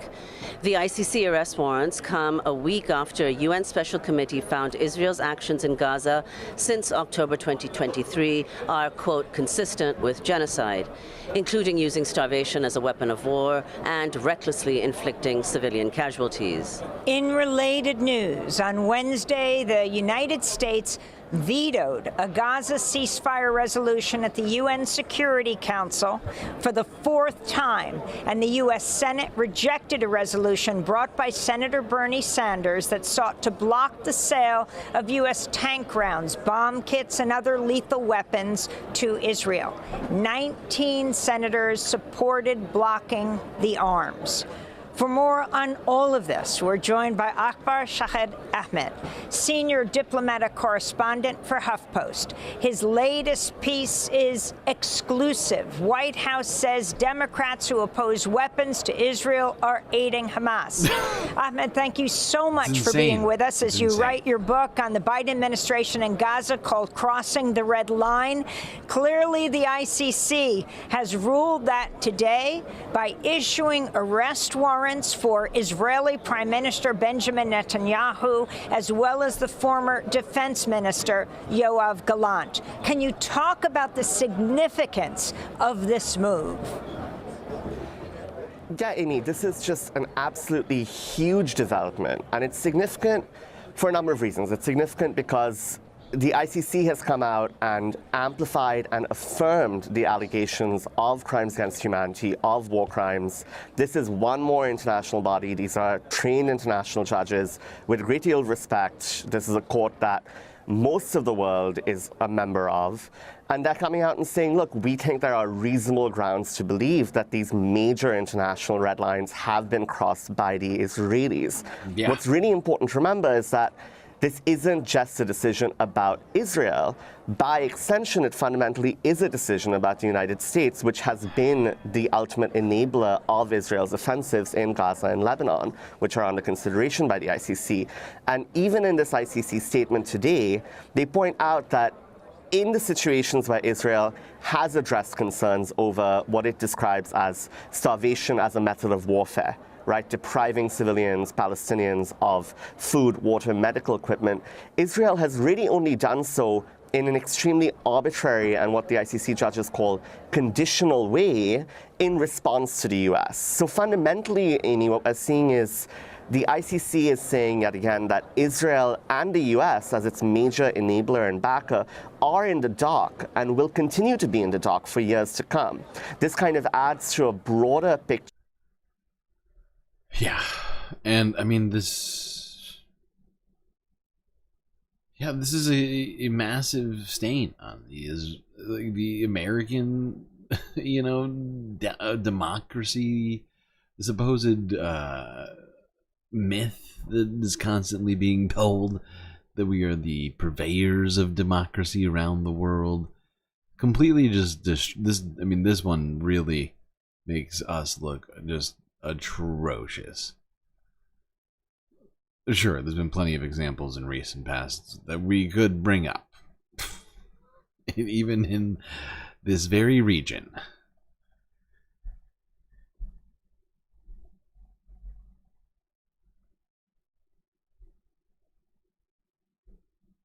But somehow,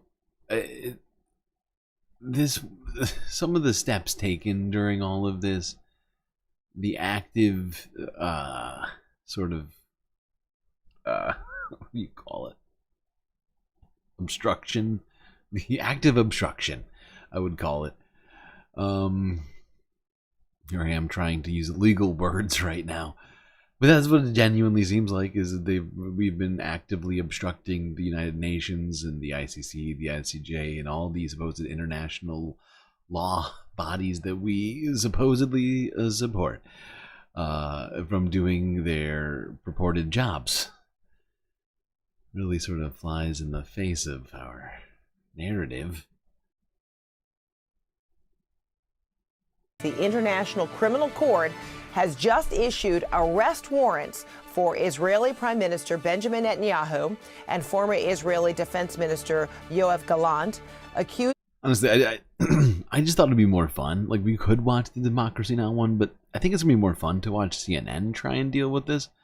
Because, of course, as we all know, CNN has been here playing Israel's lawyer like it's their job somehow. Benjamin Netanyahu and former Israeli Defense Minister Yoav Gallant, accusing them of war crimes in Gaza. And also for a top Hamas commander, also known as Mohammed Deif, who is believed to be dead. The court says it found reasonable grounds to believe the prime minister bears criminal responsibility for war crimes, including starvation as a method of warfare. And it rejected the way that they were putting it.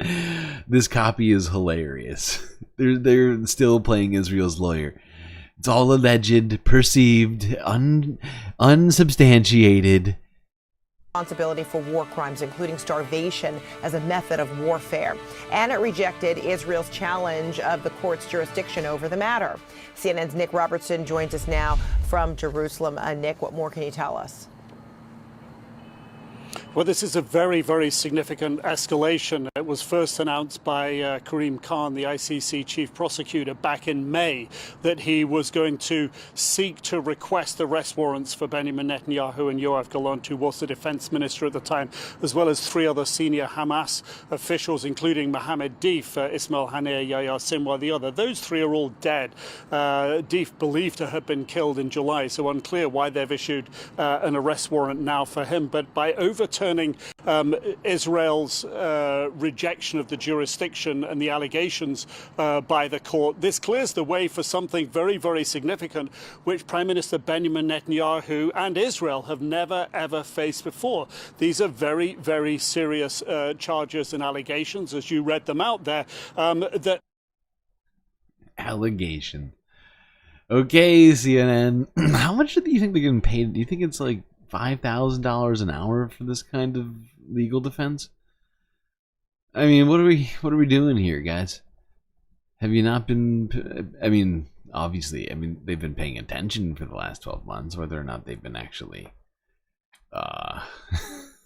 willing to assess any of that with any modicum of truth is, of course, a completely different discussion. Of course, they haven't.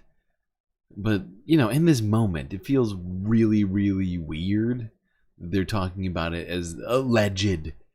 Oh, it's alleged, okay. No, nothing's been proven. It's not like we have a bunch of video evidence. Court believes they have grounds to believe that he bears criminal responsibility for war crimes, as you said, including starvation as a method of warfare, and of crimes against humanity, of murder, persecution, and of other crimes.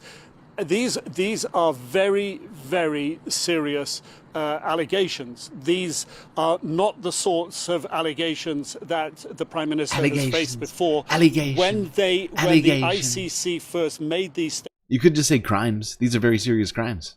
These are very serious crimes. These are crimes. And they're very serious. So you could say it that way too. You know, it's really all about how you want to frame it. Back in May, the Prime Minister's office said that they were absurd. You could also call it the war criminal or the war criminal's office. You know, see, it's a fun game we can play here, semantical game, if you will. False, and that they were a distortion of reality. It is something that back then the Prime Minister took. Speaking of distortion of reality, oh, look at what network we're on. It's funny. Full circle here. I wonder if they'll be at The Hague to defend Benjamin Netanyahu and Yoav Gallant, or if they'll just do it from the comfort of the news studio. What do you think? Oh, thanks for the super chat, Nadia. Very seriously, has been in meetings today with the US mediator Amos Hochstein, talking about the possibility of a ceasefire with Hezbollah in Lebanon to the north. But this is absolutely now going to come front and center of the. Yeah, should be fun to see how CNN decides to cope with all of that in the future. I wonder if Benjamin Netanyahu will be at the trial. I wonder how any of that will go. Should be interesting to see him try and leave Israel at any point. There's not a lot of countries. U.S. is one of the very few countries that, you know, both has 5-star hotels as well as doesn't recognize the ICC. So I guess he's gonna have to make some sacrifices here. Now let's go and see what Marwan Bashara, Al Jazeera correspondent, who we have turned to many occasions over the last year, has to say on all this. Special breaking news coverage of the International Criminal Court, the ICC at The Hague, issuing arrest warrants for Israel's Prime Minister Benjamin Netanyahu and former Defense Minister Yoav Gallant for war crimes committed in the Gaza Strip. The court also issued an arrest warrant for Hamas leader Mohammed Deif, who Israel says it killed back in July. The ICC accuses Netanyahu and Gallant of war crimes, including using starvation as a method of warfare and crimes against humanity, such as murder, persecution and inhumane acts. The court says Netanyahu and Gallant knowingly deprived Gaza's civilian population of food, water, medicine and fuel. It also says that by preventing humanitarian assistance, Israel failed to fulfill its obligations under international humanitarian law. U.S. Senate Republican Lindsey Graham has condemned the court's decision, calling it the International Corrupt Criminal Court. He says the court has acted in the most absurd and irresponsible manner possible. He went on to say that the court is a dangerous joke. It is now time for the U.S. Senate, he says, to act and sanction this irresponsible body. And he called on Democrat Chuck Schumer to pass bipartisan legislation sanctioning the court. While the EU's top diplomat, Joseph Borrell, has been reacting to the ICC decision. He says the arrest warrants will be binding in all EU member states. The decision of the court has to be respected and implemented. So I take note. Sorry, hold on.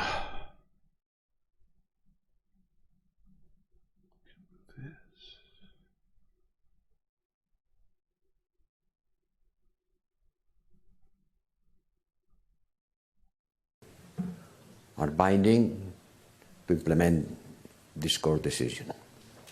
Let's bring in our senior political analyst now, Marwan Bashara, who's live here in Doha. Marwan, you've heard some of the reactions out of the U.S. You heard Borrell's reaction there. What do you make of this? Folly, it's a very important thing that we just heard, both from the Americans and the Europeans. And it's really indispensable to understand what we are facing. I think, first and foremost, we need to juxtaposition the American position with the European position. Because I think moving forward, especially after January 20th, when Trump takes over, I think the contrast between Washington and Brussels is going to be huge.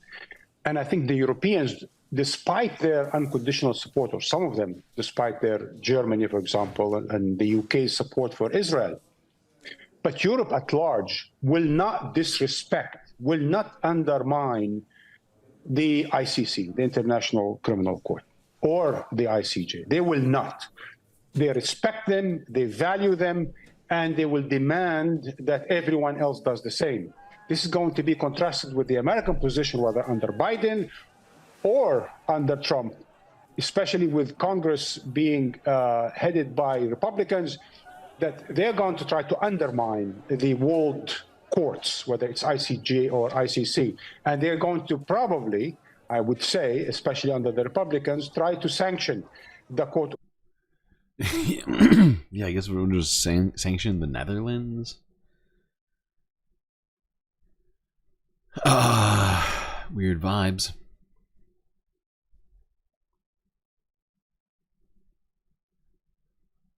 Weird vibes here that we're looking at or currently living through. God damn.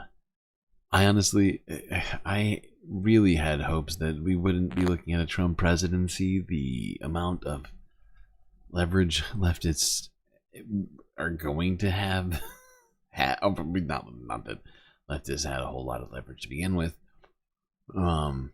but certainly it's not going to increase with the Donald Trump presidency, unfortunately. Now let's quickly go to this. This was DW News from 15 hours ago.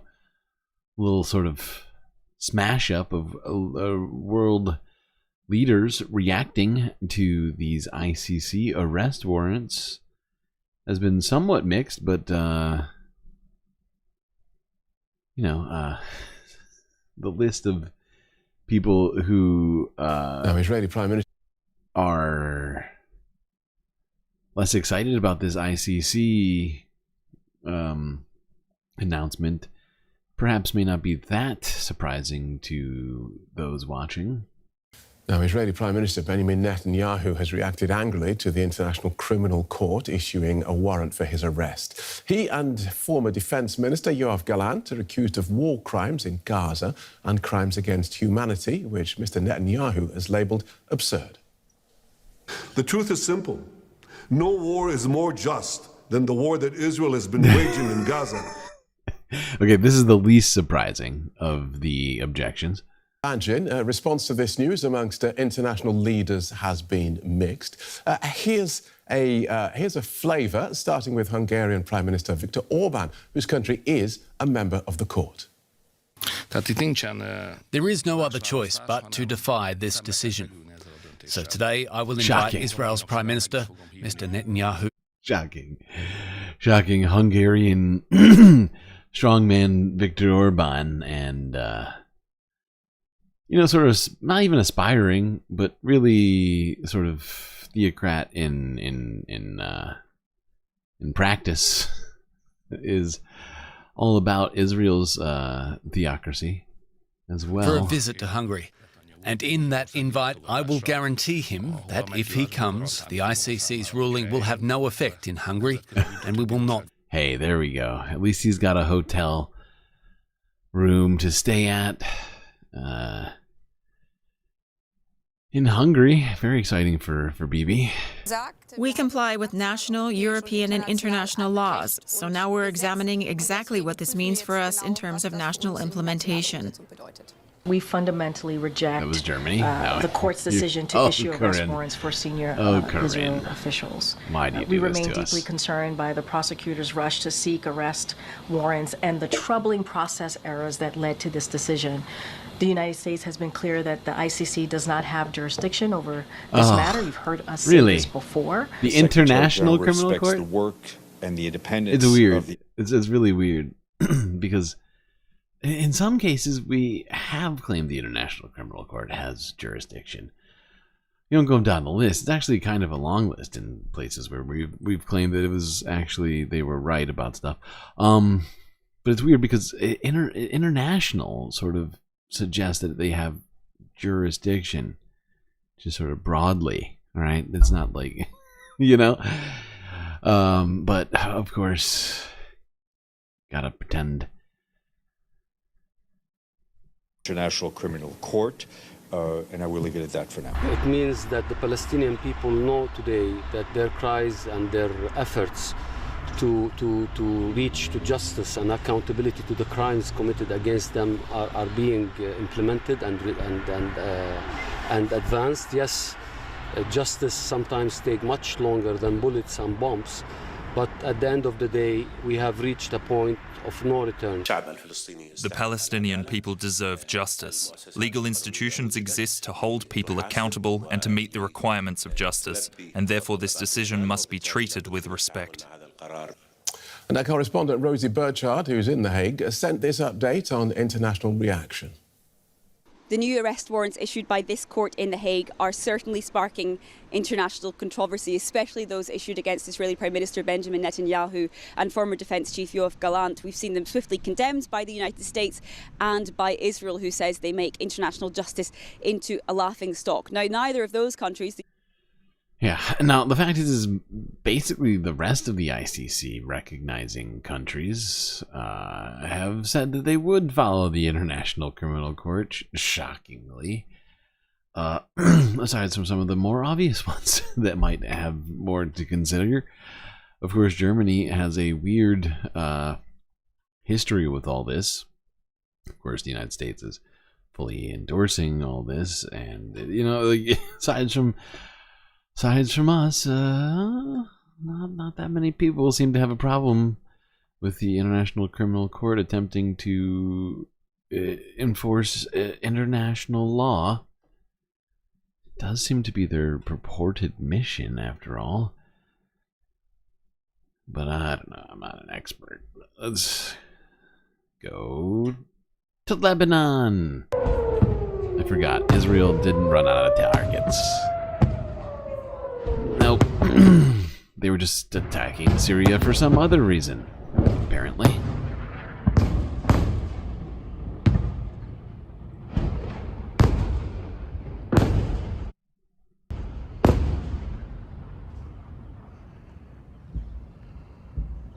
As you can see, Lebanon, at least some, either Hezbollah or Lebanese forces, managed to intercept a number of these attacks. Actually,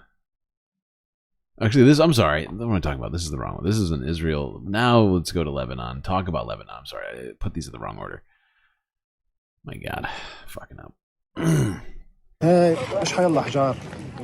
Yaghi, a community activist in Baalbek, has voiced concerns over the safety of Baalbek's historic ruins following a series of airstrikes on the city, some of which hit areas near the site.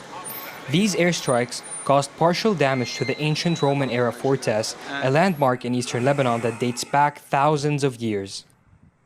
When you hear on the news that airstrikes hit near the citadel, with nearly 4 strikes in the vicinity of Baalbek Fortress, along with the tourist areas of Ras Al Ain, your first thought is about survival. Baalbek means so much to us, not just because I'm from Baalbek, but because I'm Lebanese. The fortress represents our history, our heritage, our culture, and our future. Yeah, so we talked about the fact that Baalbek had been bombed recently, which is a UNESCO heritage site. Now UNESCO is trying to add enhanced protection for 36 odd Lebanese heritage sites. Whether that will mean anything to Israel, who the fuck knows? Unfortunately, for the rest of Lebanon, specifically, I don't know, places where people actually live, like say Beirut, not so well. I mean, lucky is a hard way to put it, because, well, even those UNESCO heritage sites, as we just said, haven't really gotten a whole lot of respect.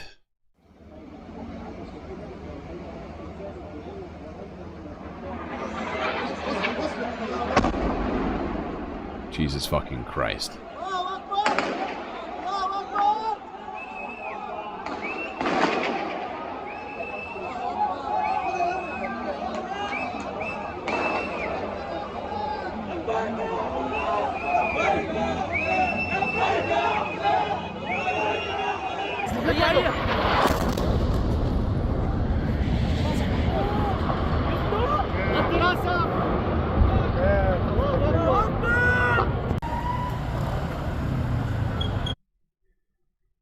Germany has a lot of weirdness. Oh, certainly they do. But in this particular situation, I'm willing to forgive their weirdness with all this much more than any. And by weirdness, I mean, I'm talking specifically about their views on this whole situation, right? Because whereas America has some stuff to work out, it's very different than what I would say Germany is dealing with. And in fact, I would actually support Germany. It's fucked up, but follow my logic on this one. If anything, Germany, of any country out there, I support them knee-jerk supporting Israel and you know world Jewry. Okay. Okay, I think that's a good reaction, or just like sort of a knee-jerk reaction for Germany to continue to have, considering their history. But, you know, for everybody else, especially the United States, who's the ones that are mainly funding all of this, you know, no, we don't get the same sort of pass, right? I think everybody gets the historical joke I'm making right now. But essentially, I'm saying, you know, considering Germany's very problematic past, you know, vis-a-vis about 80 years ago or so, you know, I'd prefer they don't go the other way, if you will. We don't need that to happen again. That's all I'm saying.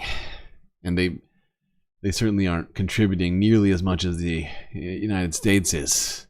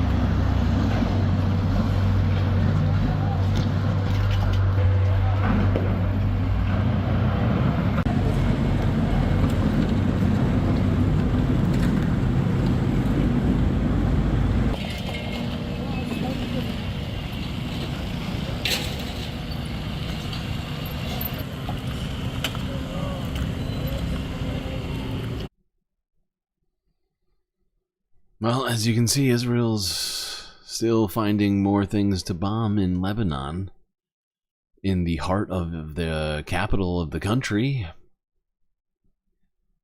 Wonder if the heart of the capital of a country counts as a civilian area. What do you think?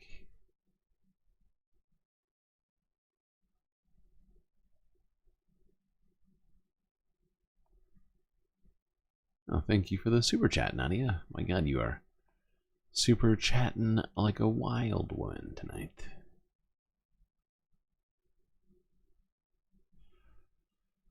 Oh my God, I'm fading fast. StreamLord needs sleep. But we must finish these videos out. What do we have left? Christopher Tablante, thank you for getting in on the super chats and helping Nadia with the with all of the donations. Much better to have more people donating. Let's see. Where I lost my spot. Ah, yes. This is just another video showing the aftermath of this most recent Israeli strike in Beirut.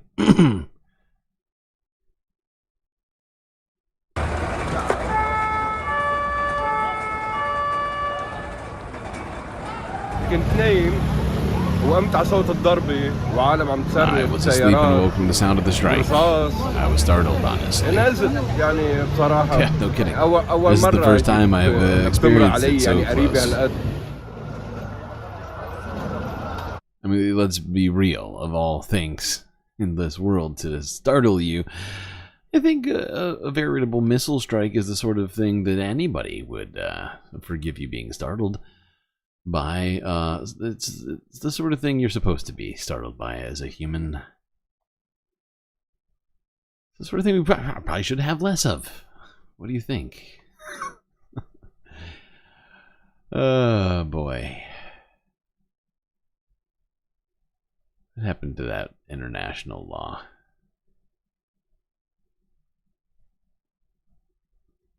And by the way, we are doing this all chronologically, so this all happened after those ICC arrest warrants came out. Doesn't seem like that's deterring Israel one bit.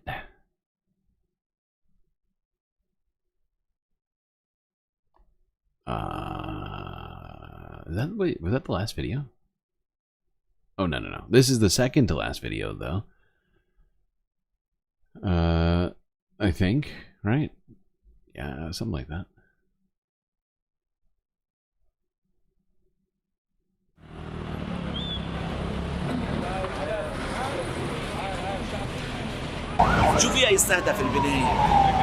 What's in this building to target? There's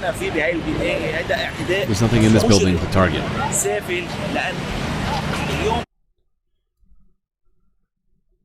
This attack they carried out is criminal act.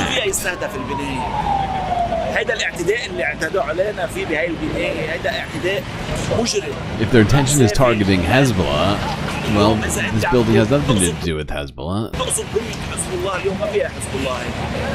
There's nothing here at all.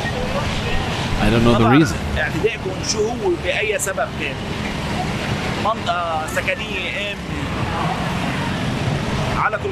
In any case, God will compensate us. God's gonna compensate you? Good God. Hey. Is God going to compensate you? I have my doubts.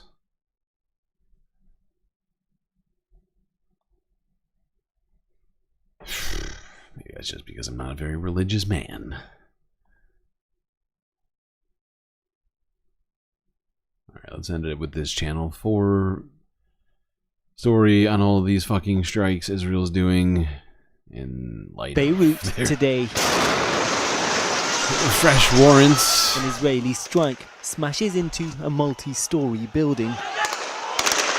Crowds now regularly gather to watch from a distance when Israel announces where it's about to hit in advance. Most of those living in the city's southern suburbs, where support for Hezbollah is high, have already fled. But not everyone.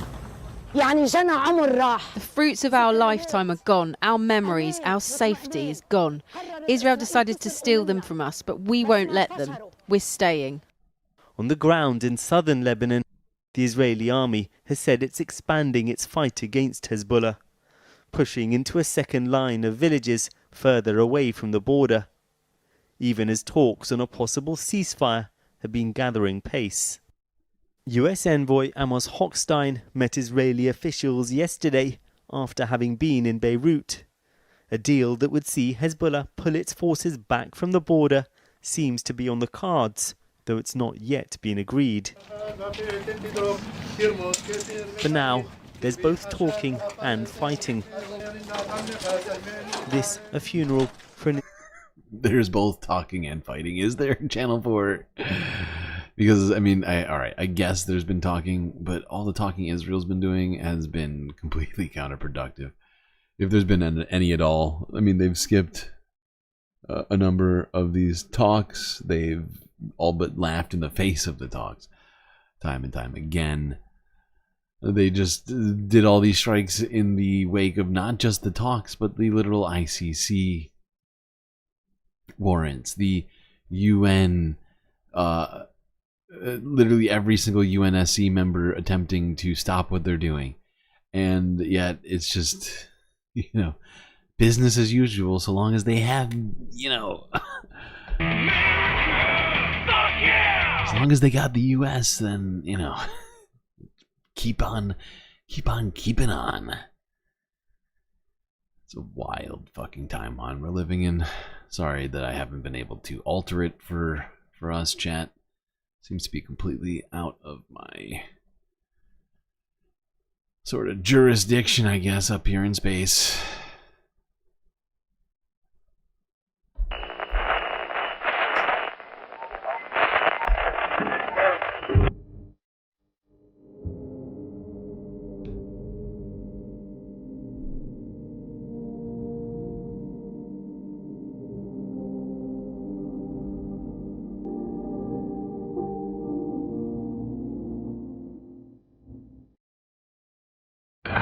Well, we got through another one.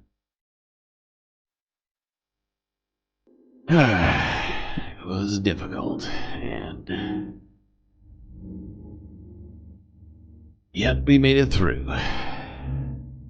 Till next time, you stay classy, Galactic Stream Nation.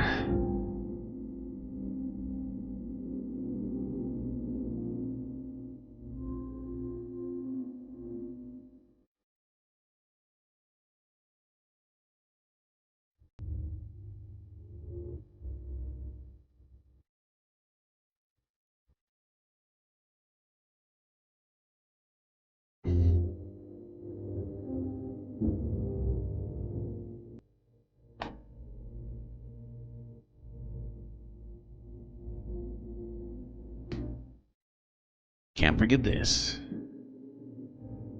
These are your galactic patrons: Gabby, Goth Dogs, Aaron W, Schmegley, PB, Mitty, Naproponics, Narwhal by Nature, Interplanet Janet, Techno Apoc, Robot Cat, Disco Wolf, Galley Braiding, The Anti-Corporatist, Obsessive Audio, Moanoa, Nadia, Choki, Mrs. Jen, Omegastar, Sasha G, Pitchfork Dragon, Vincent Morales, and Donald James X.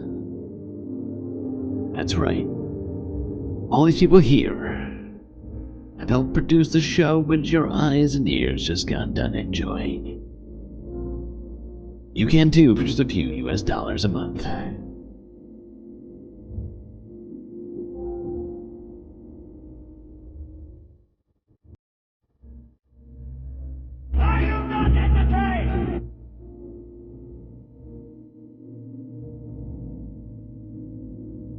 I'm gonna have to skip the Galactic After Stream here tonight, chat. I'm way too tired. But I hope you the stream.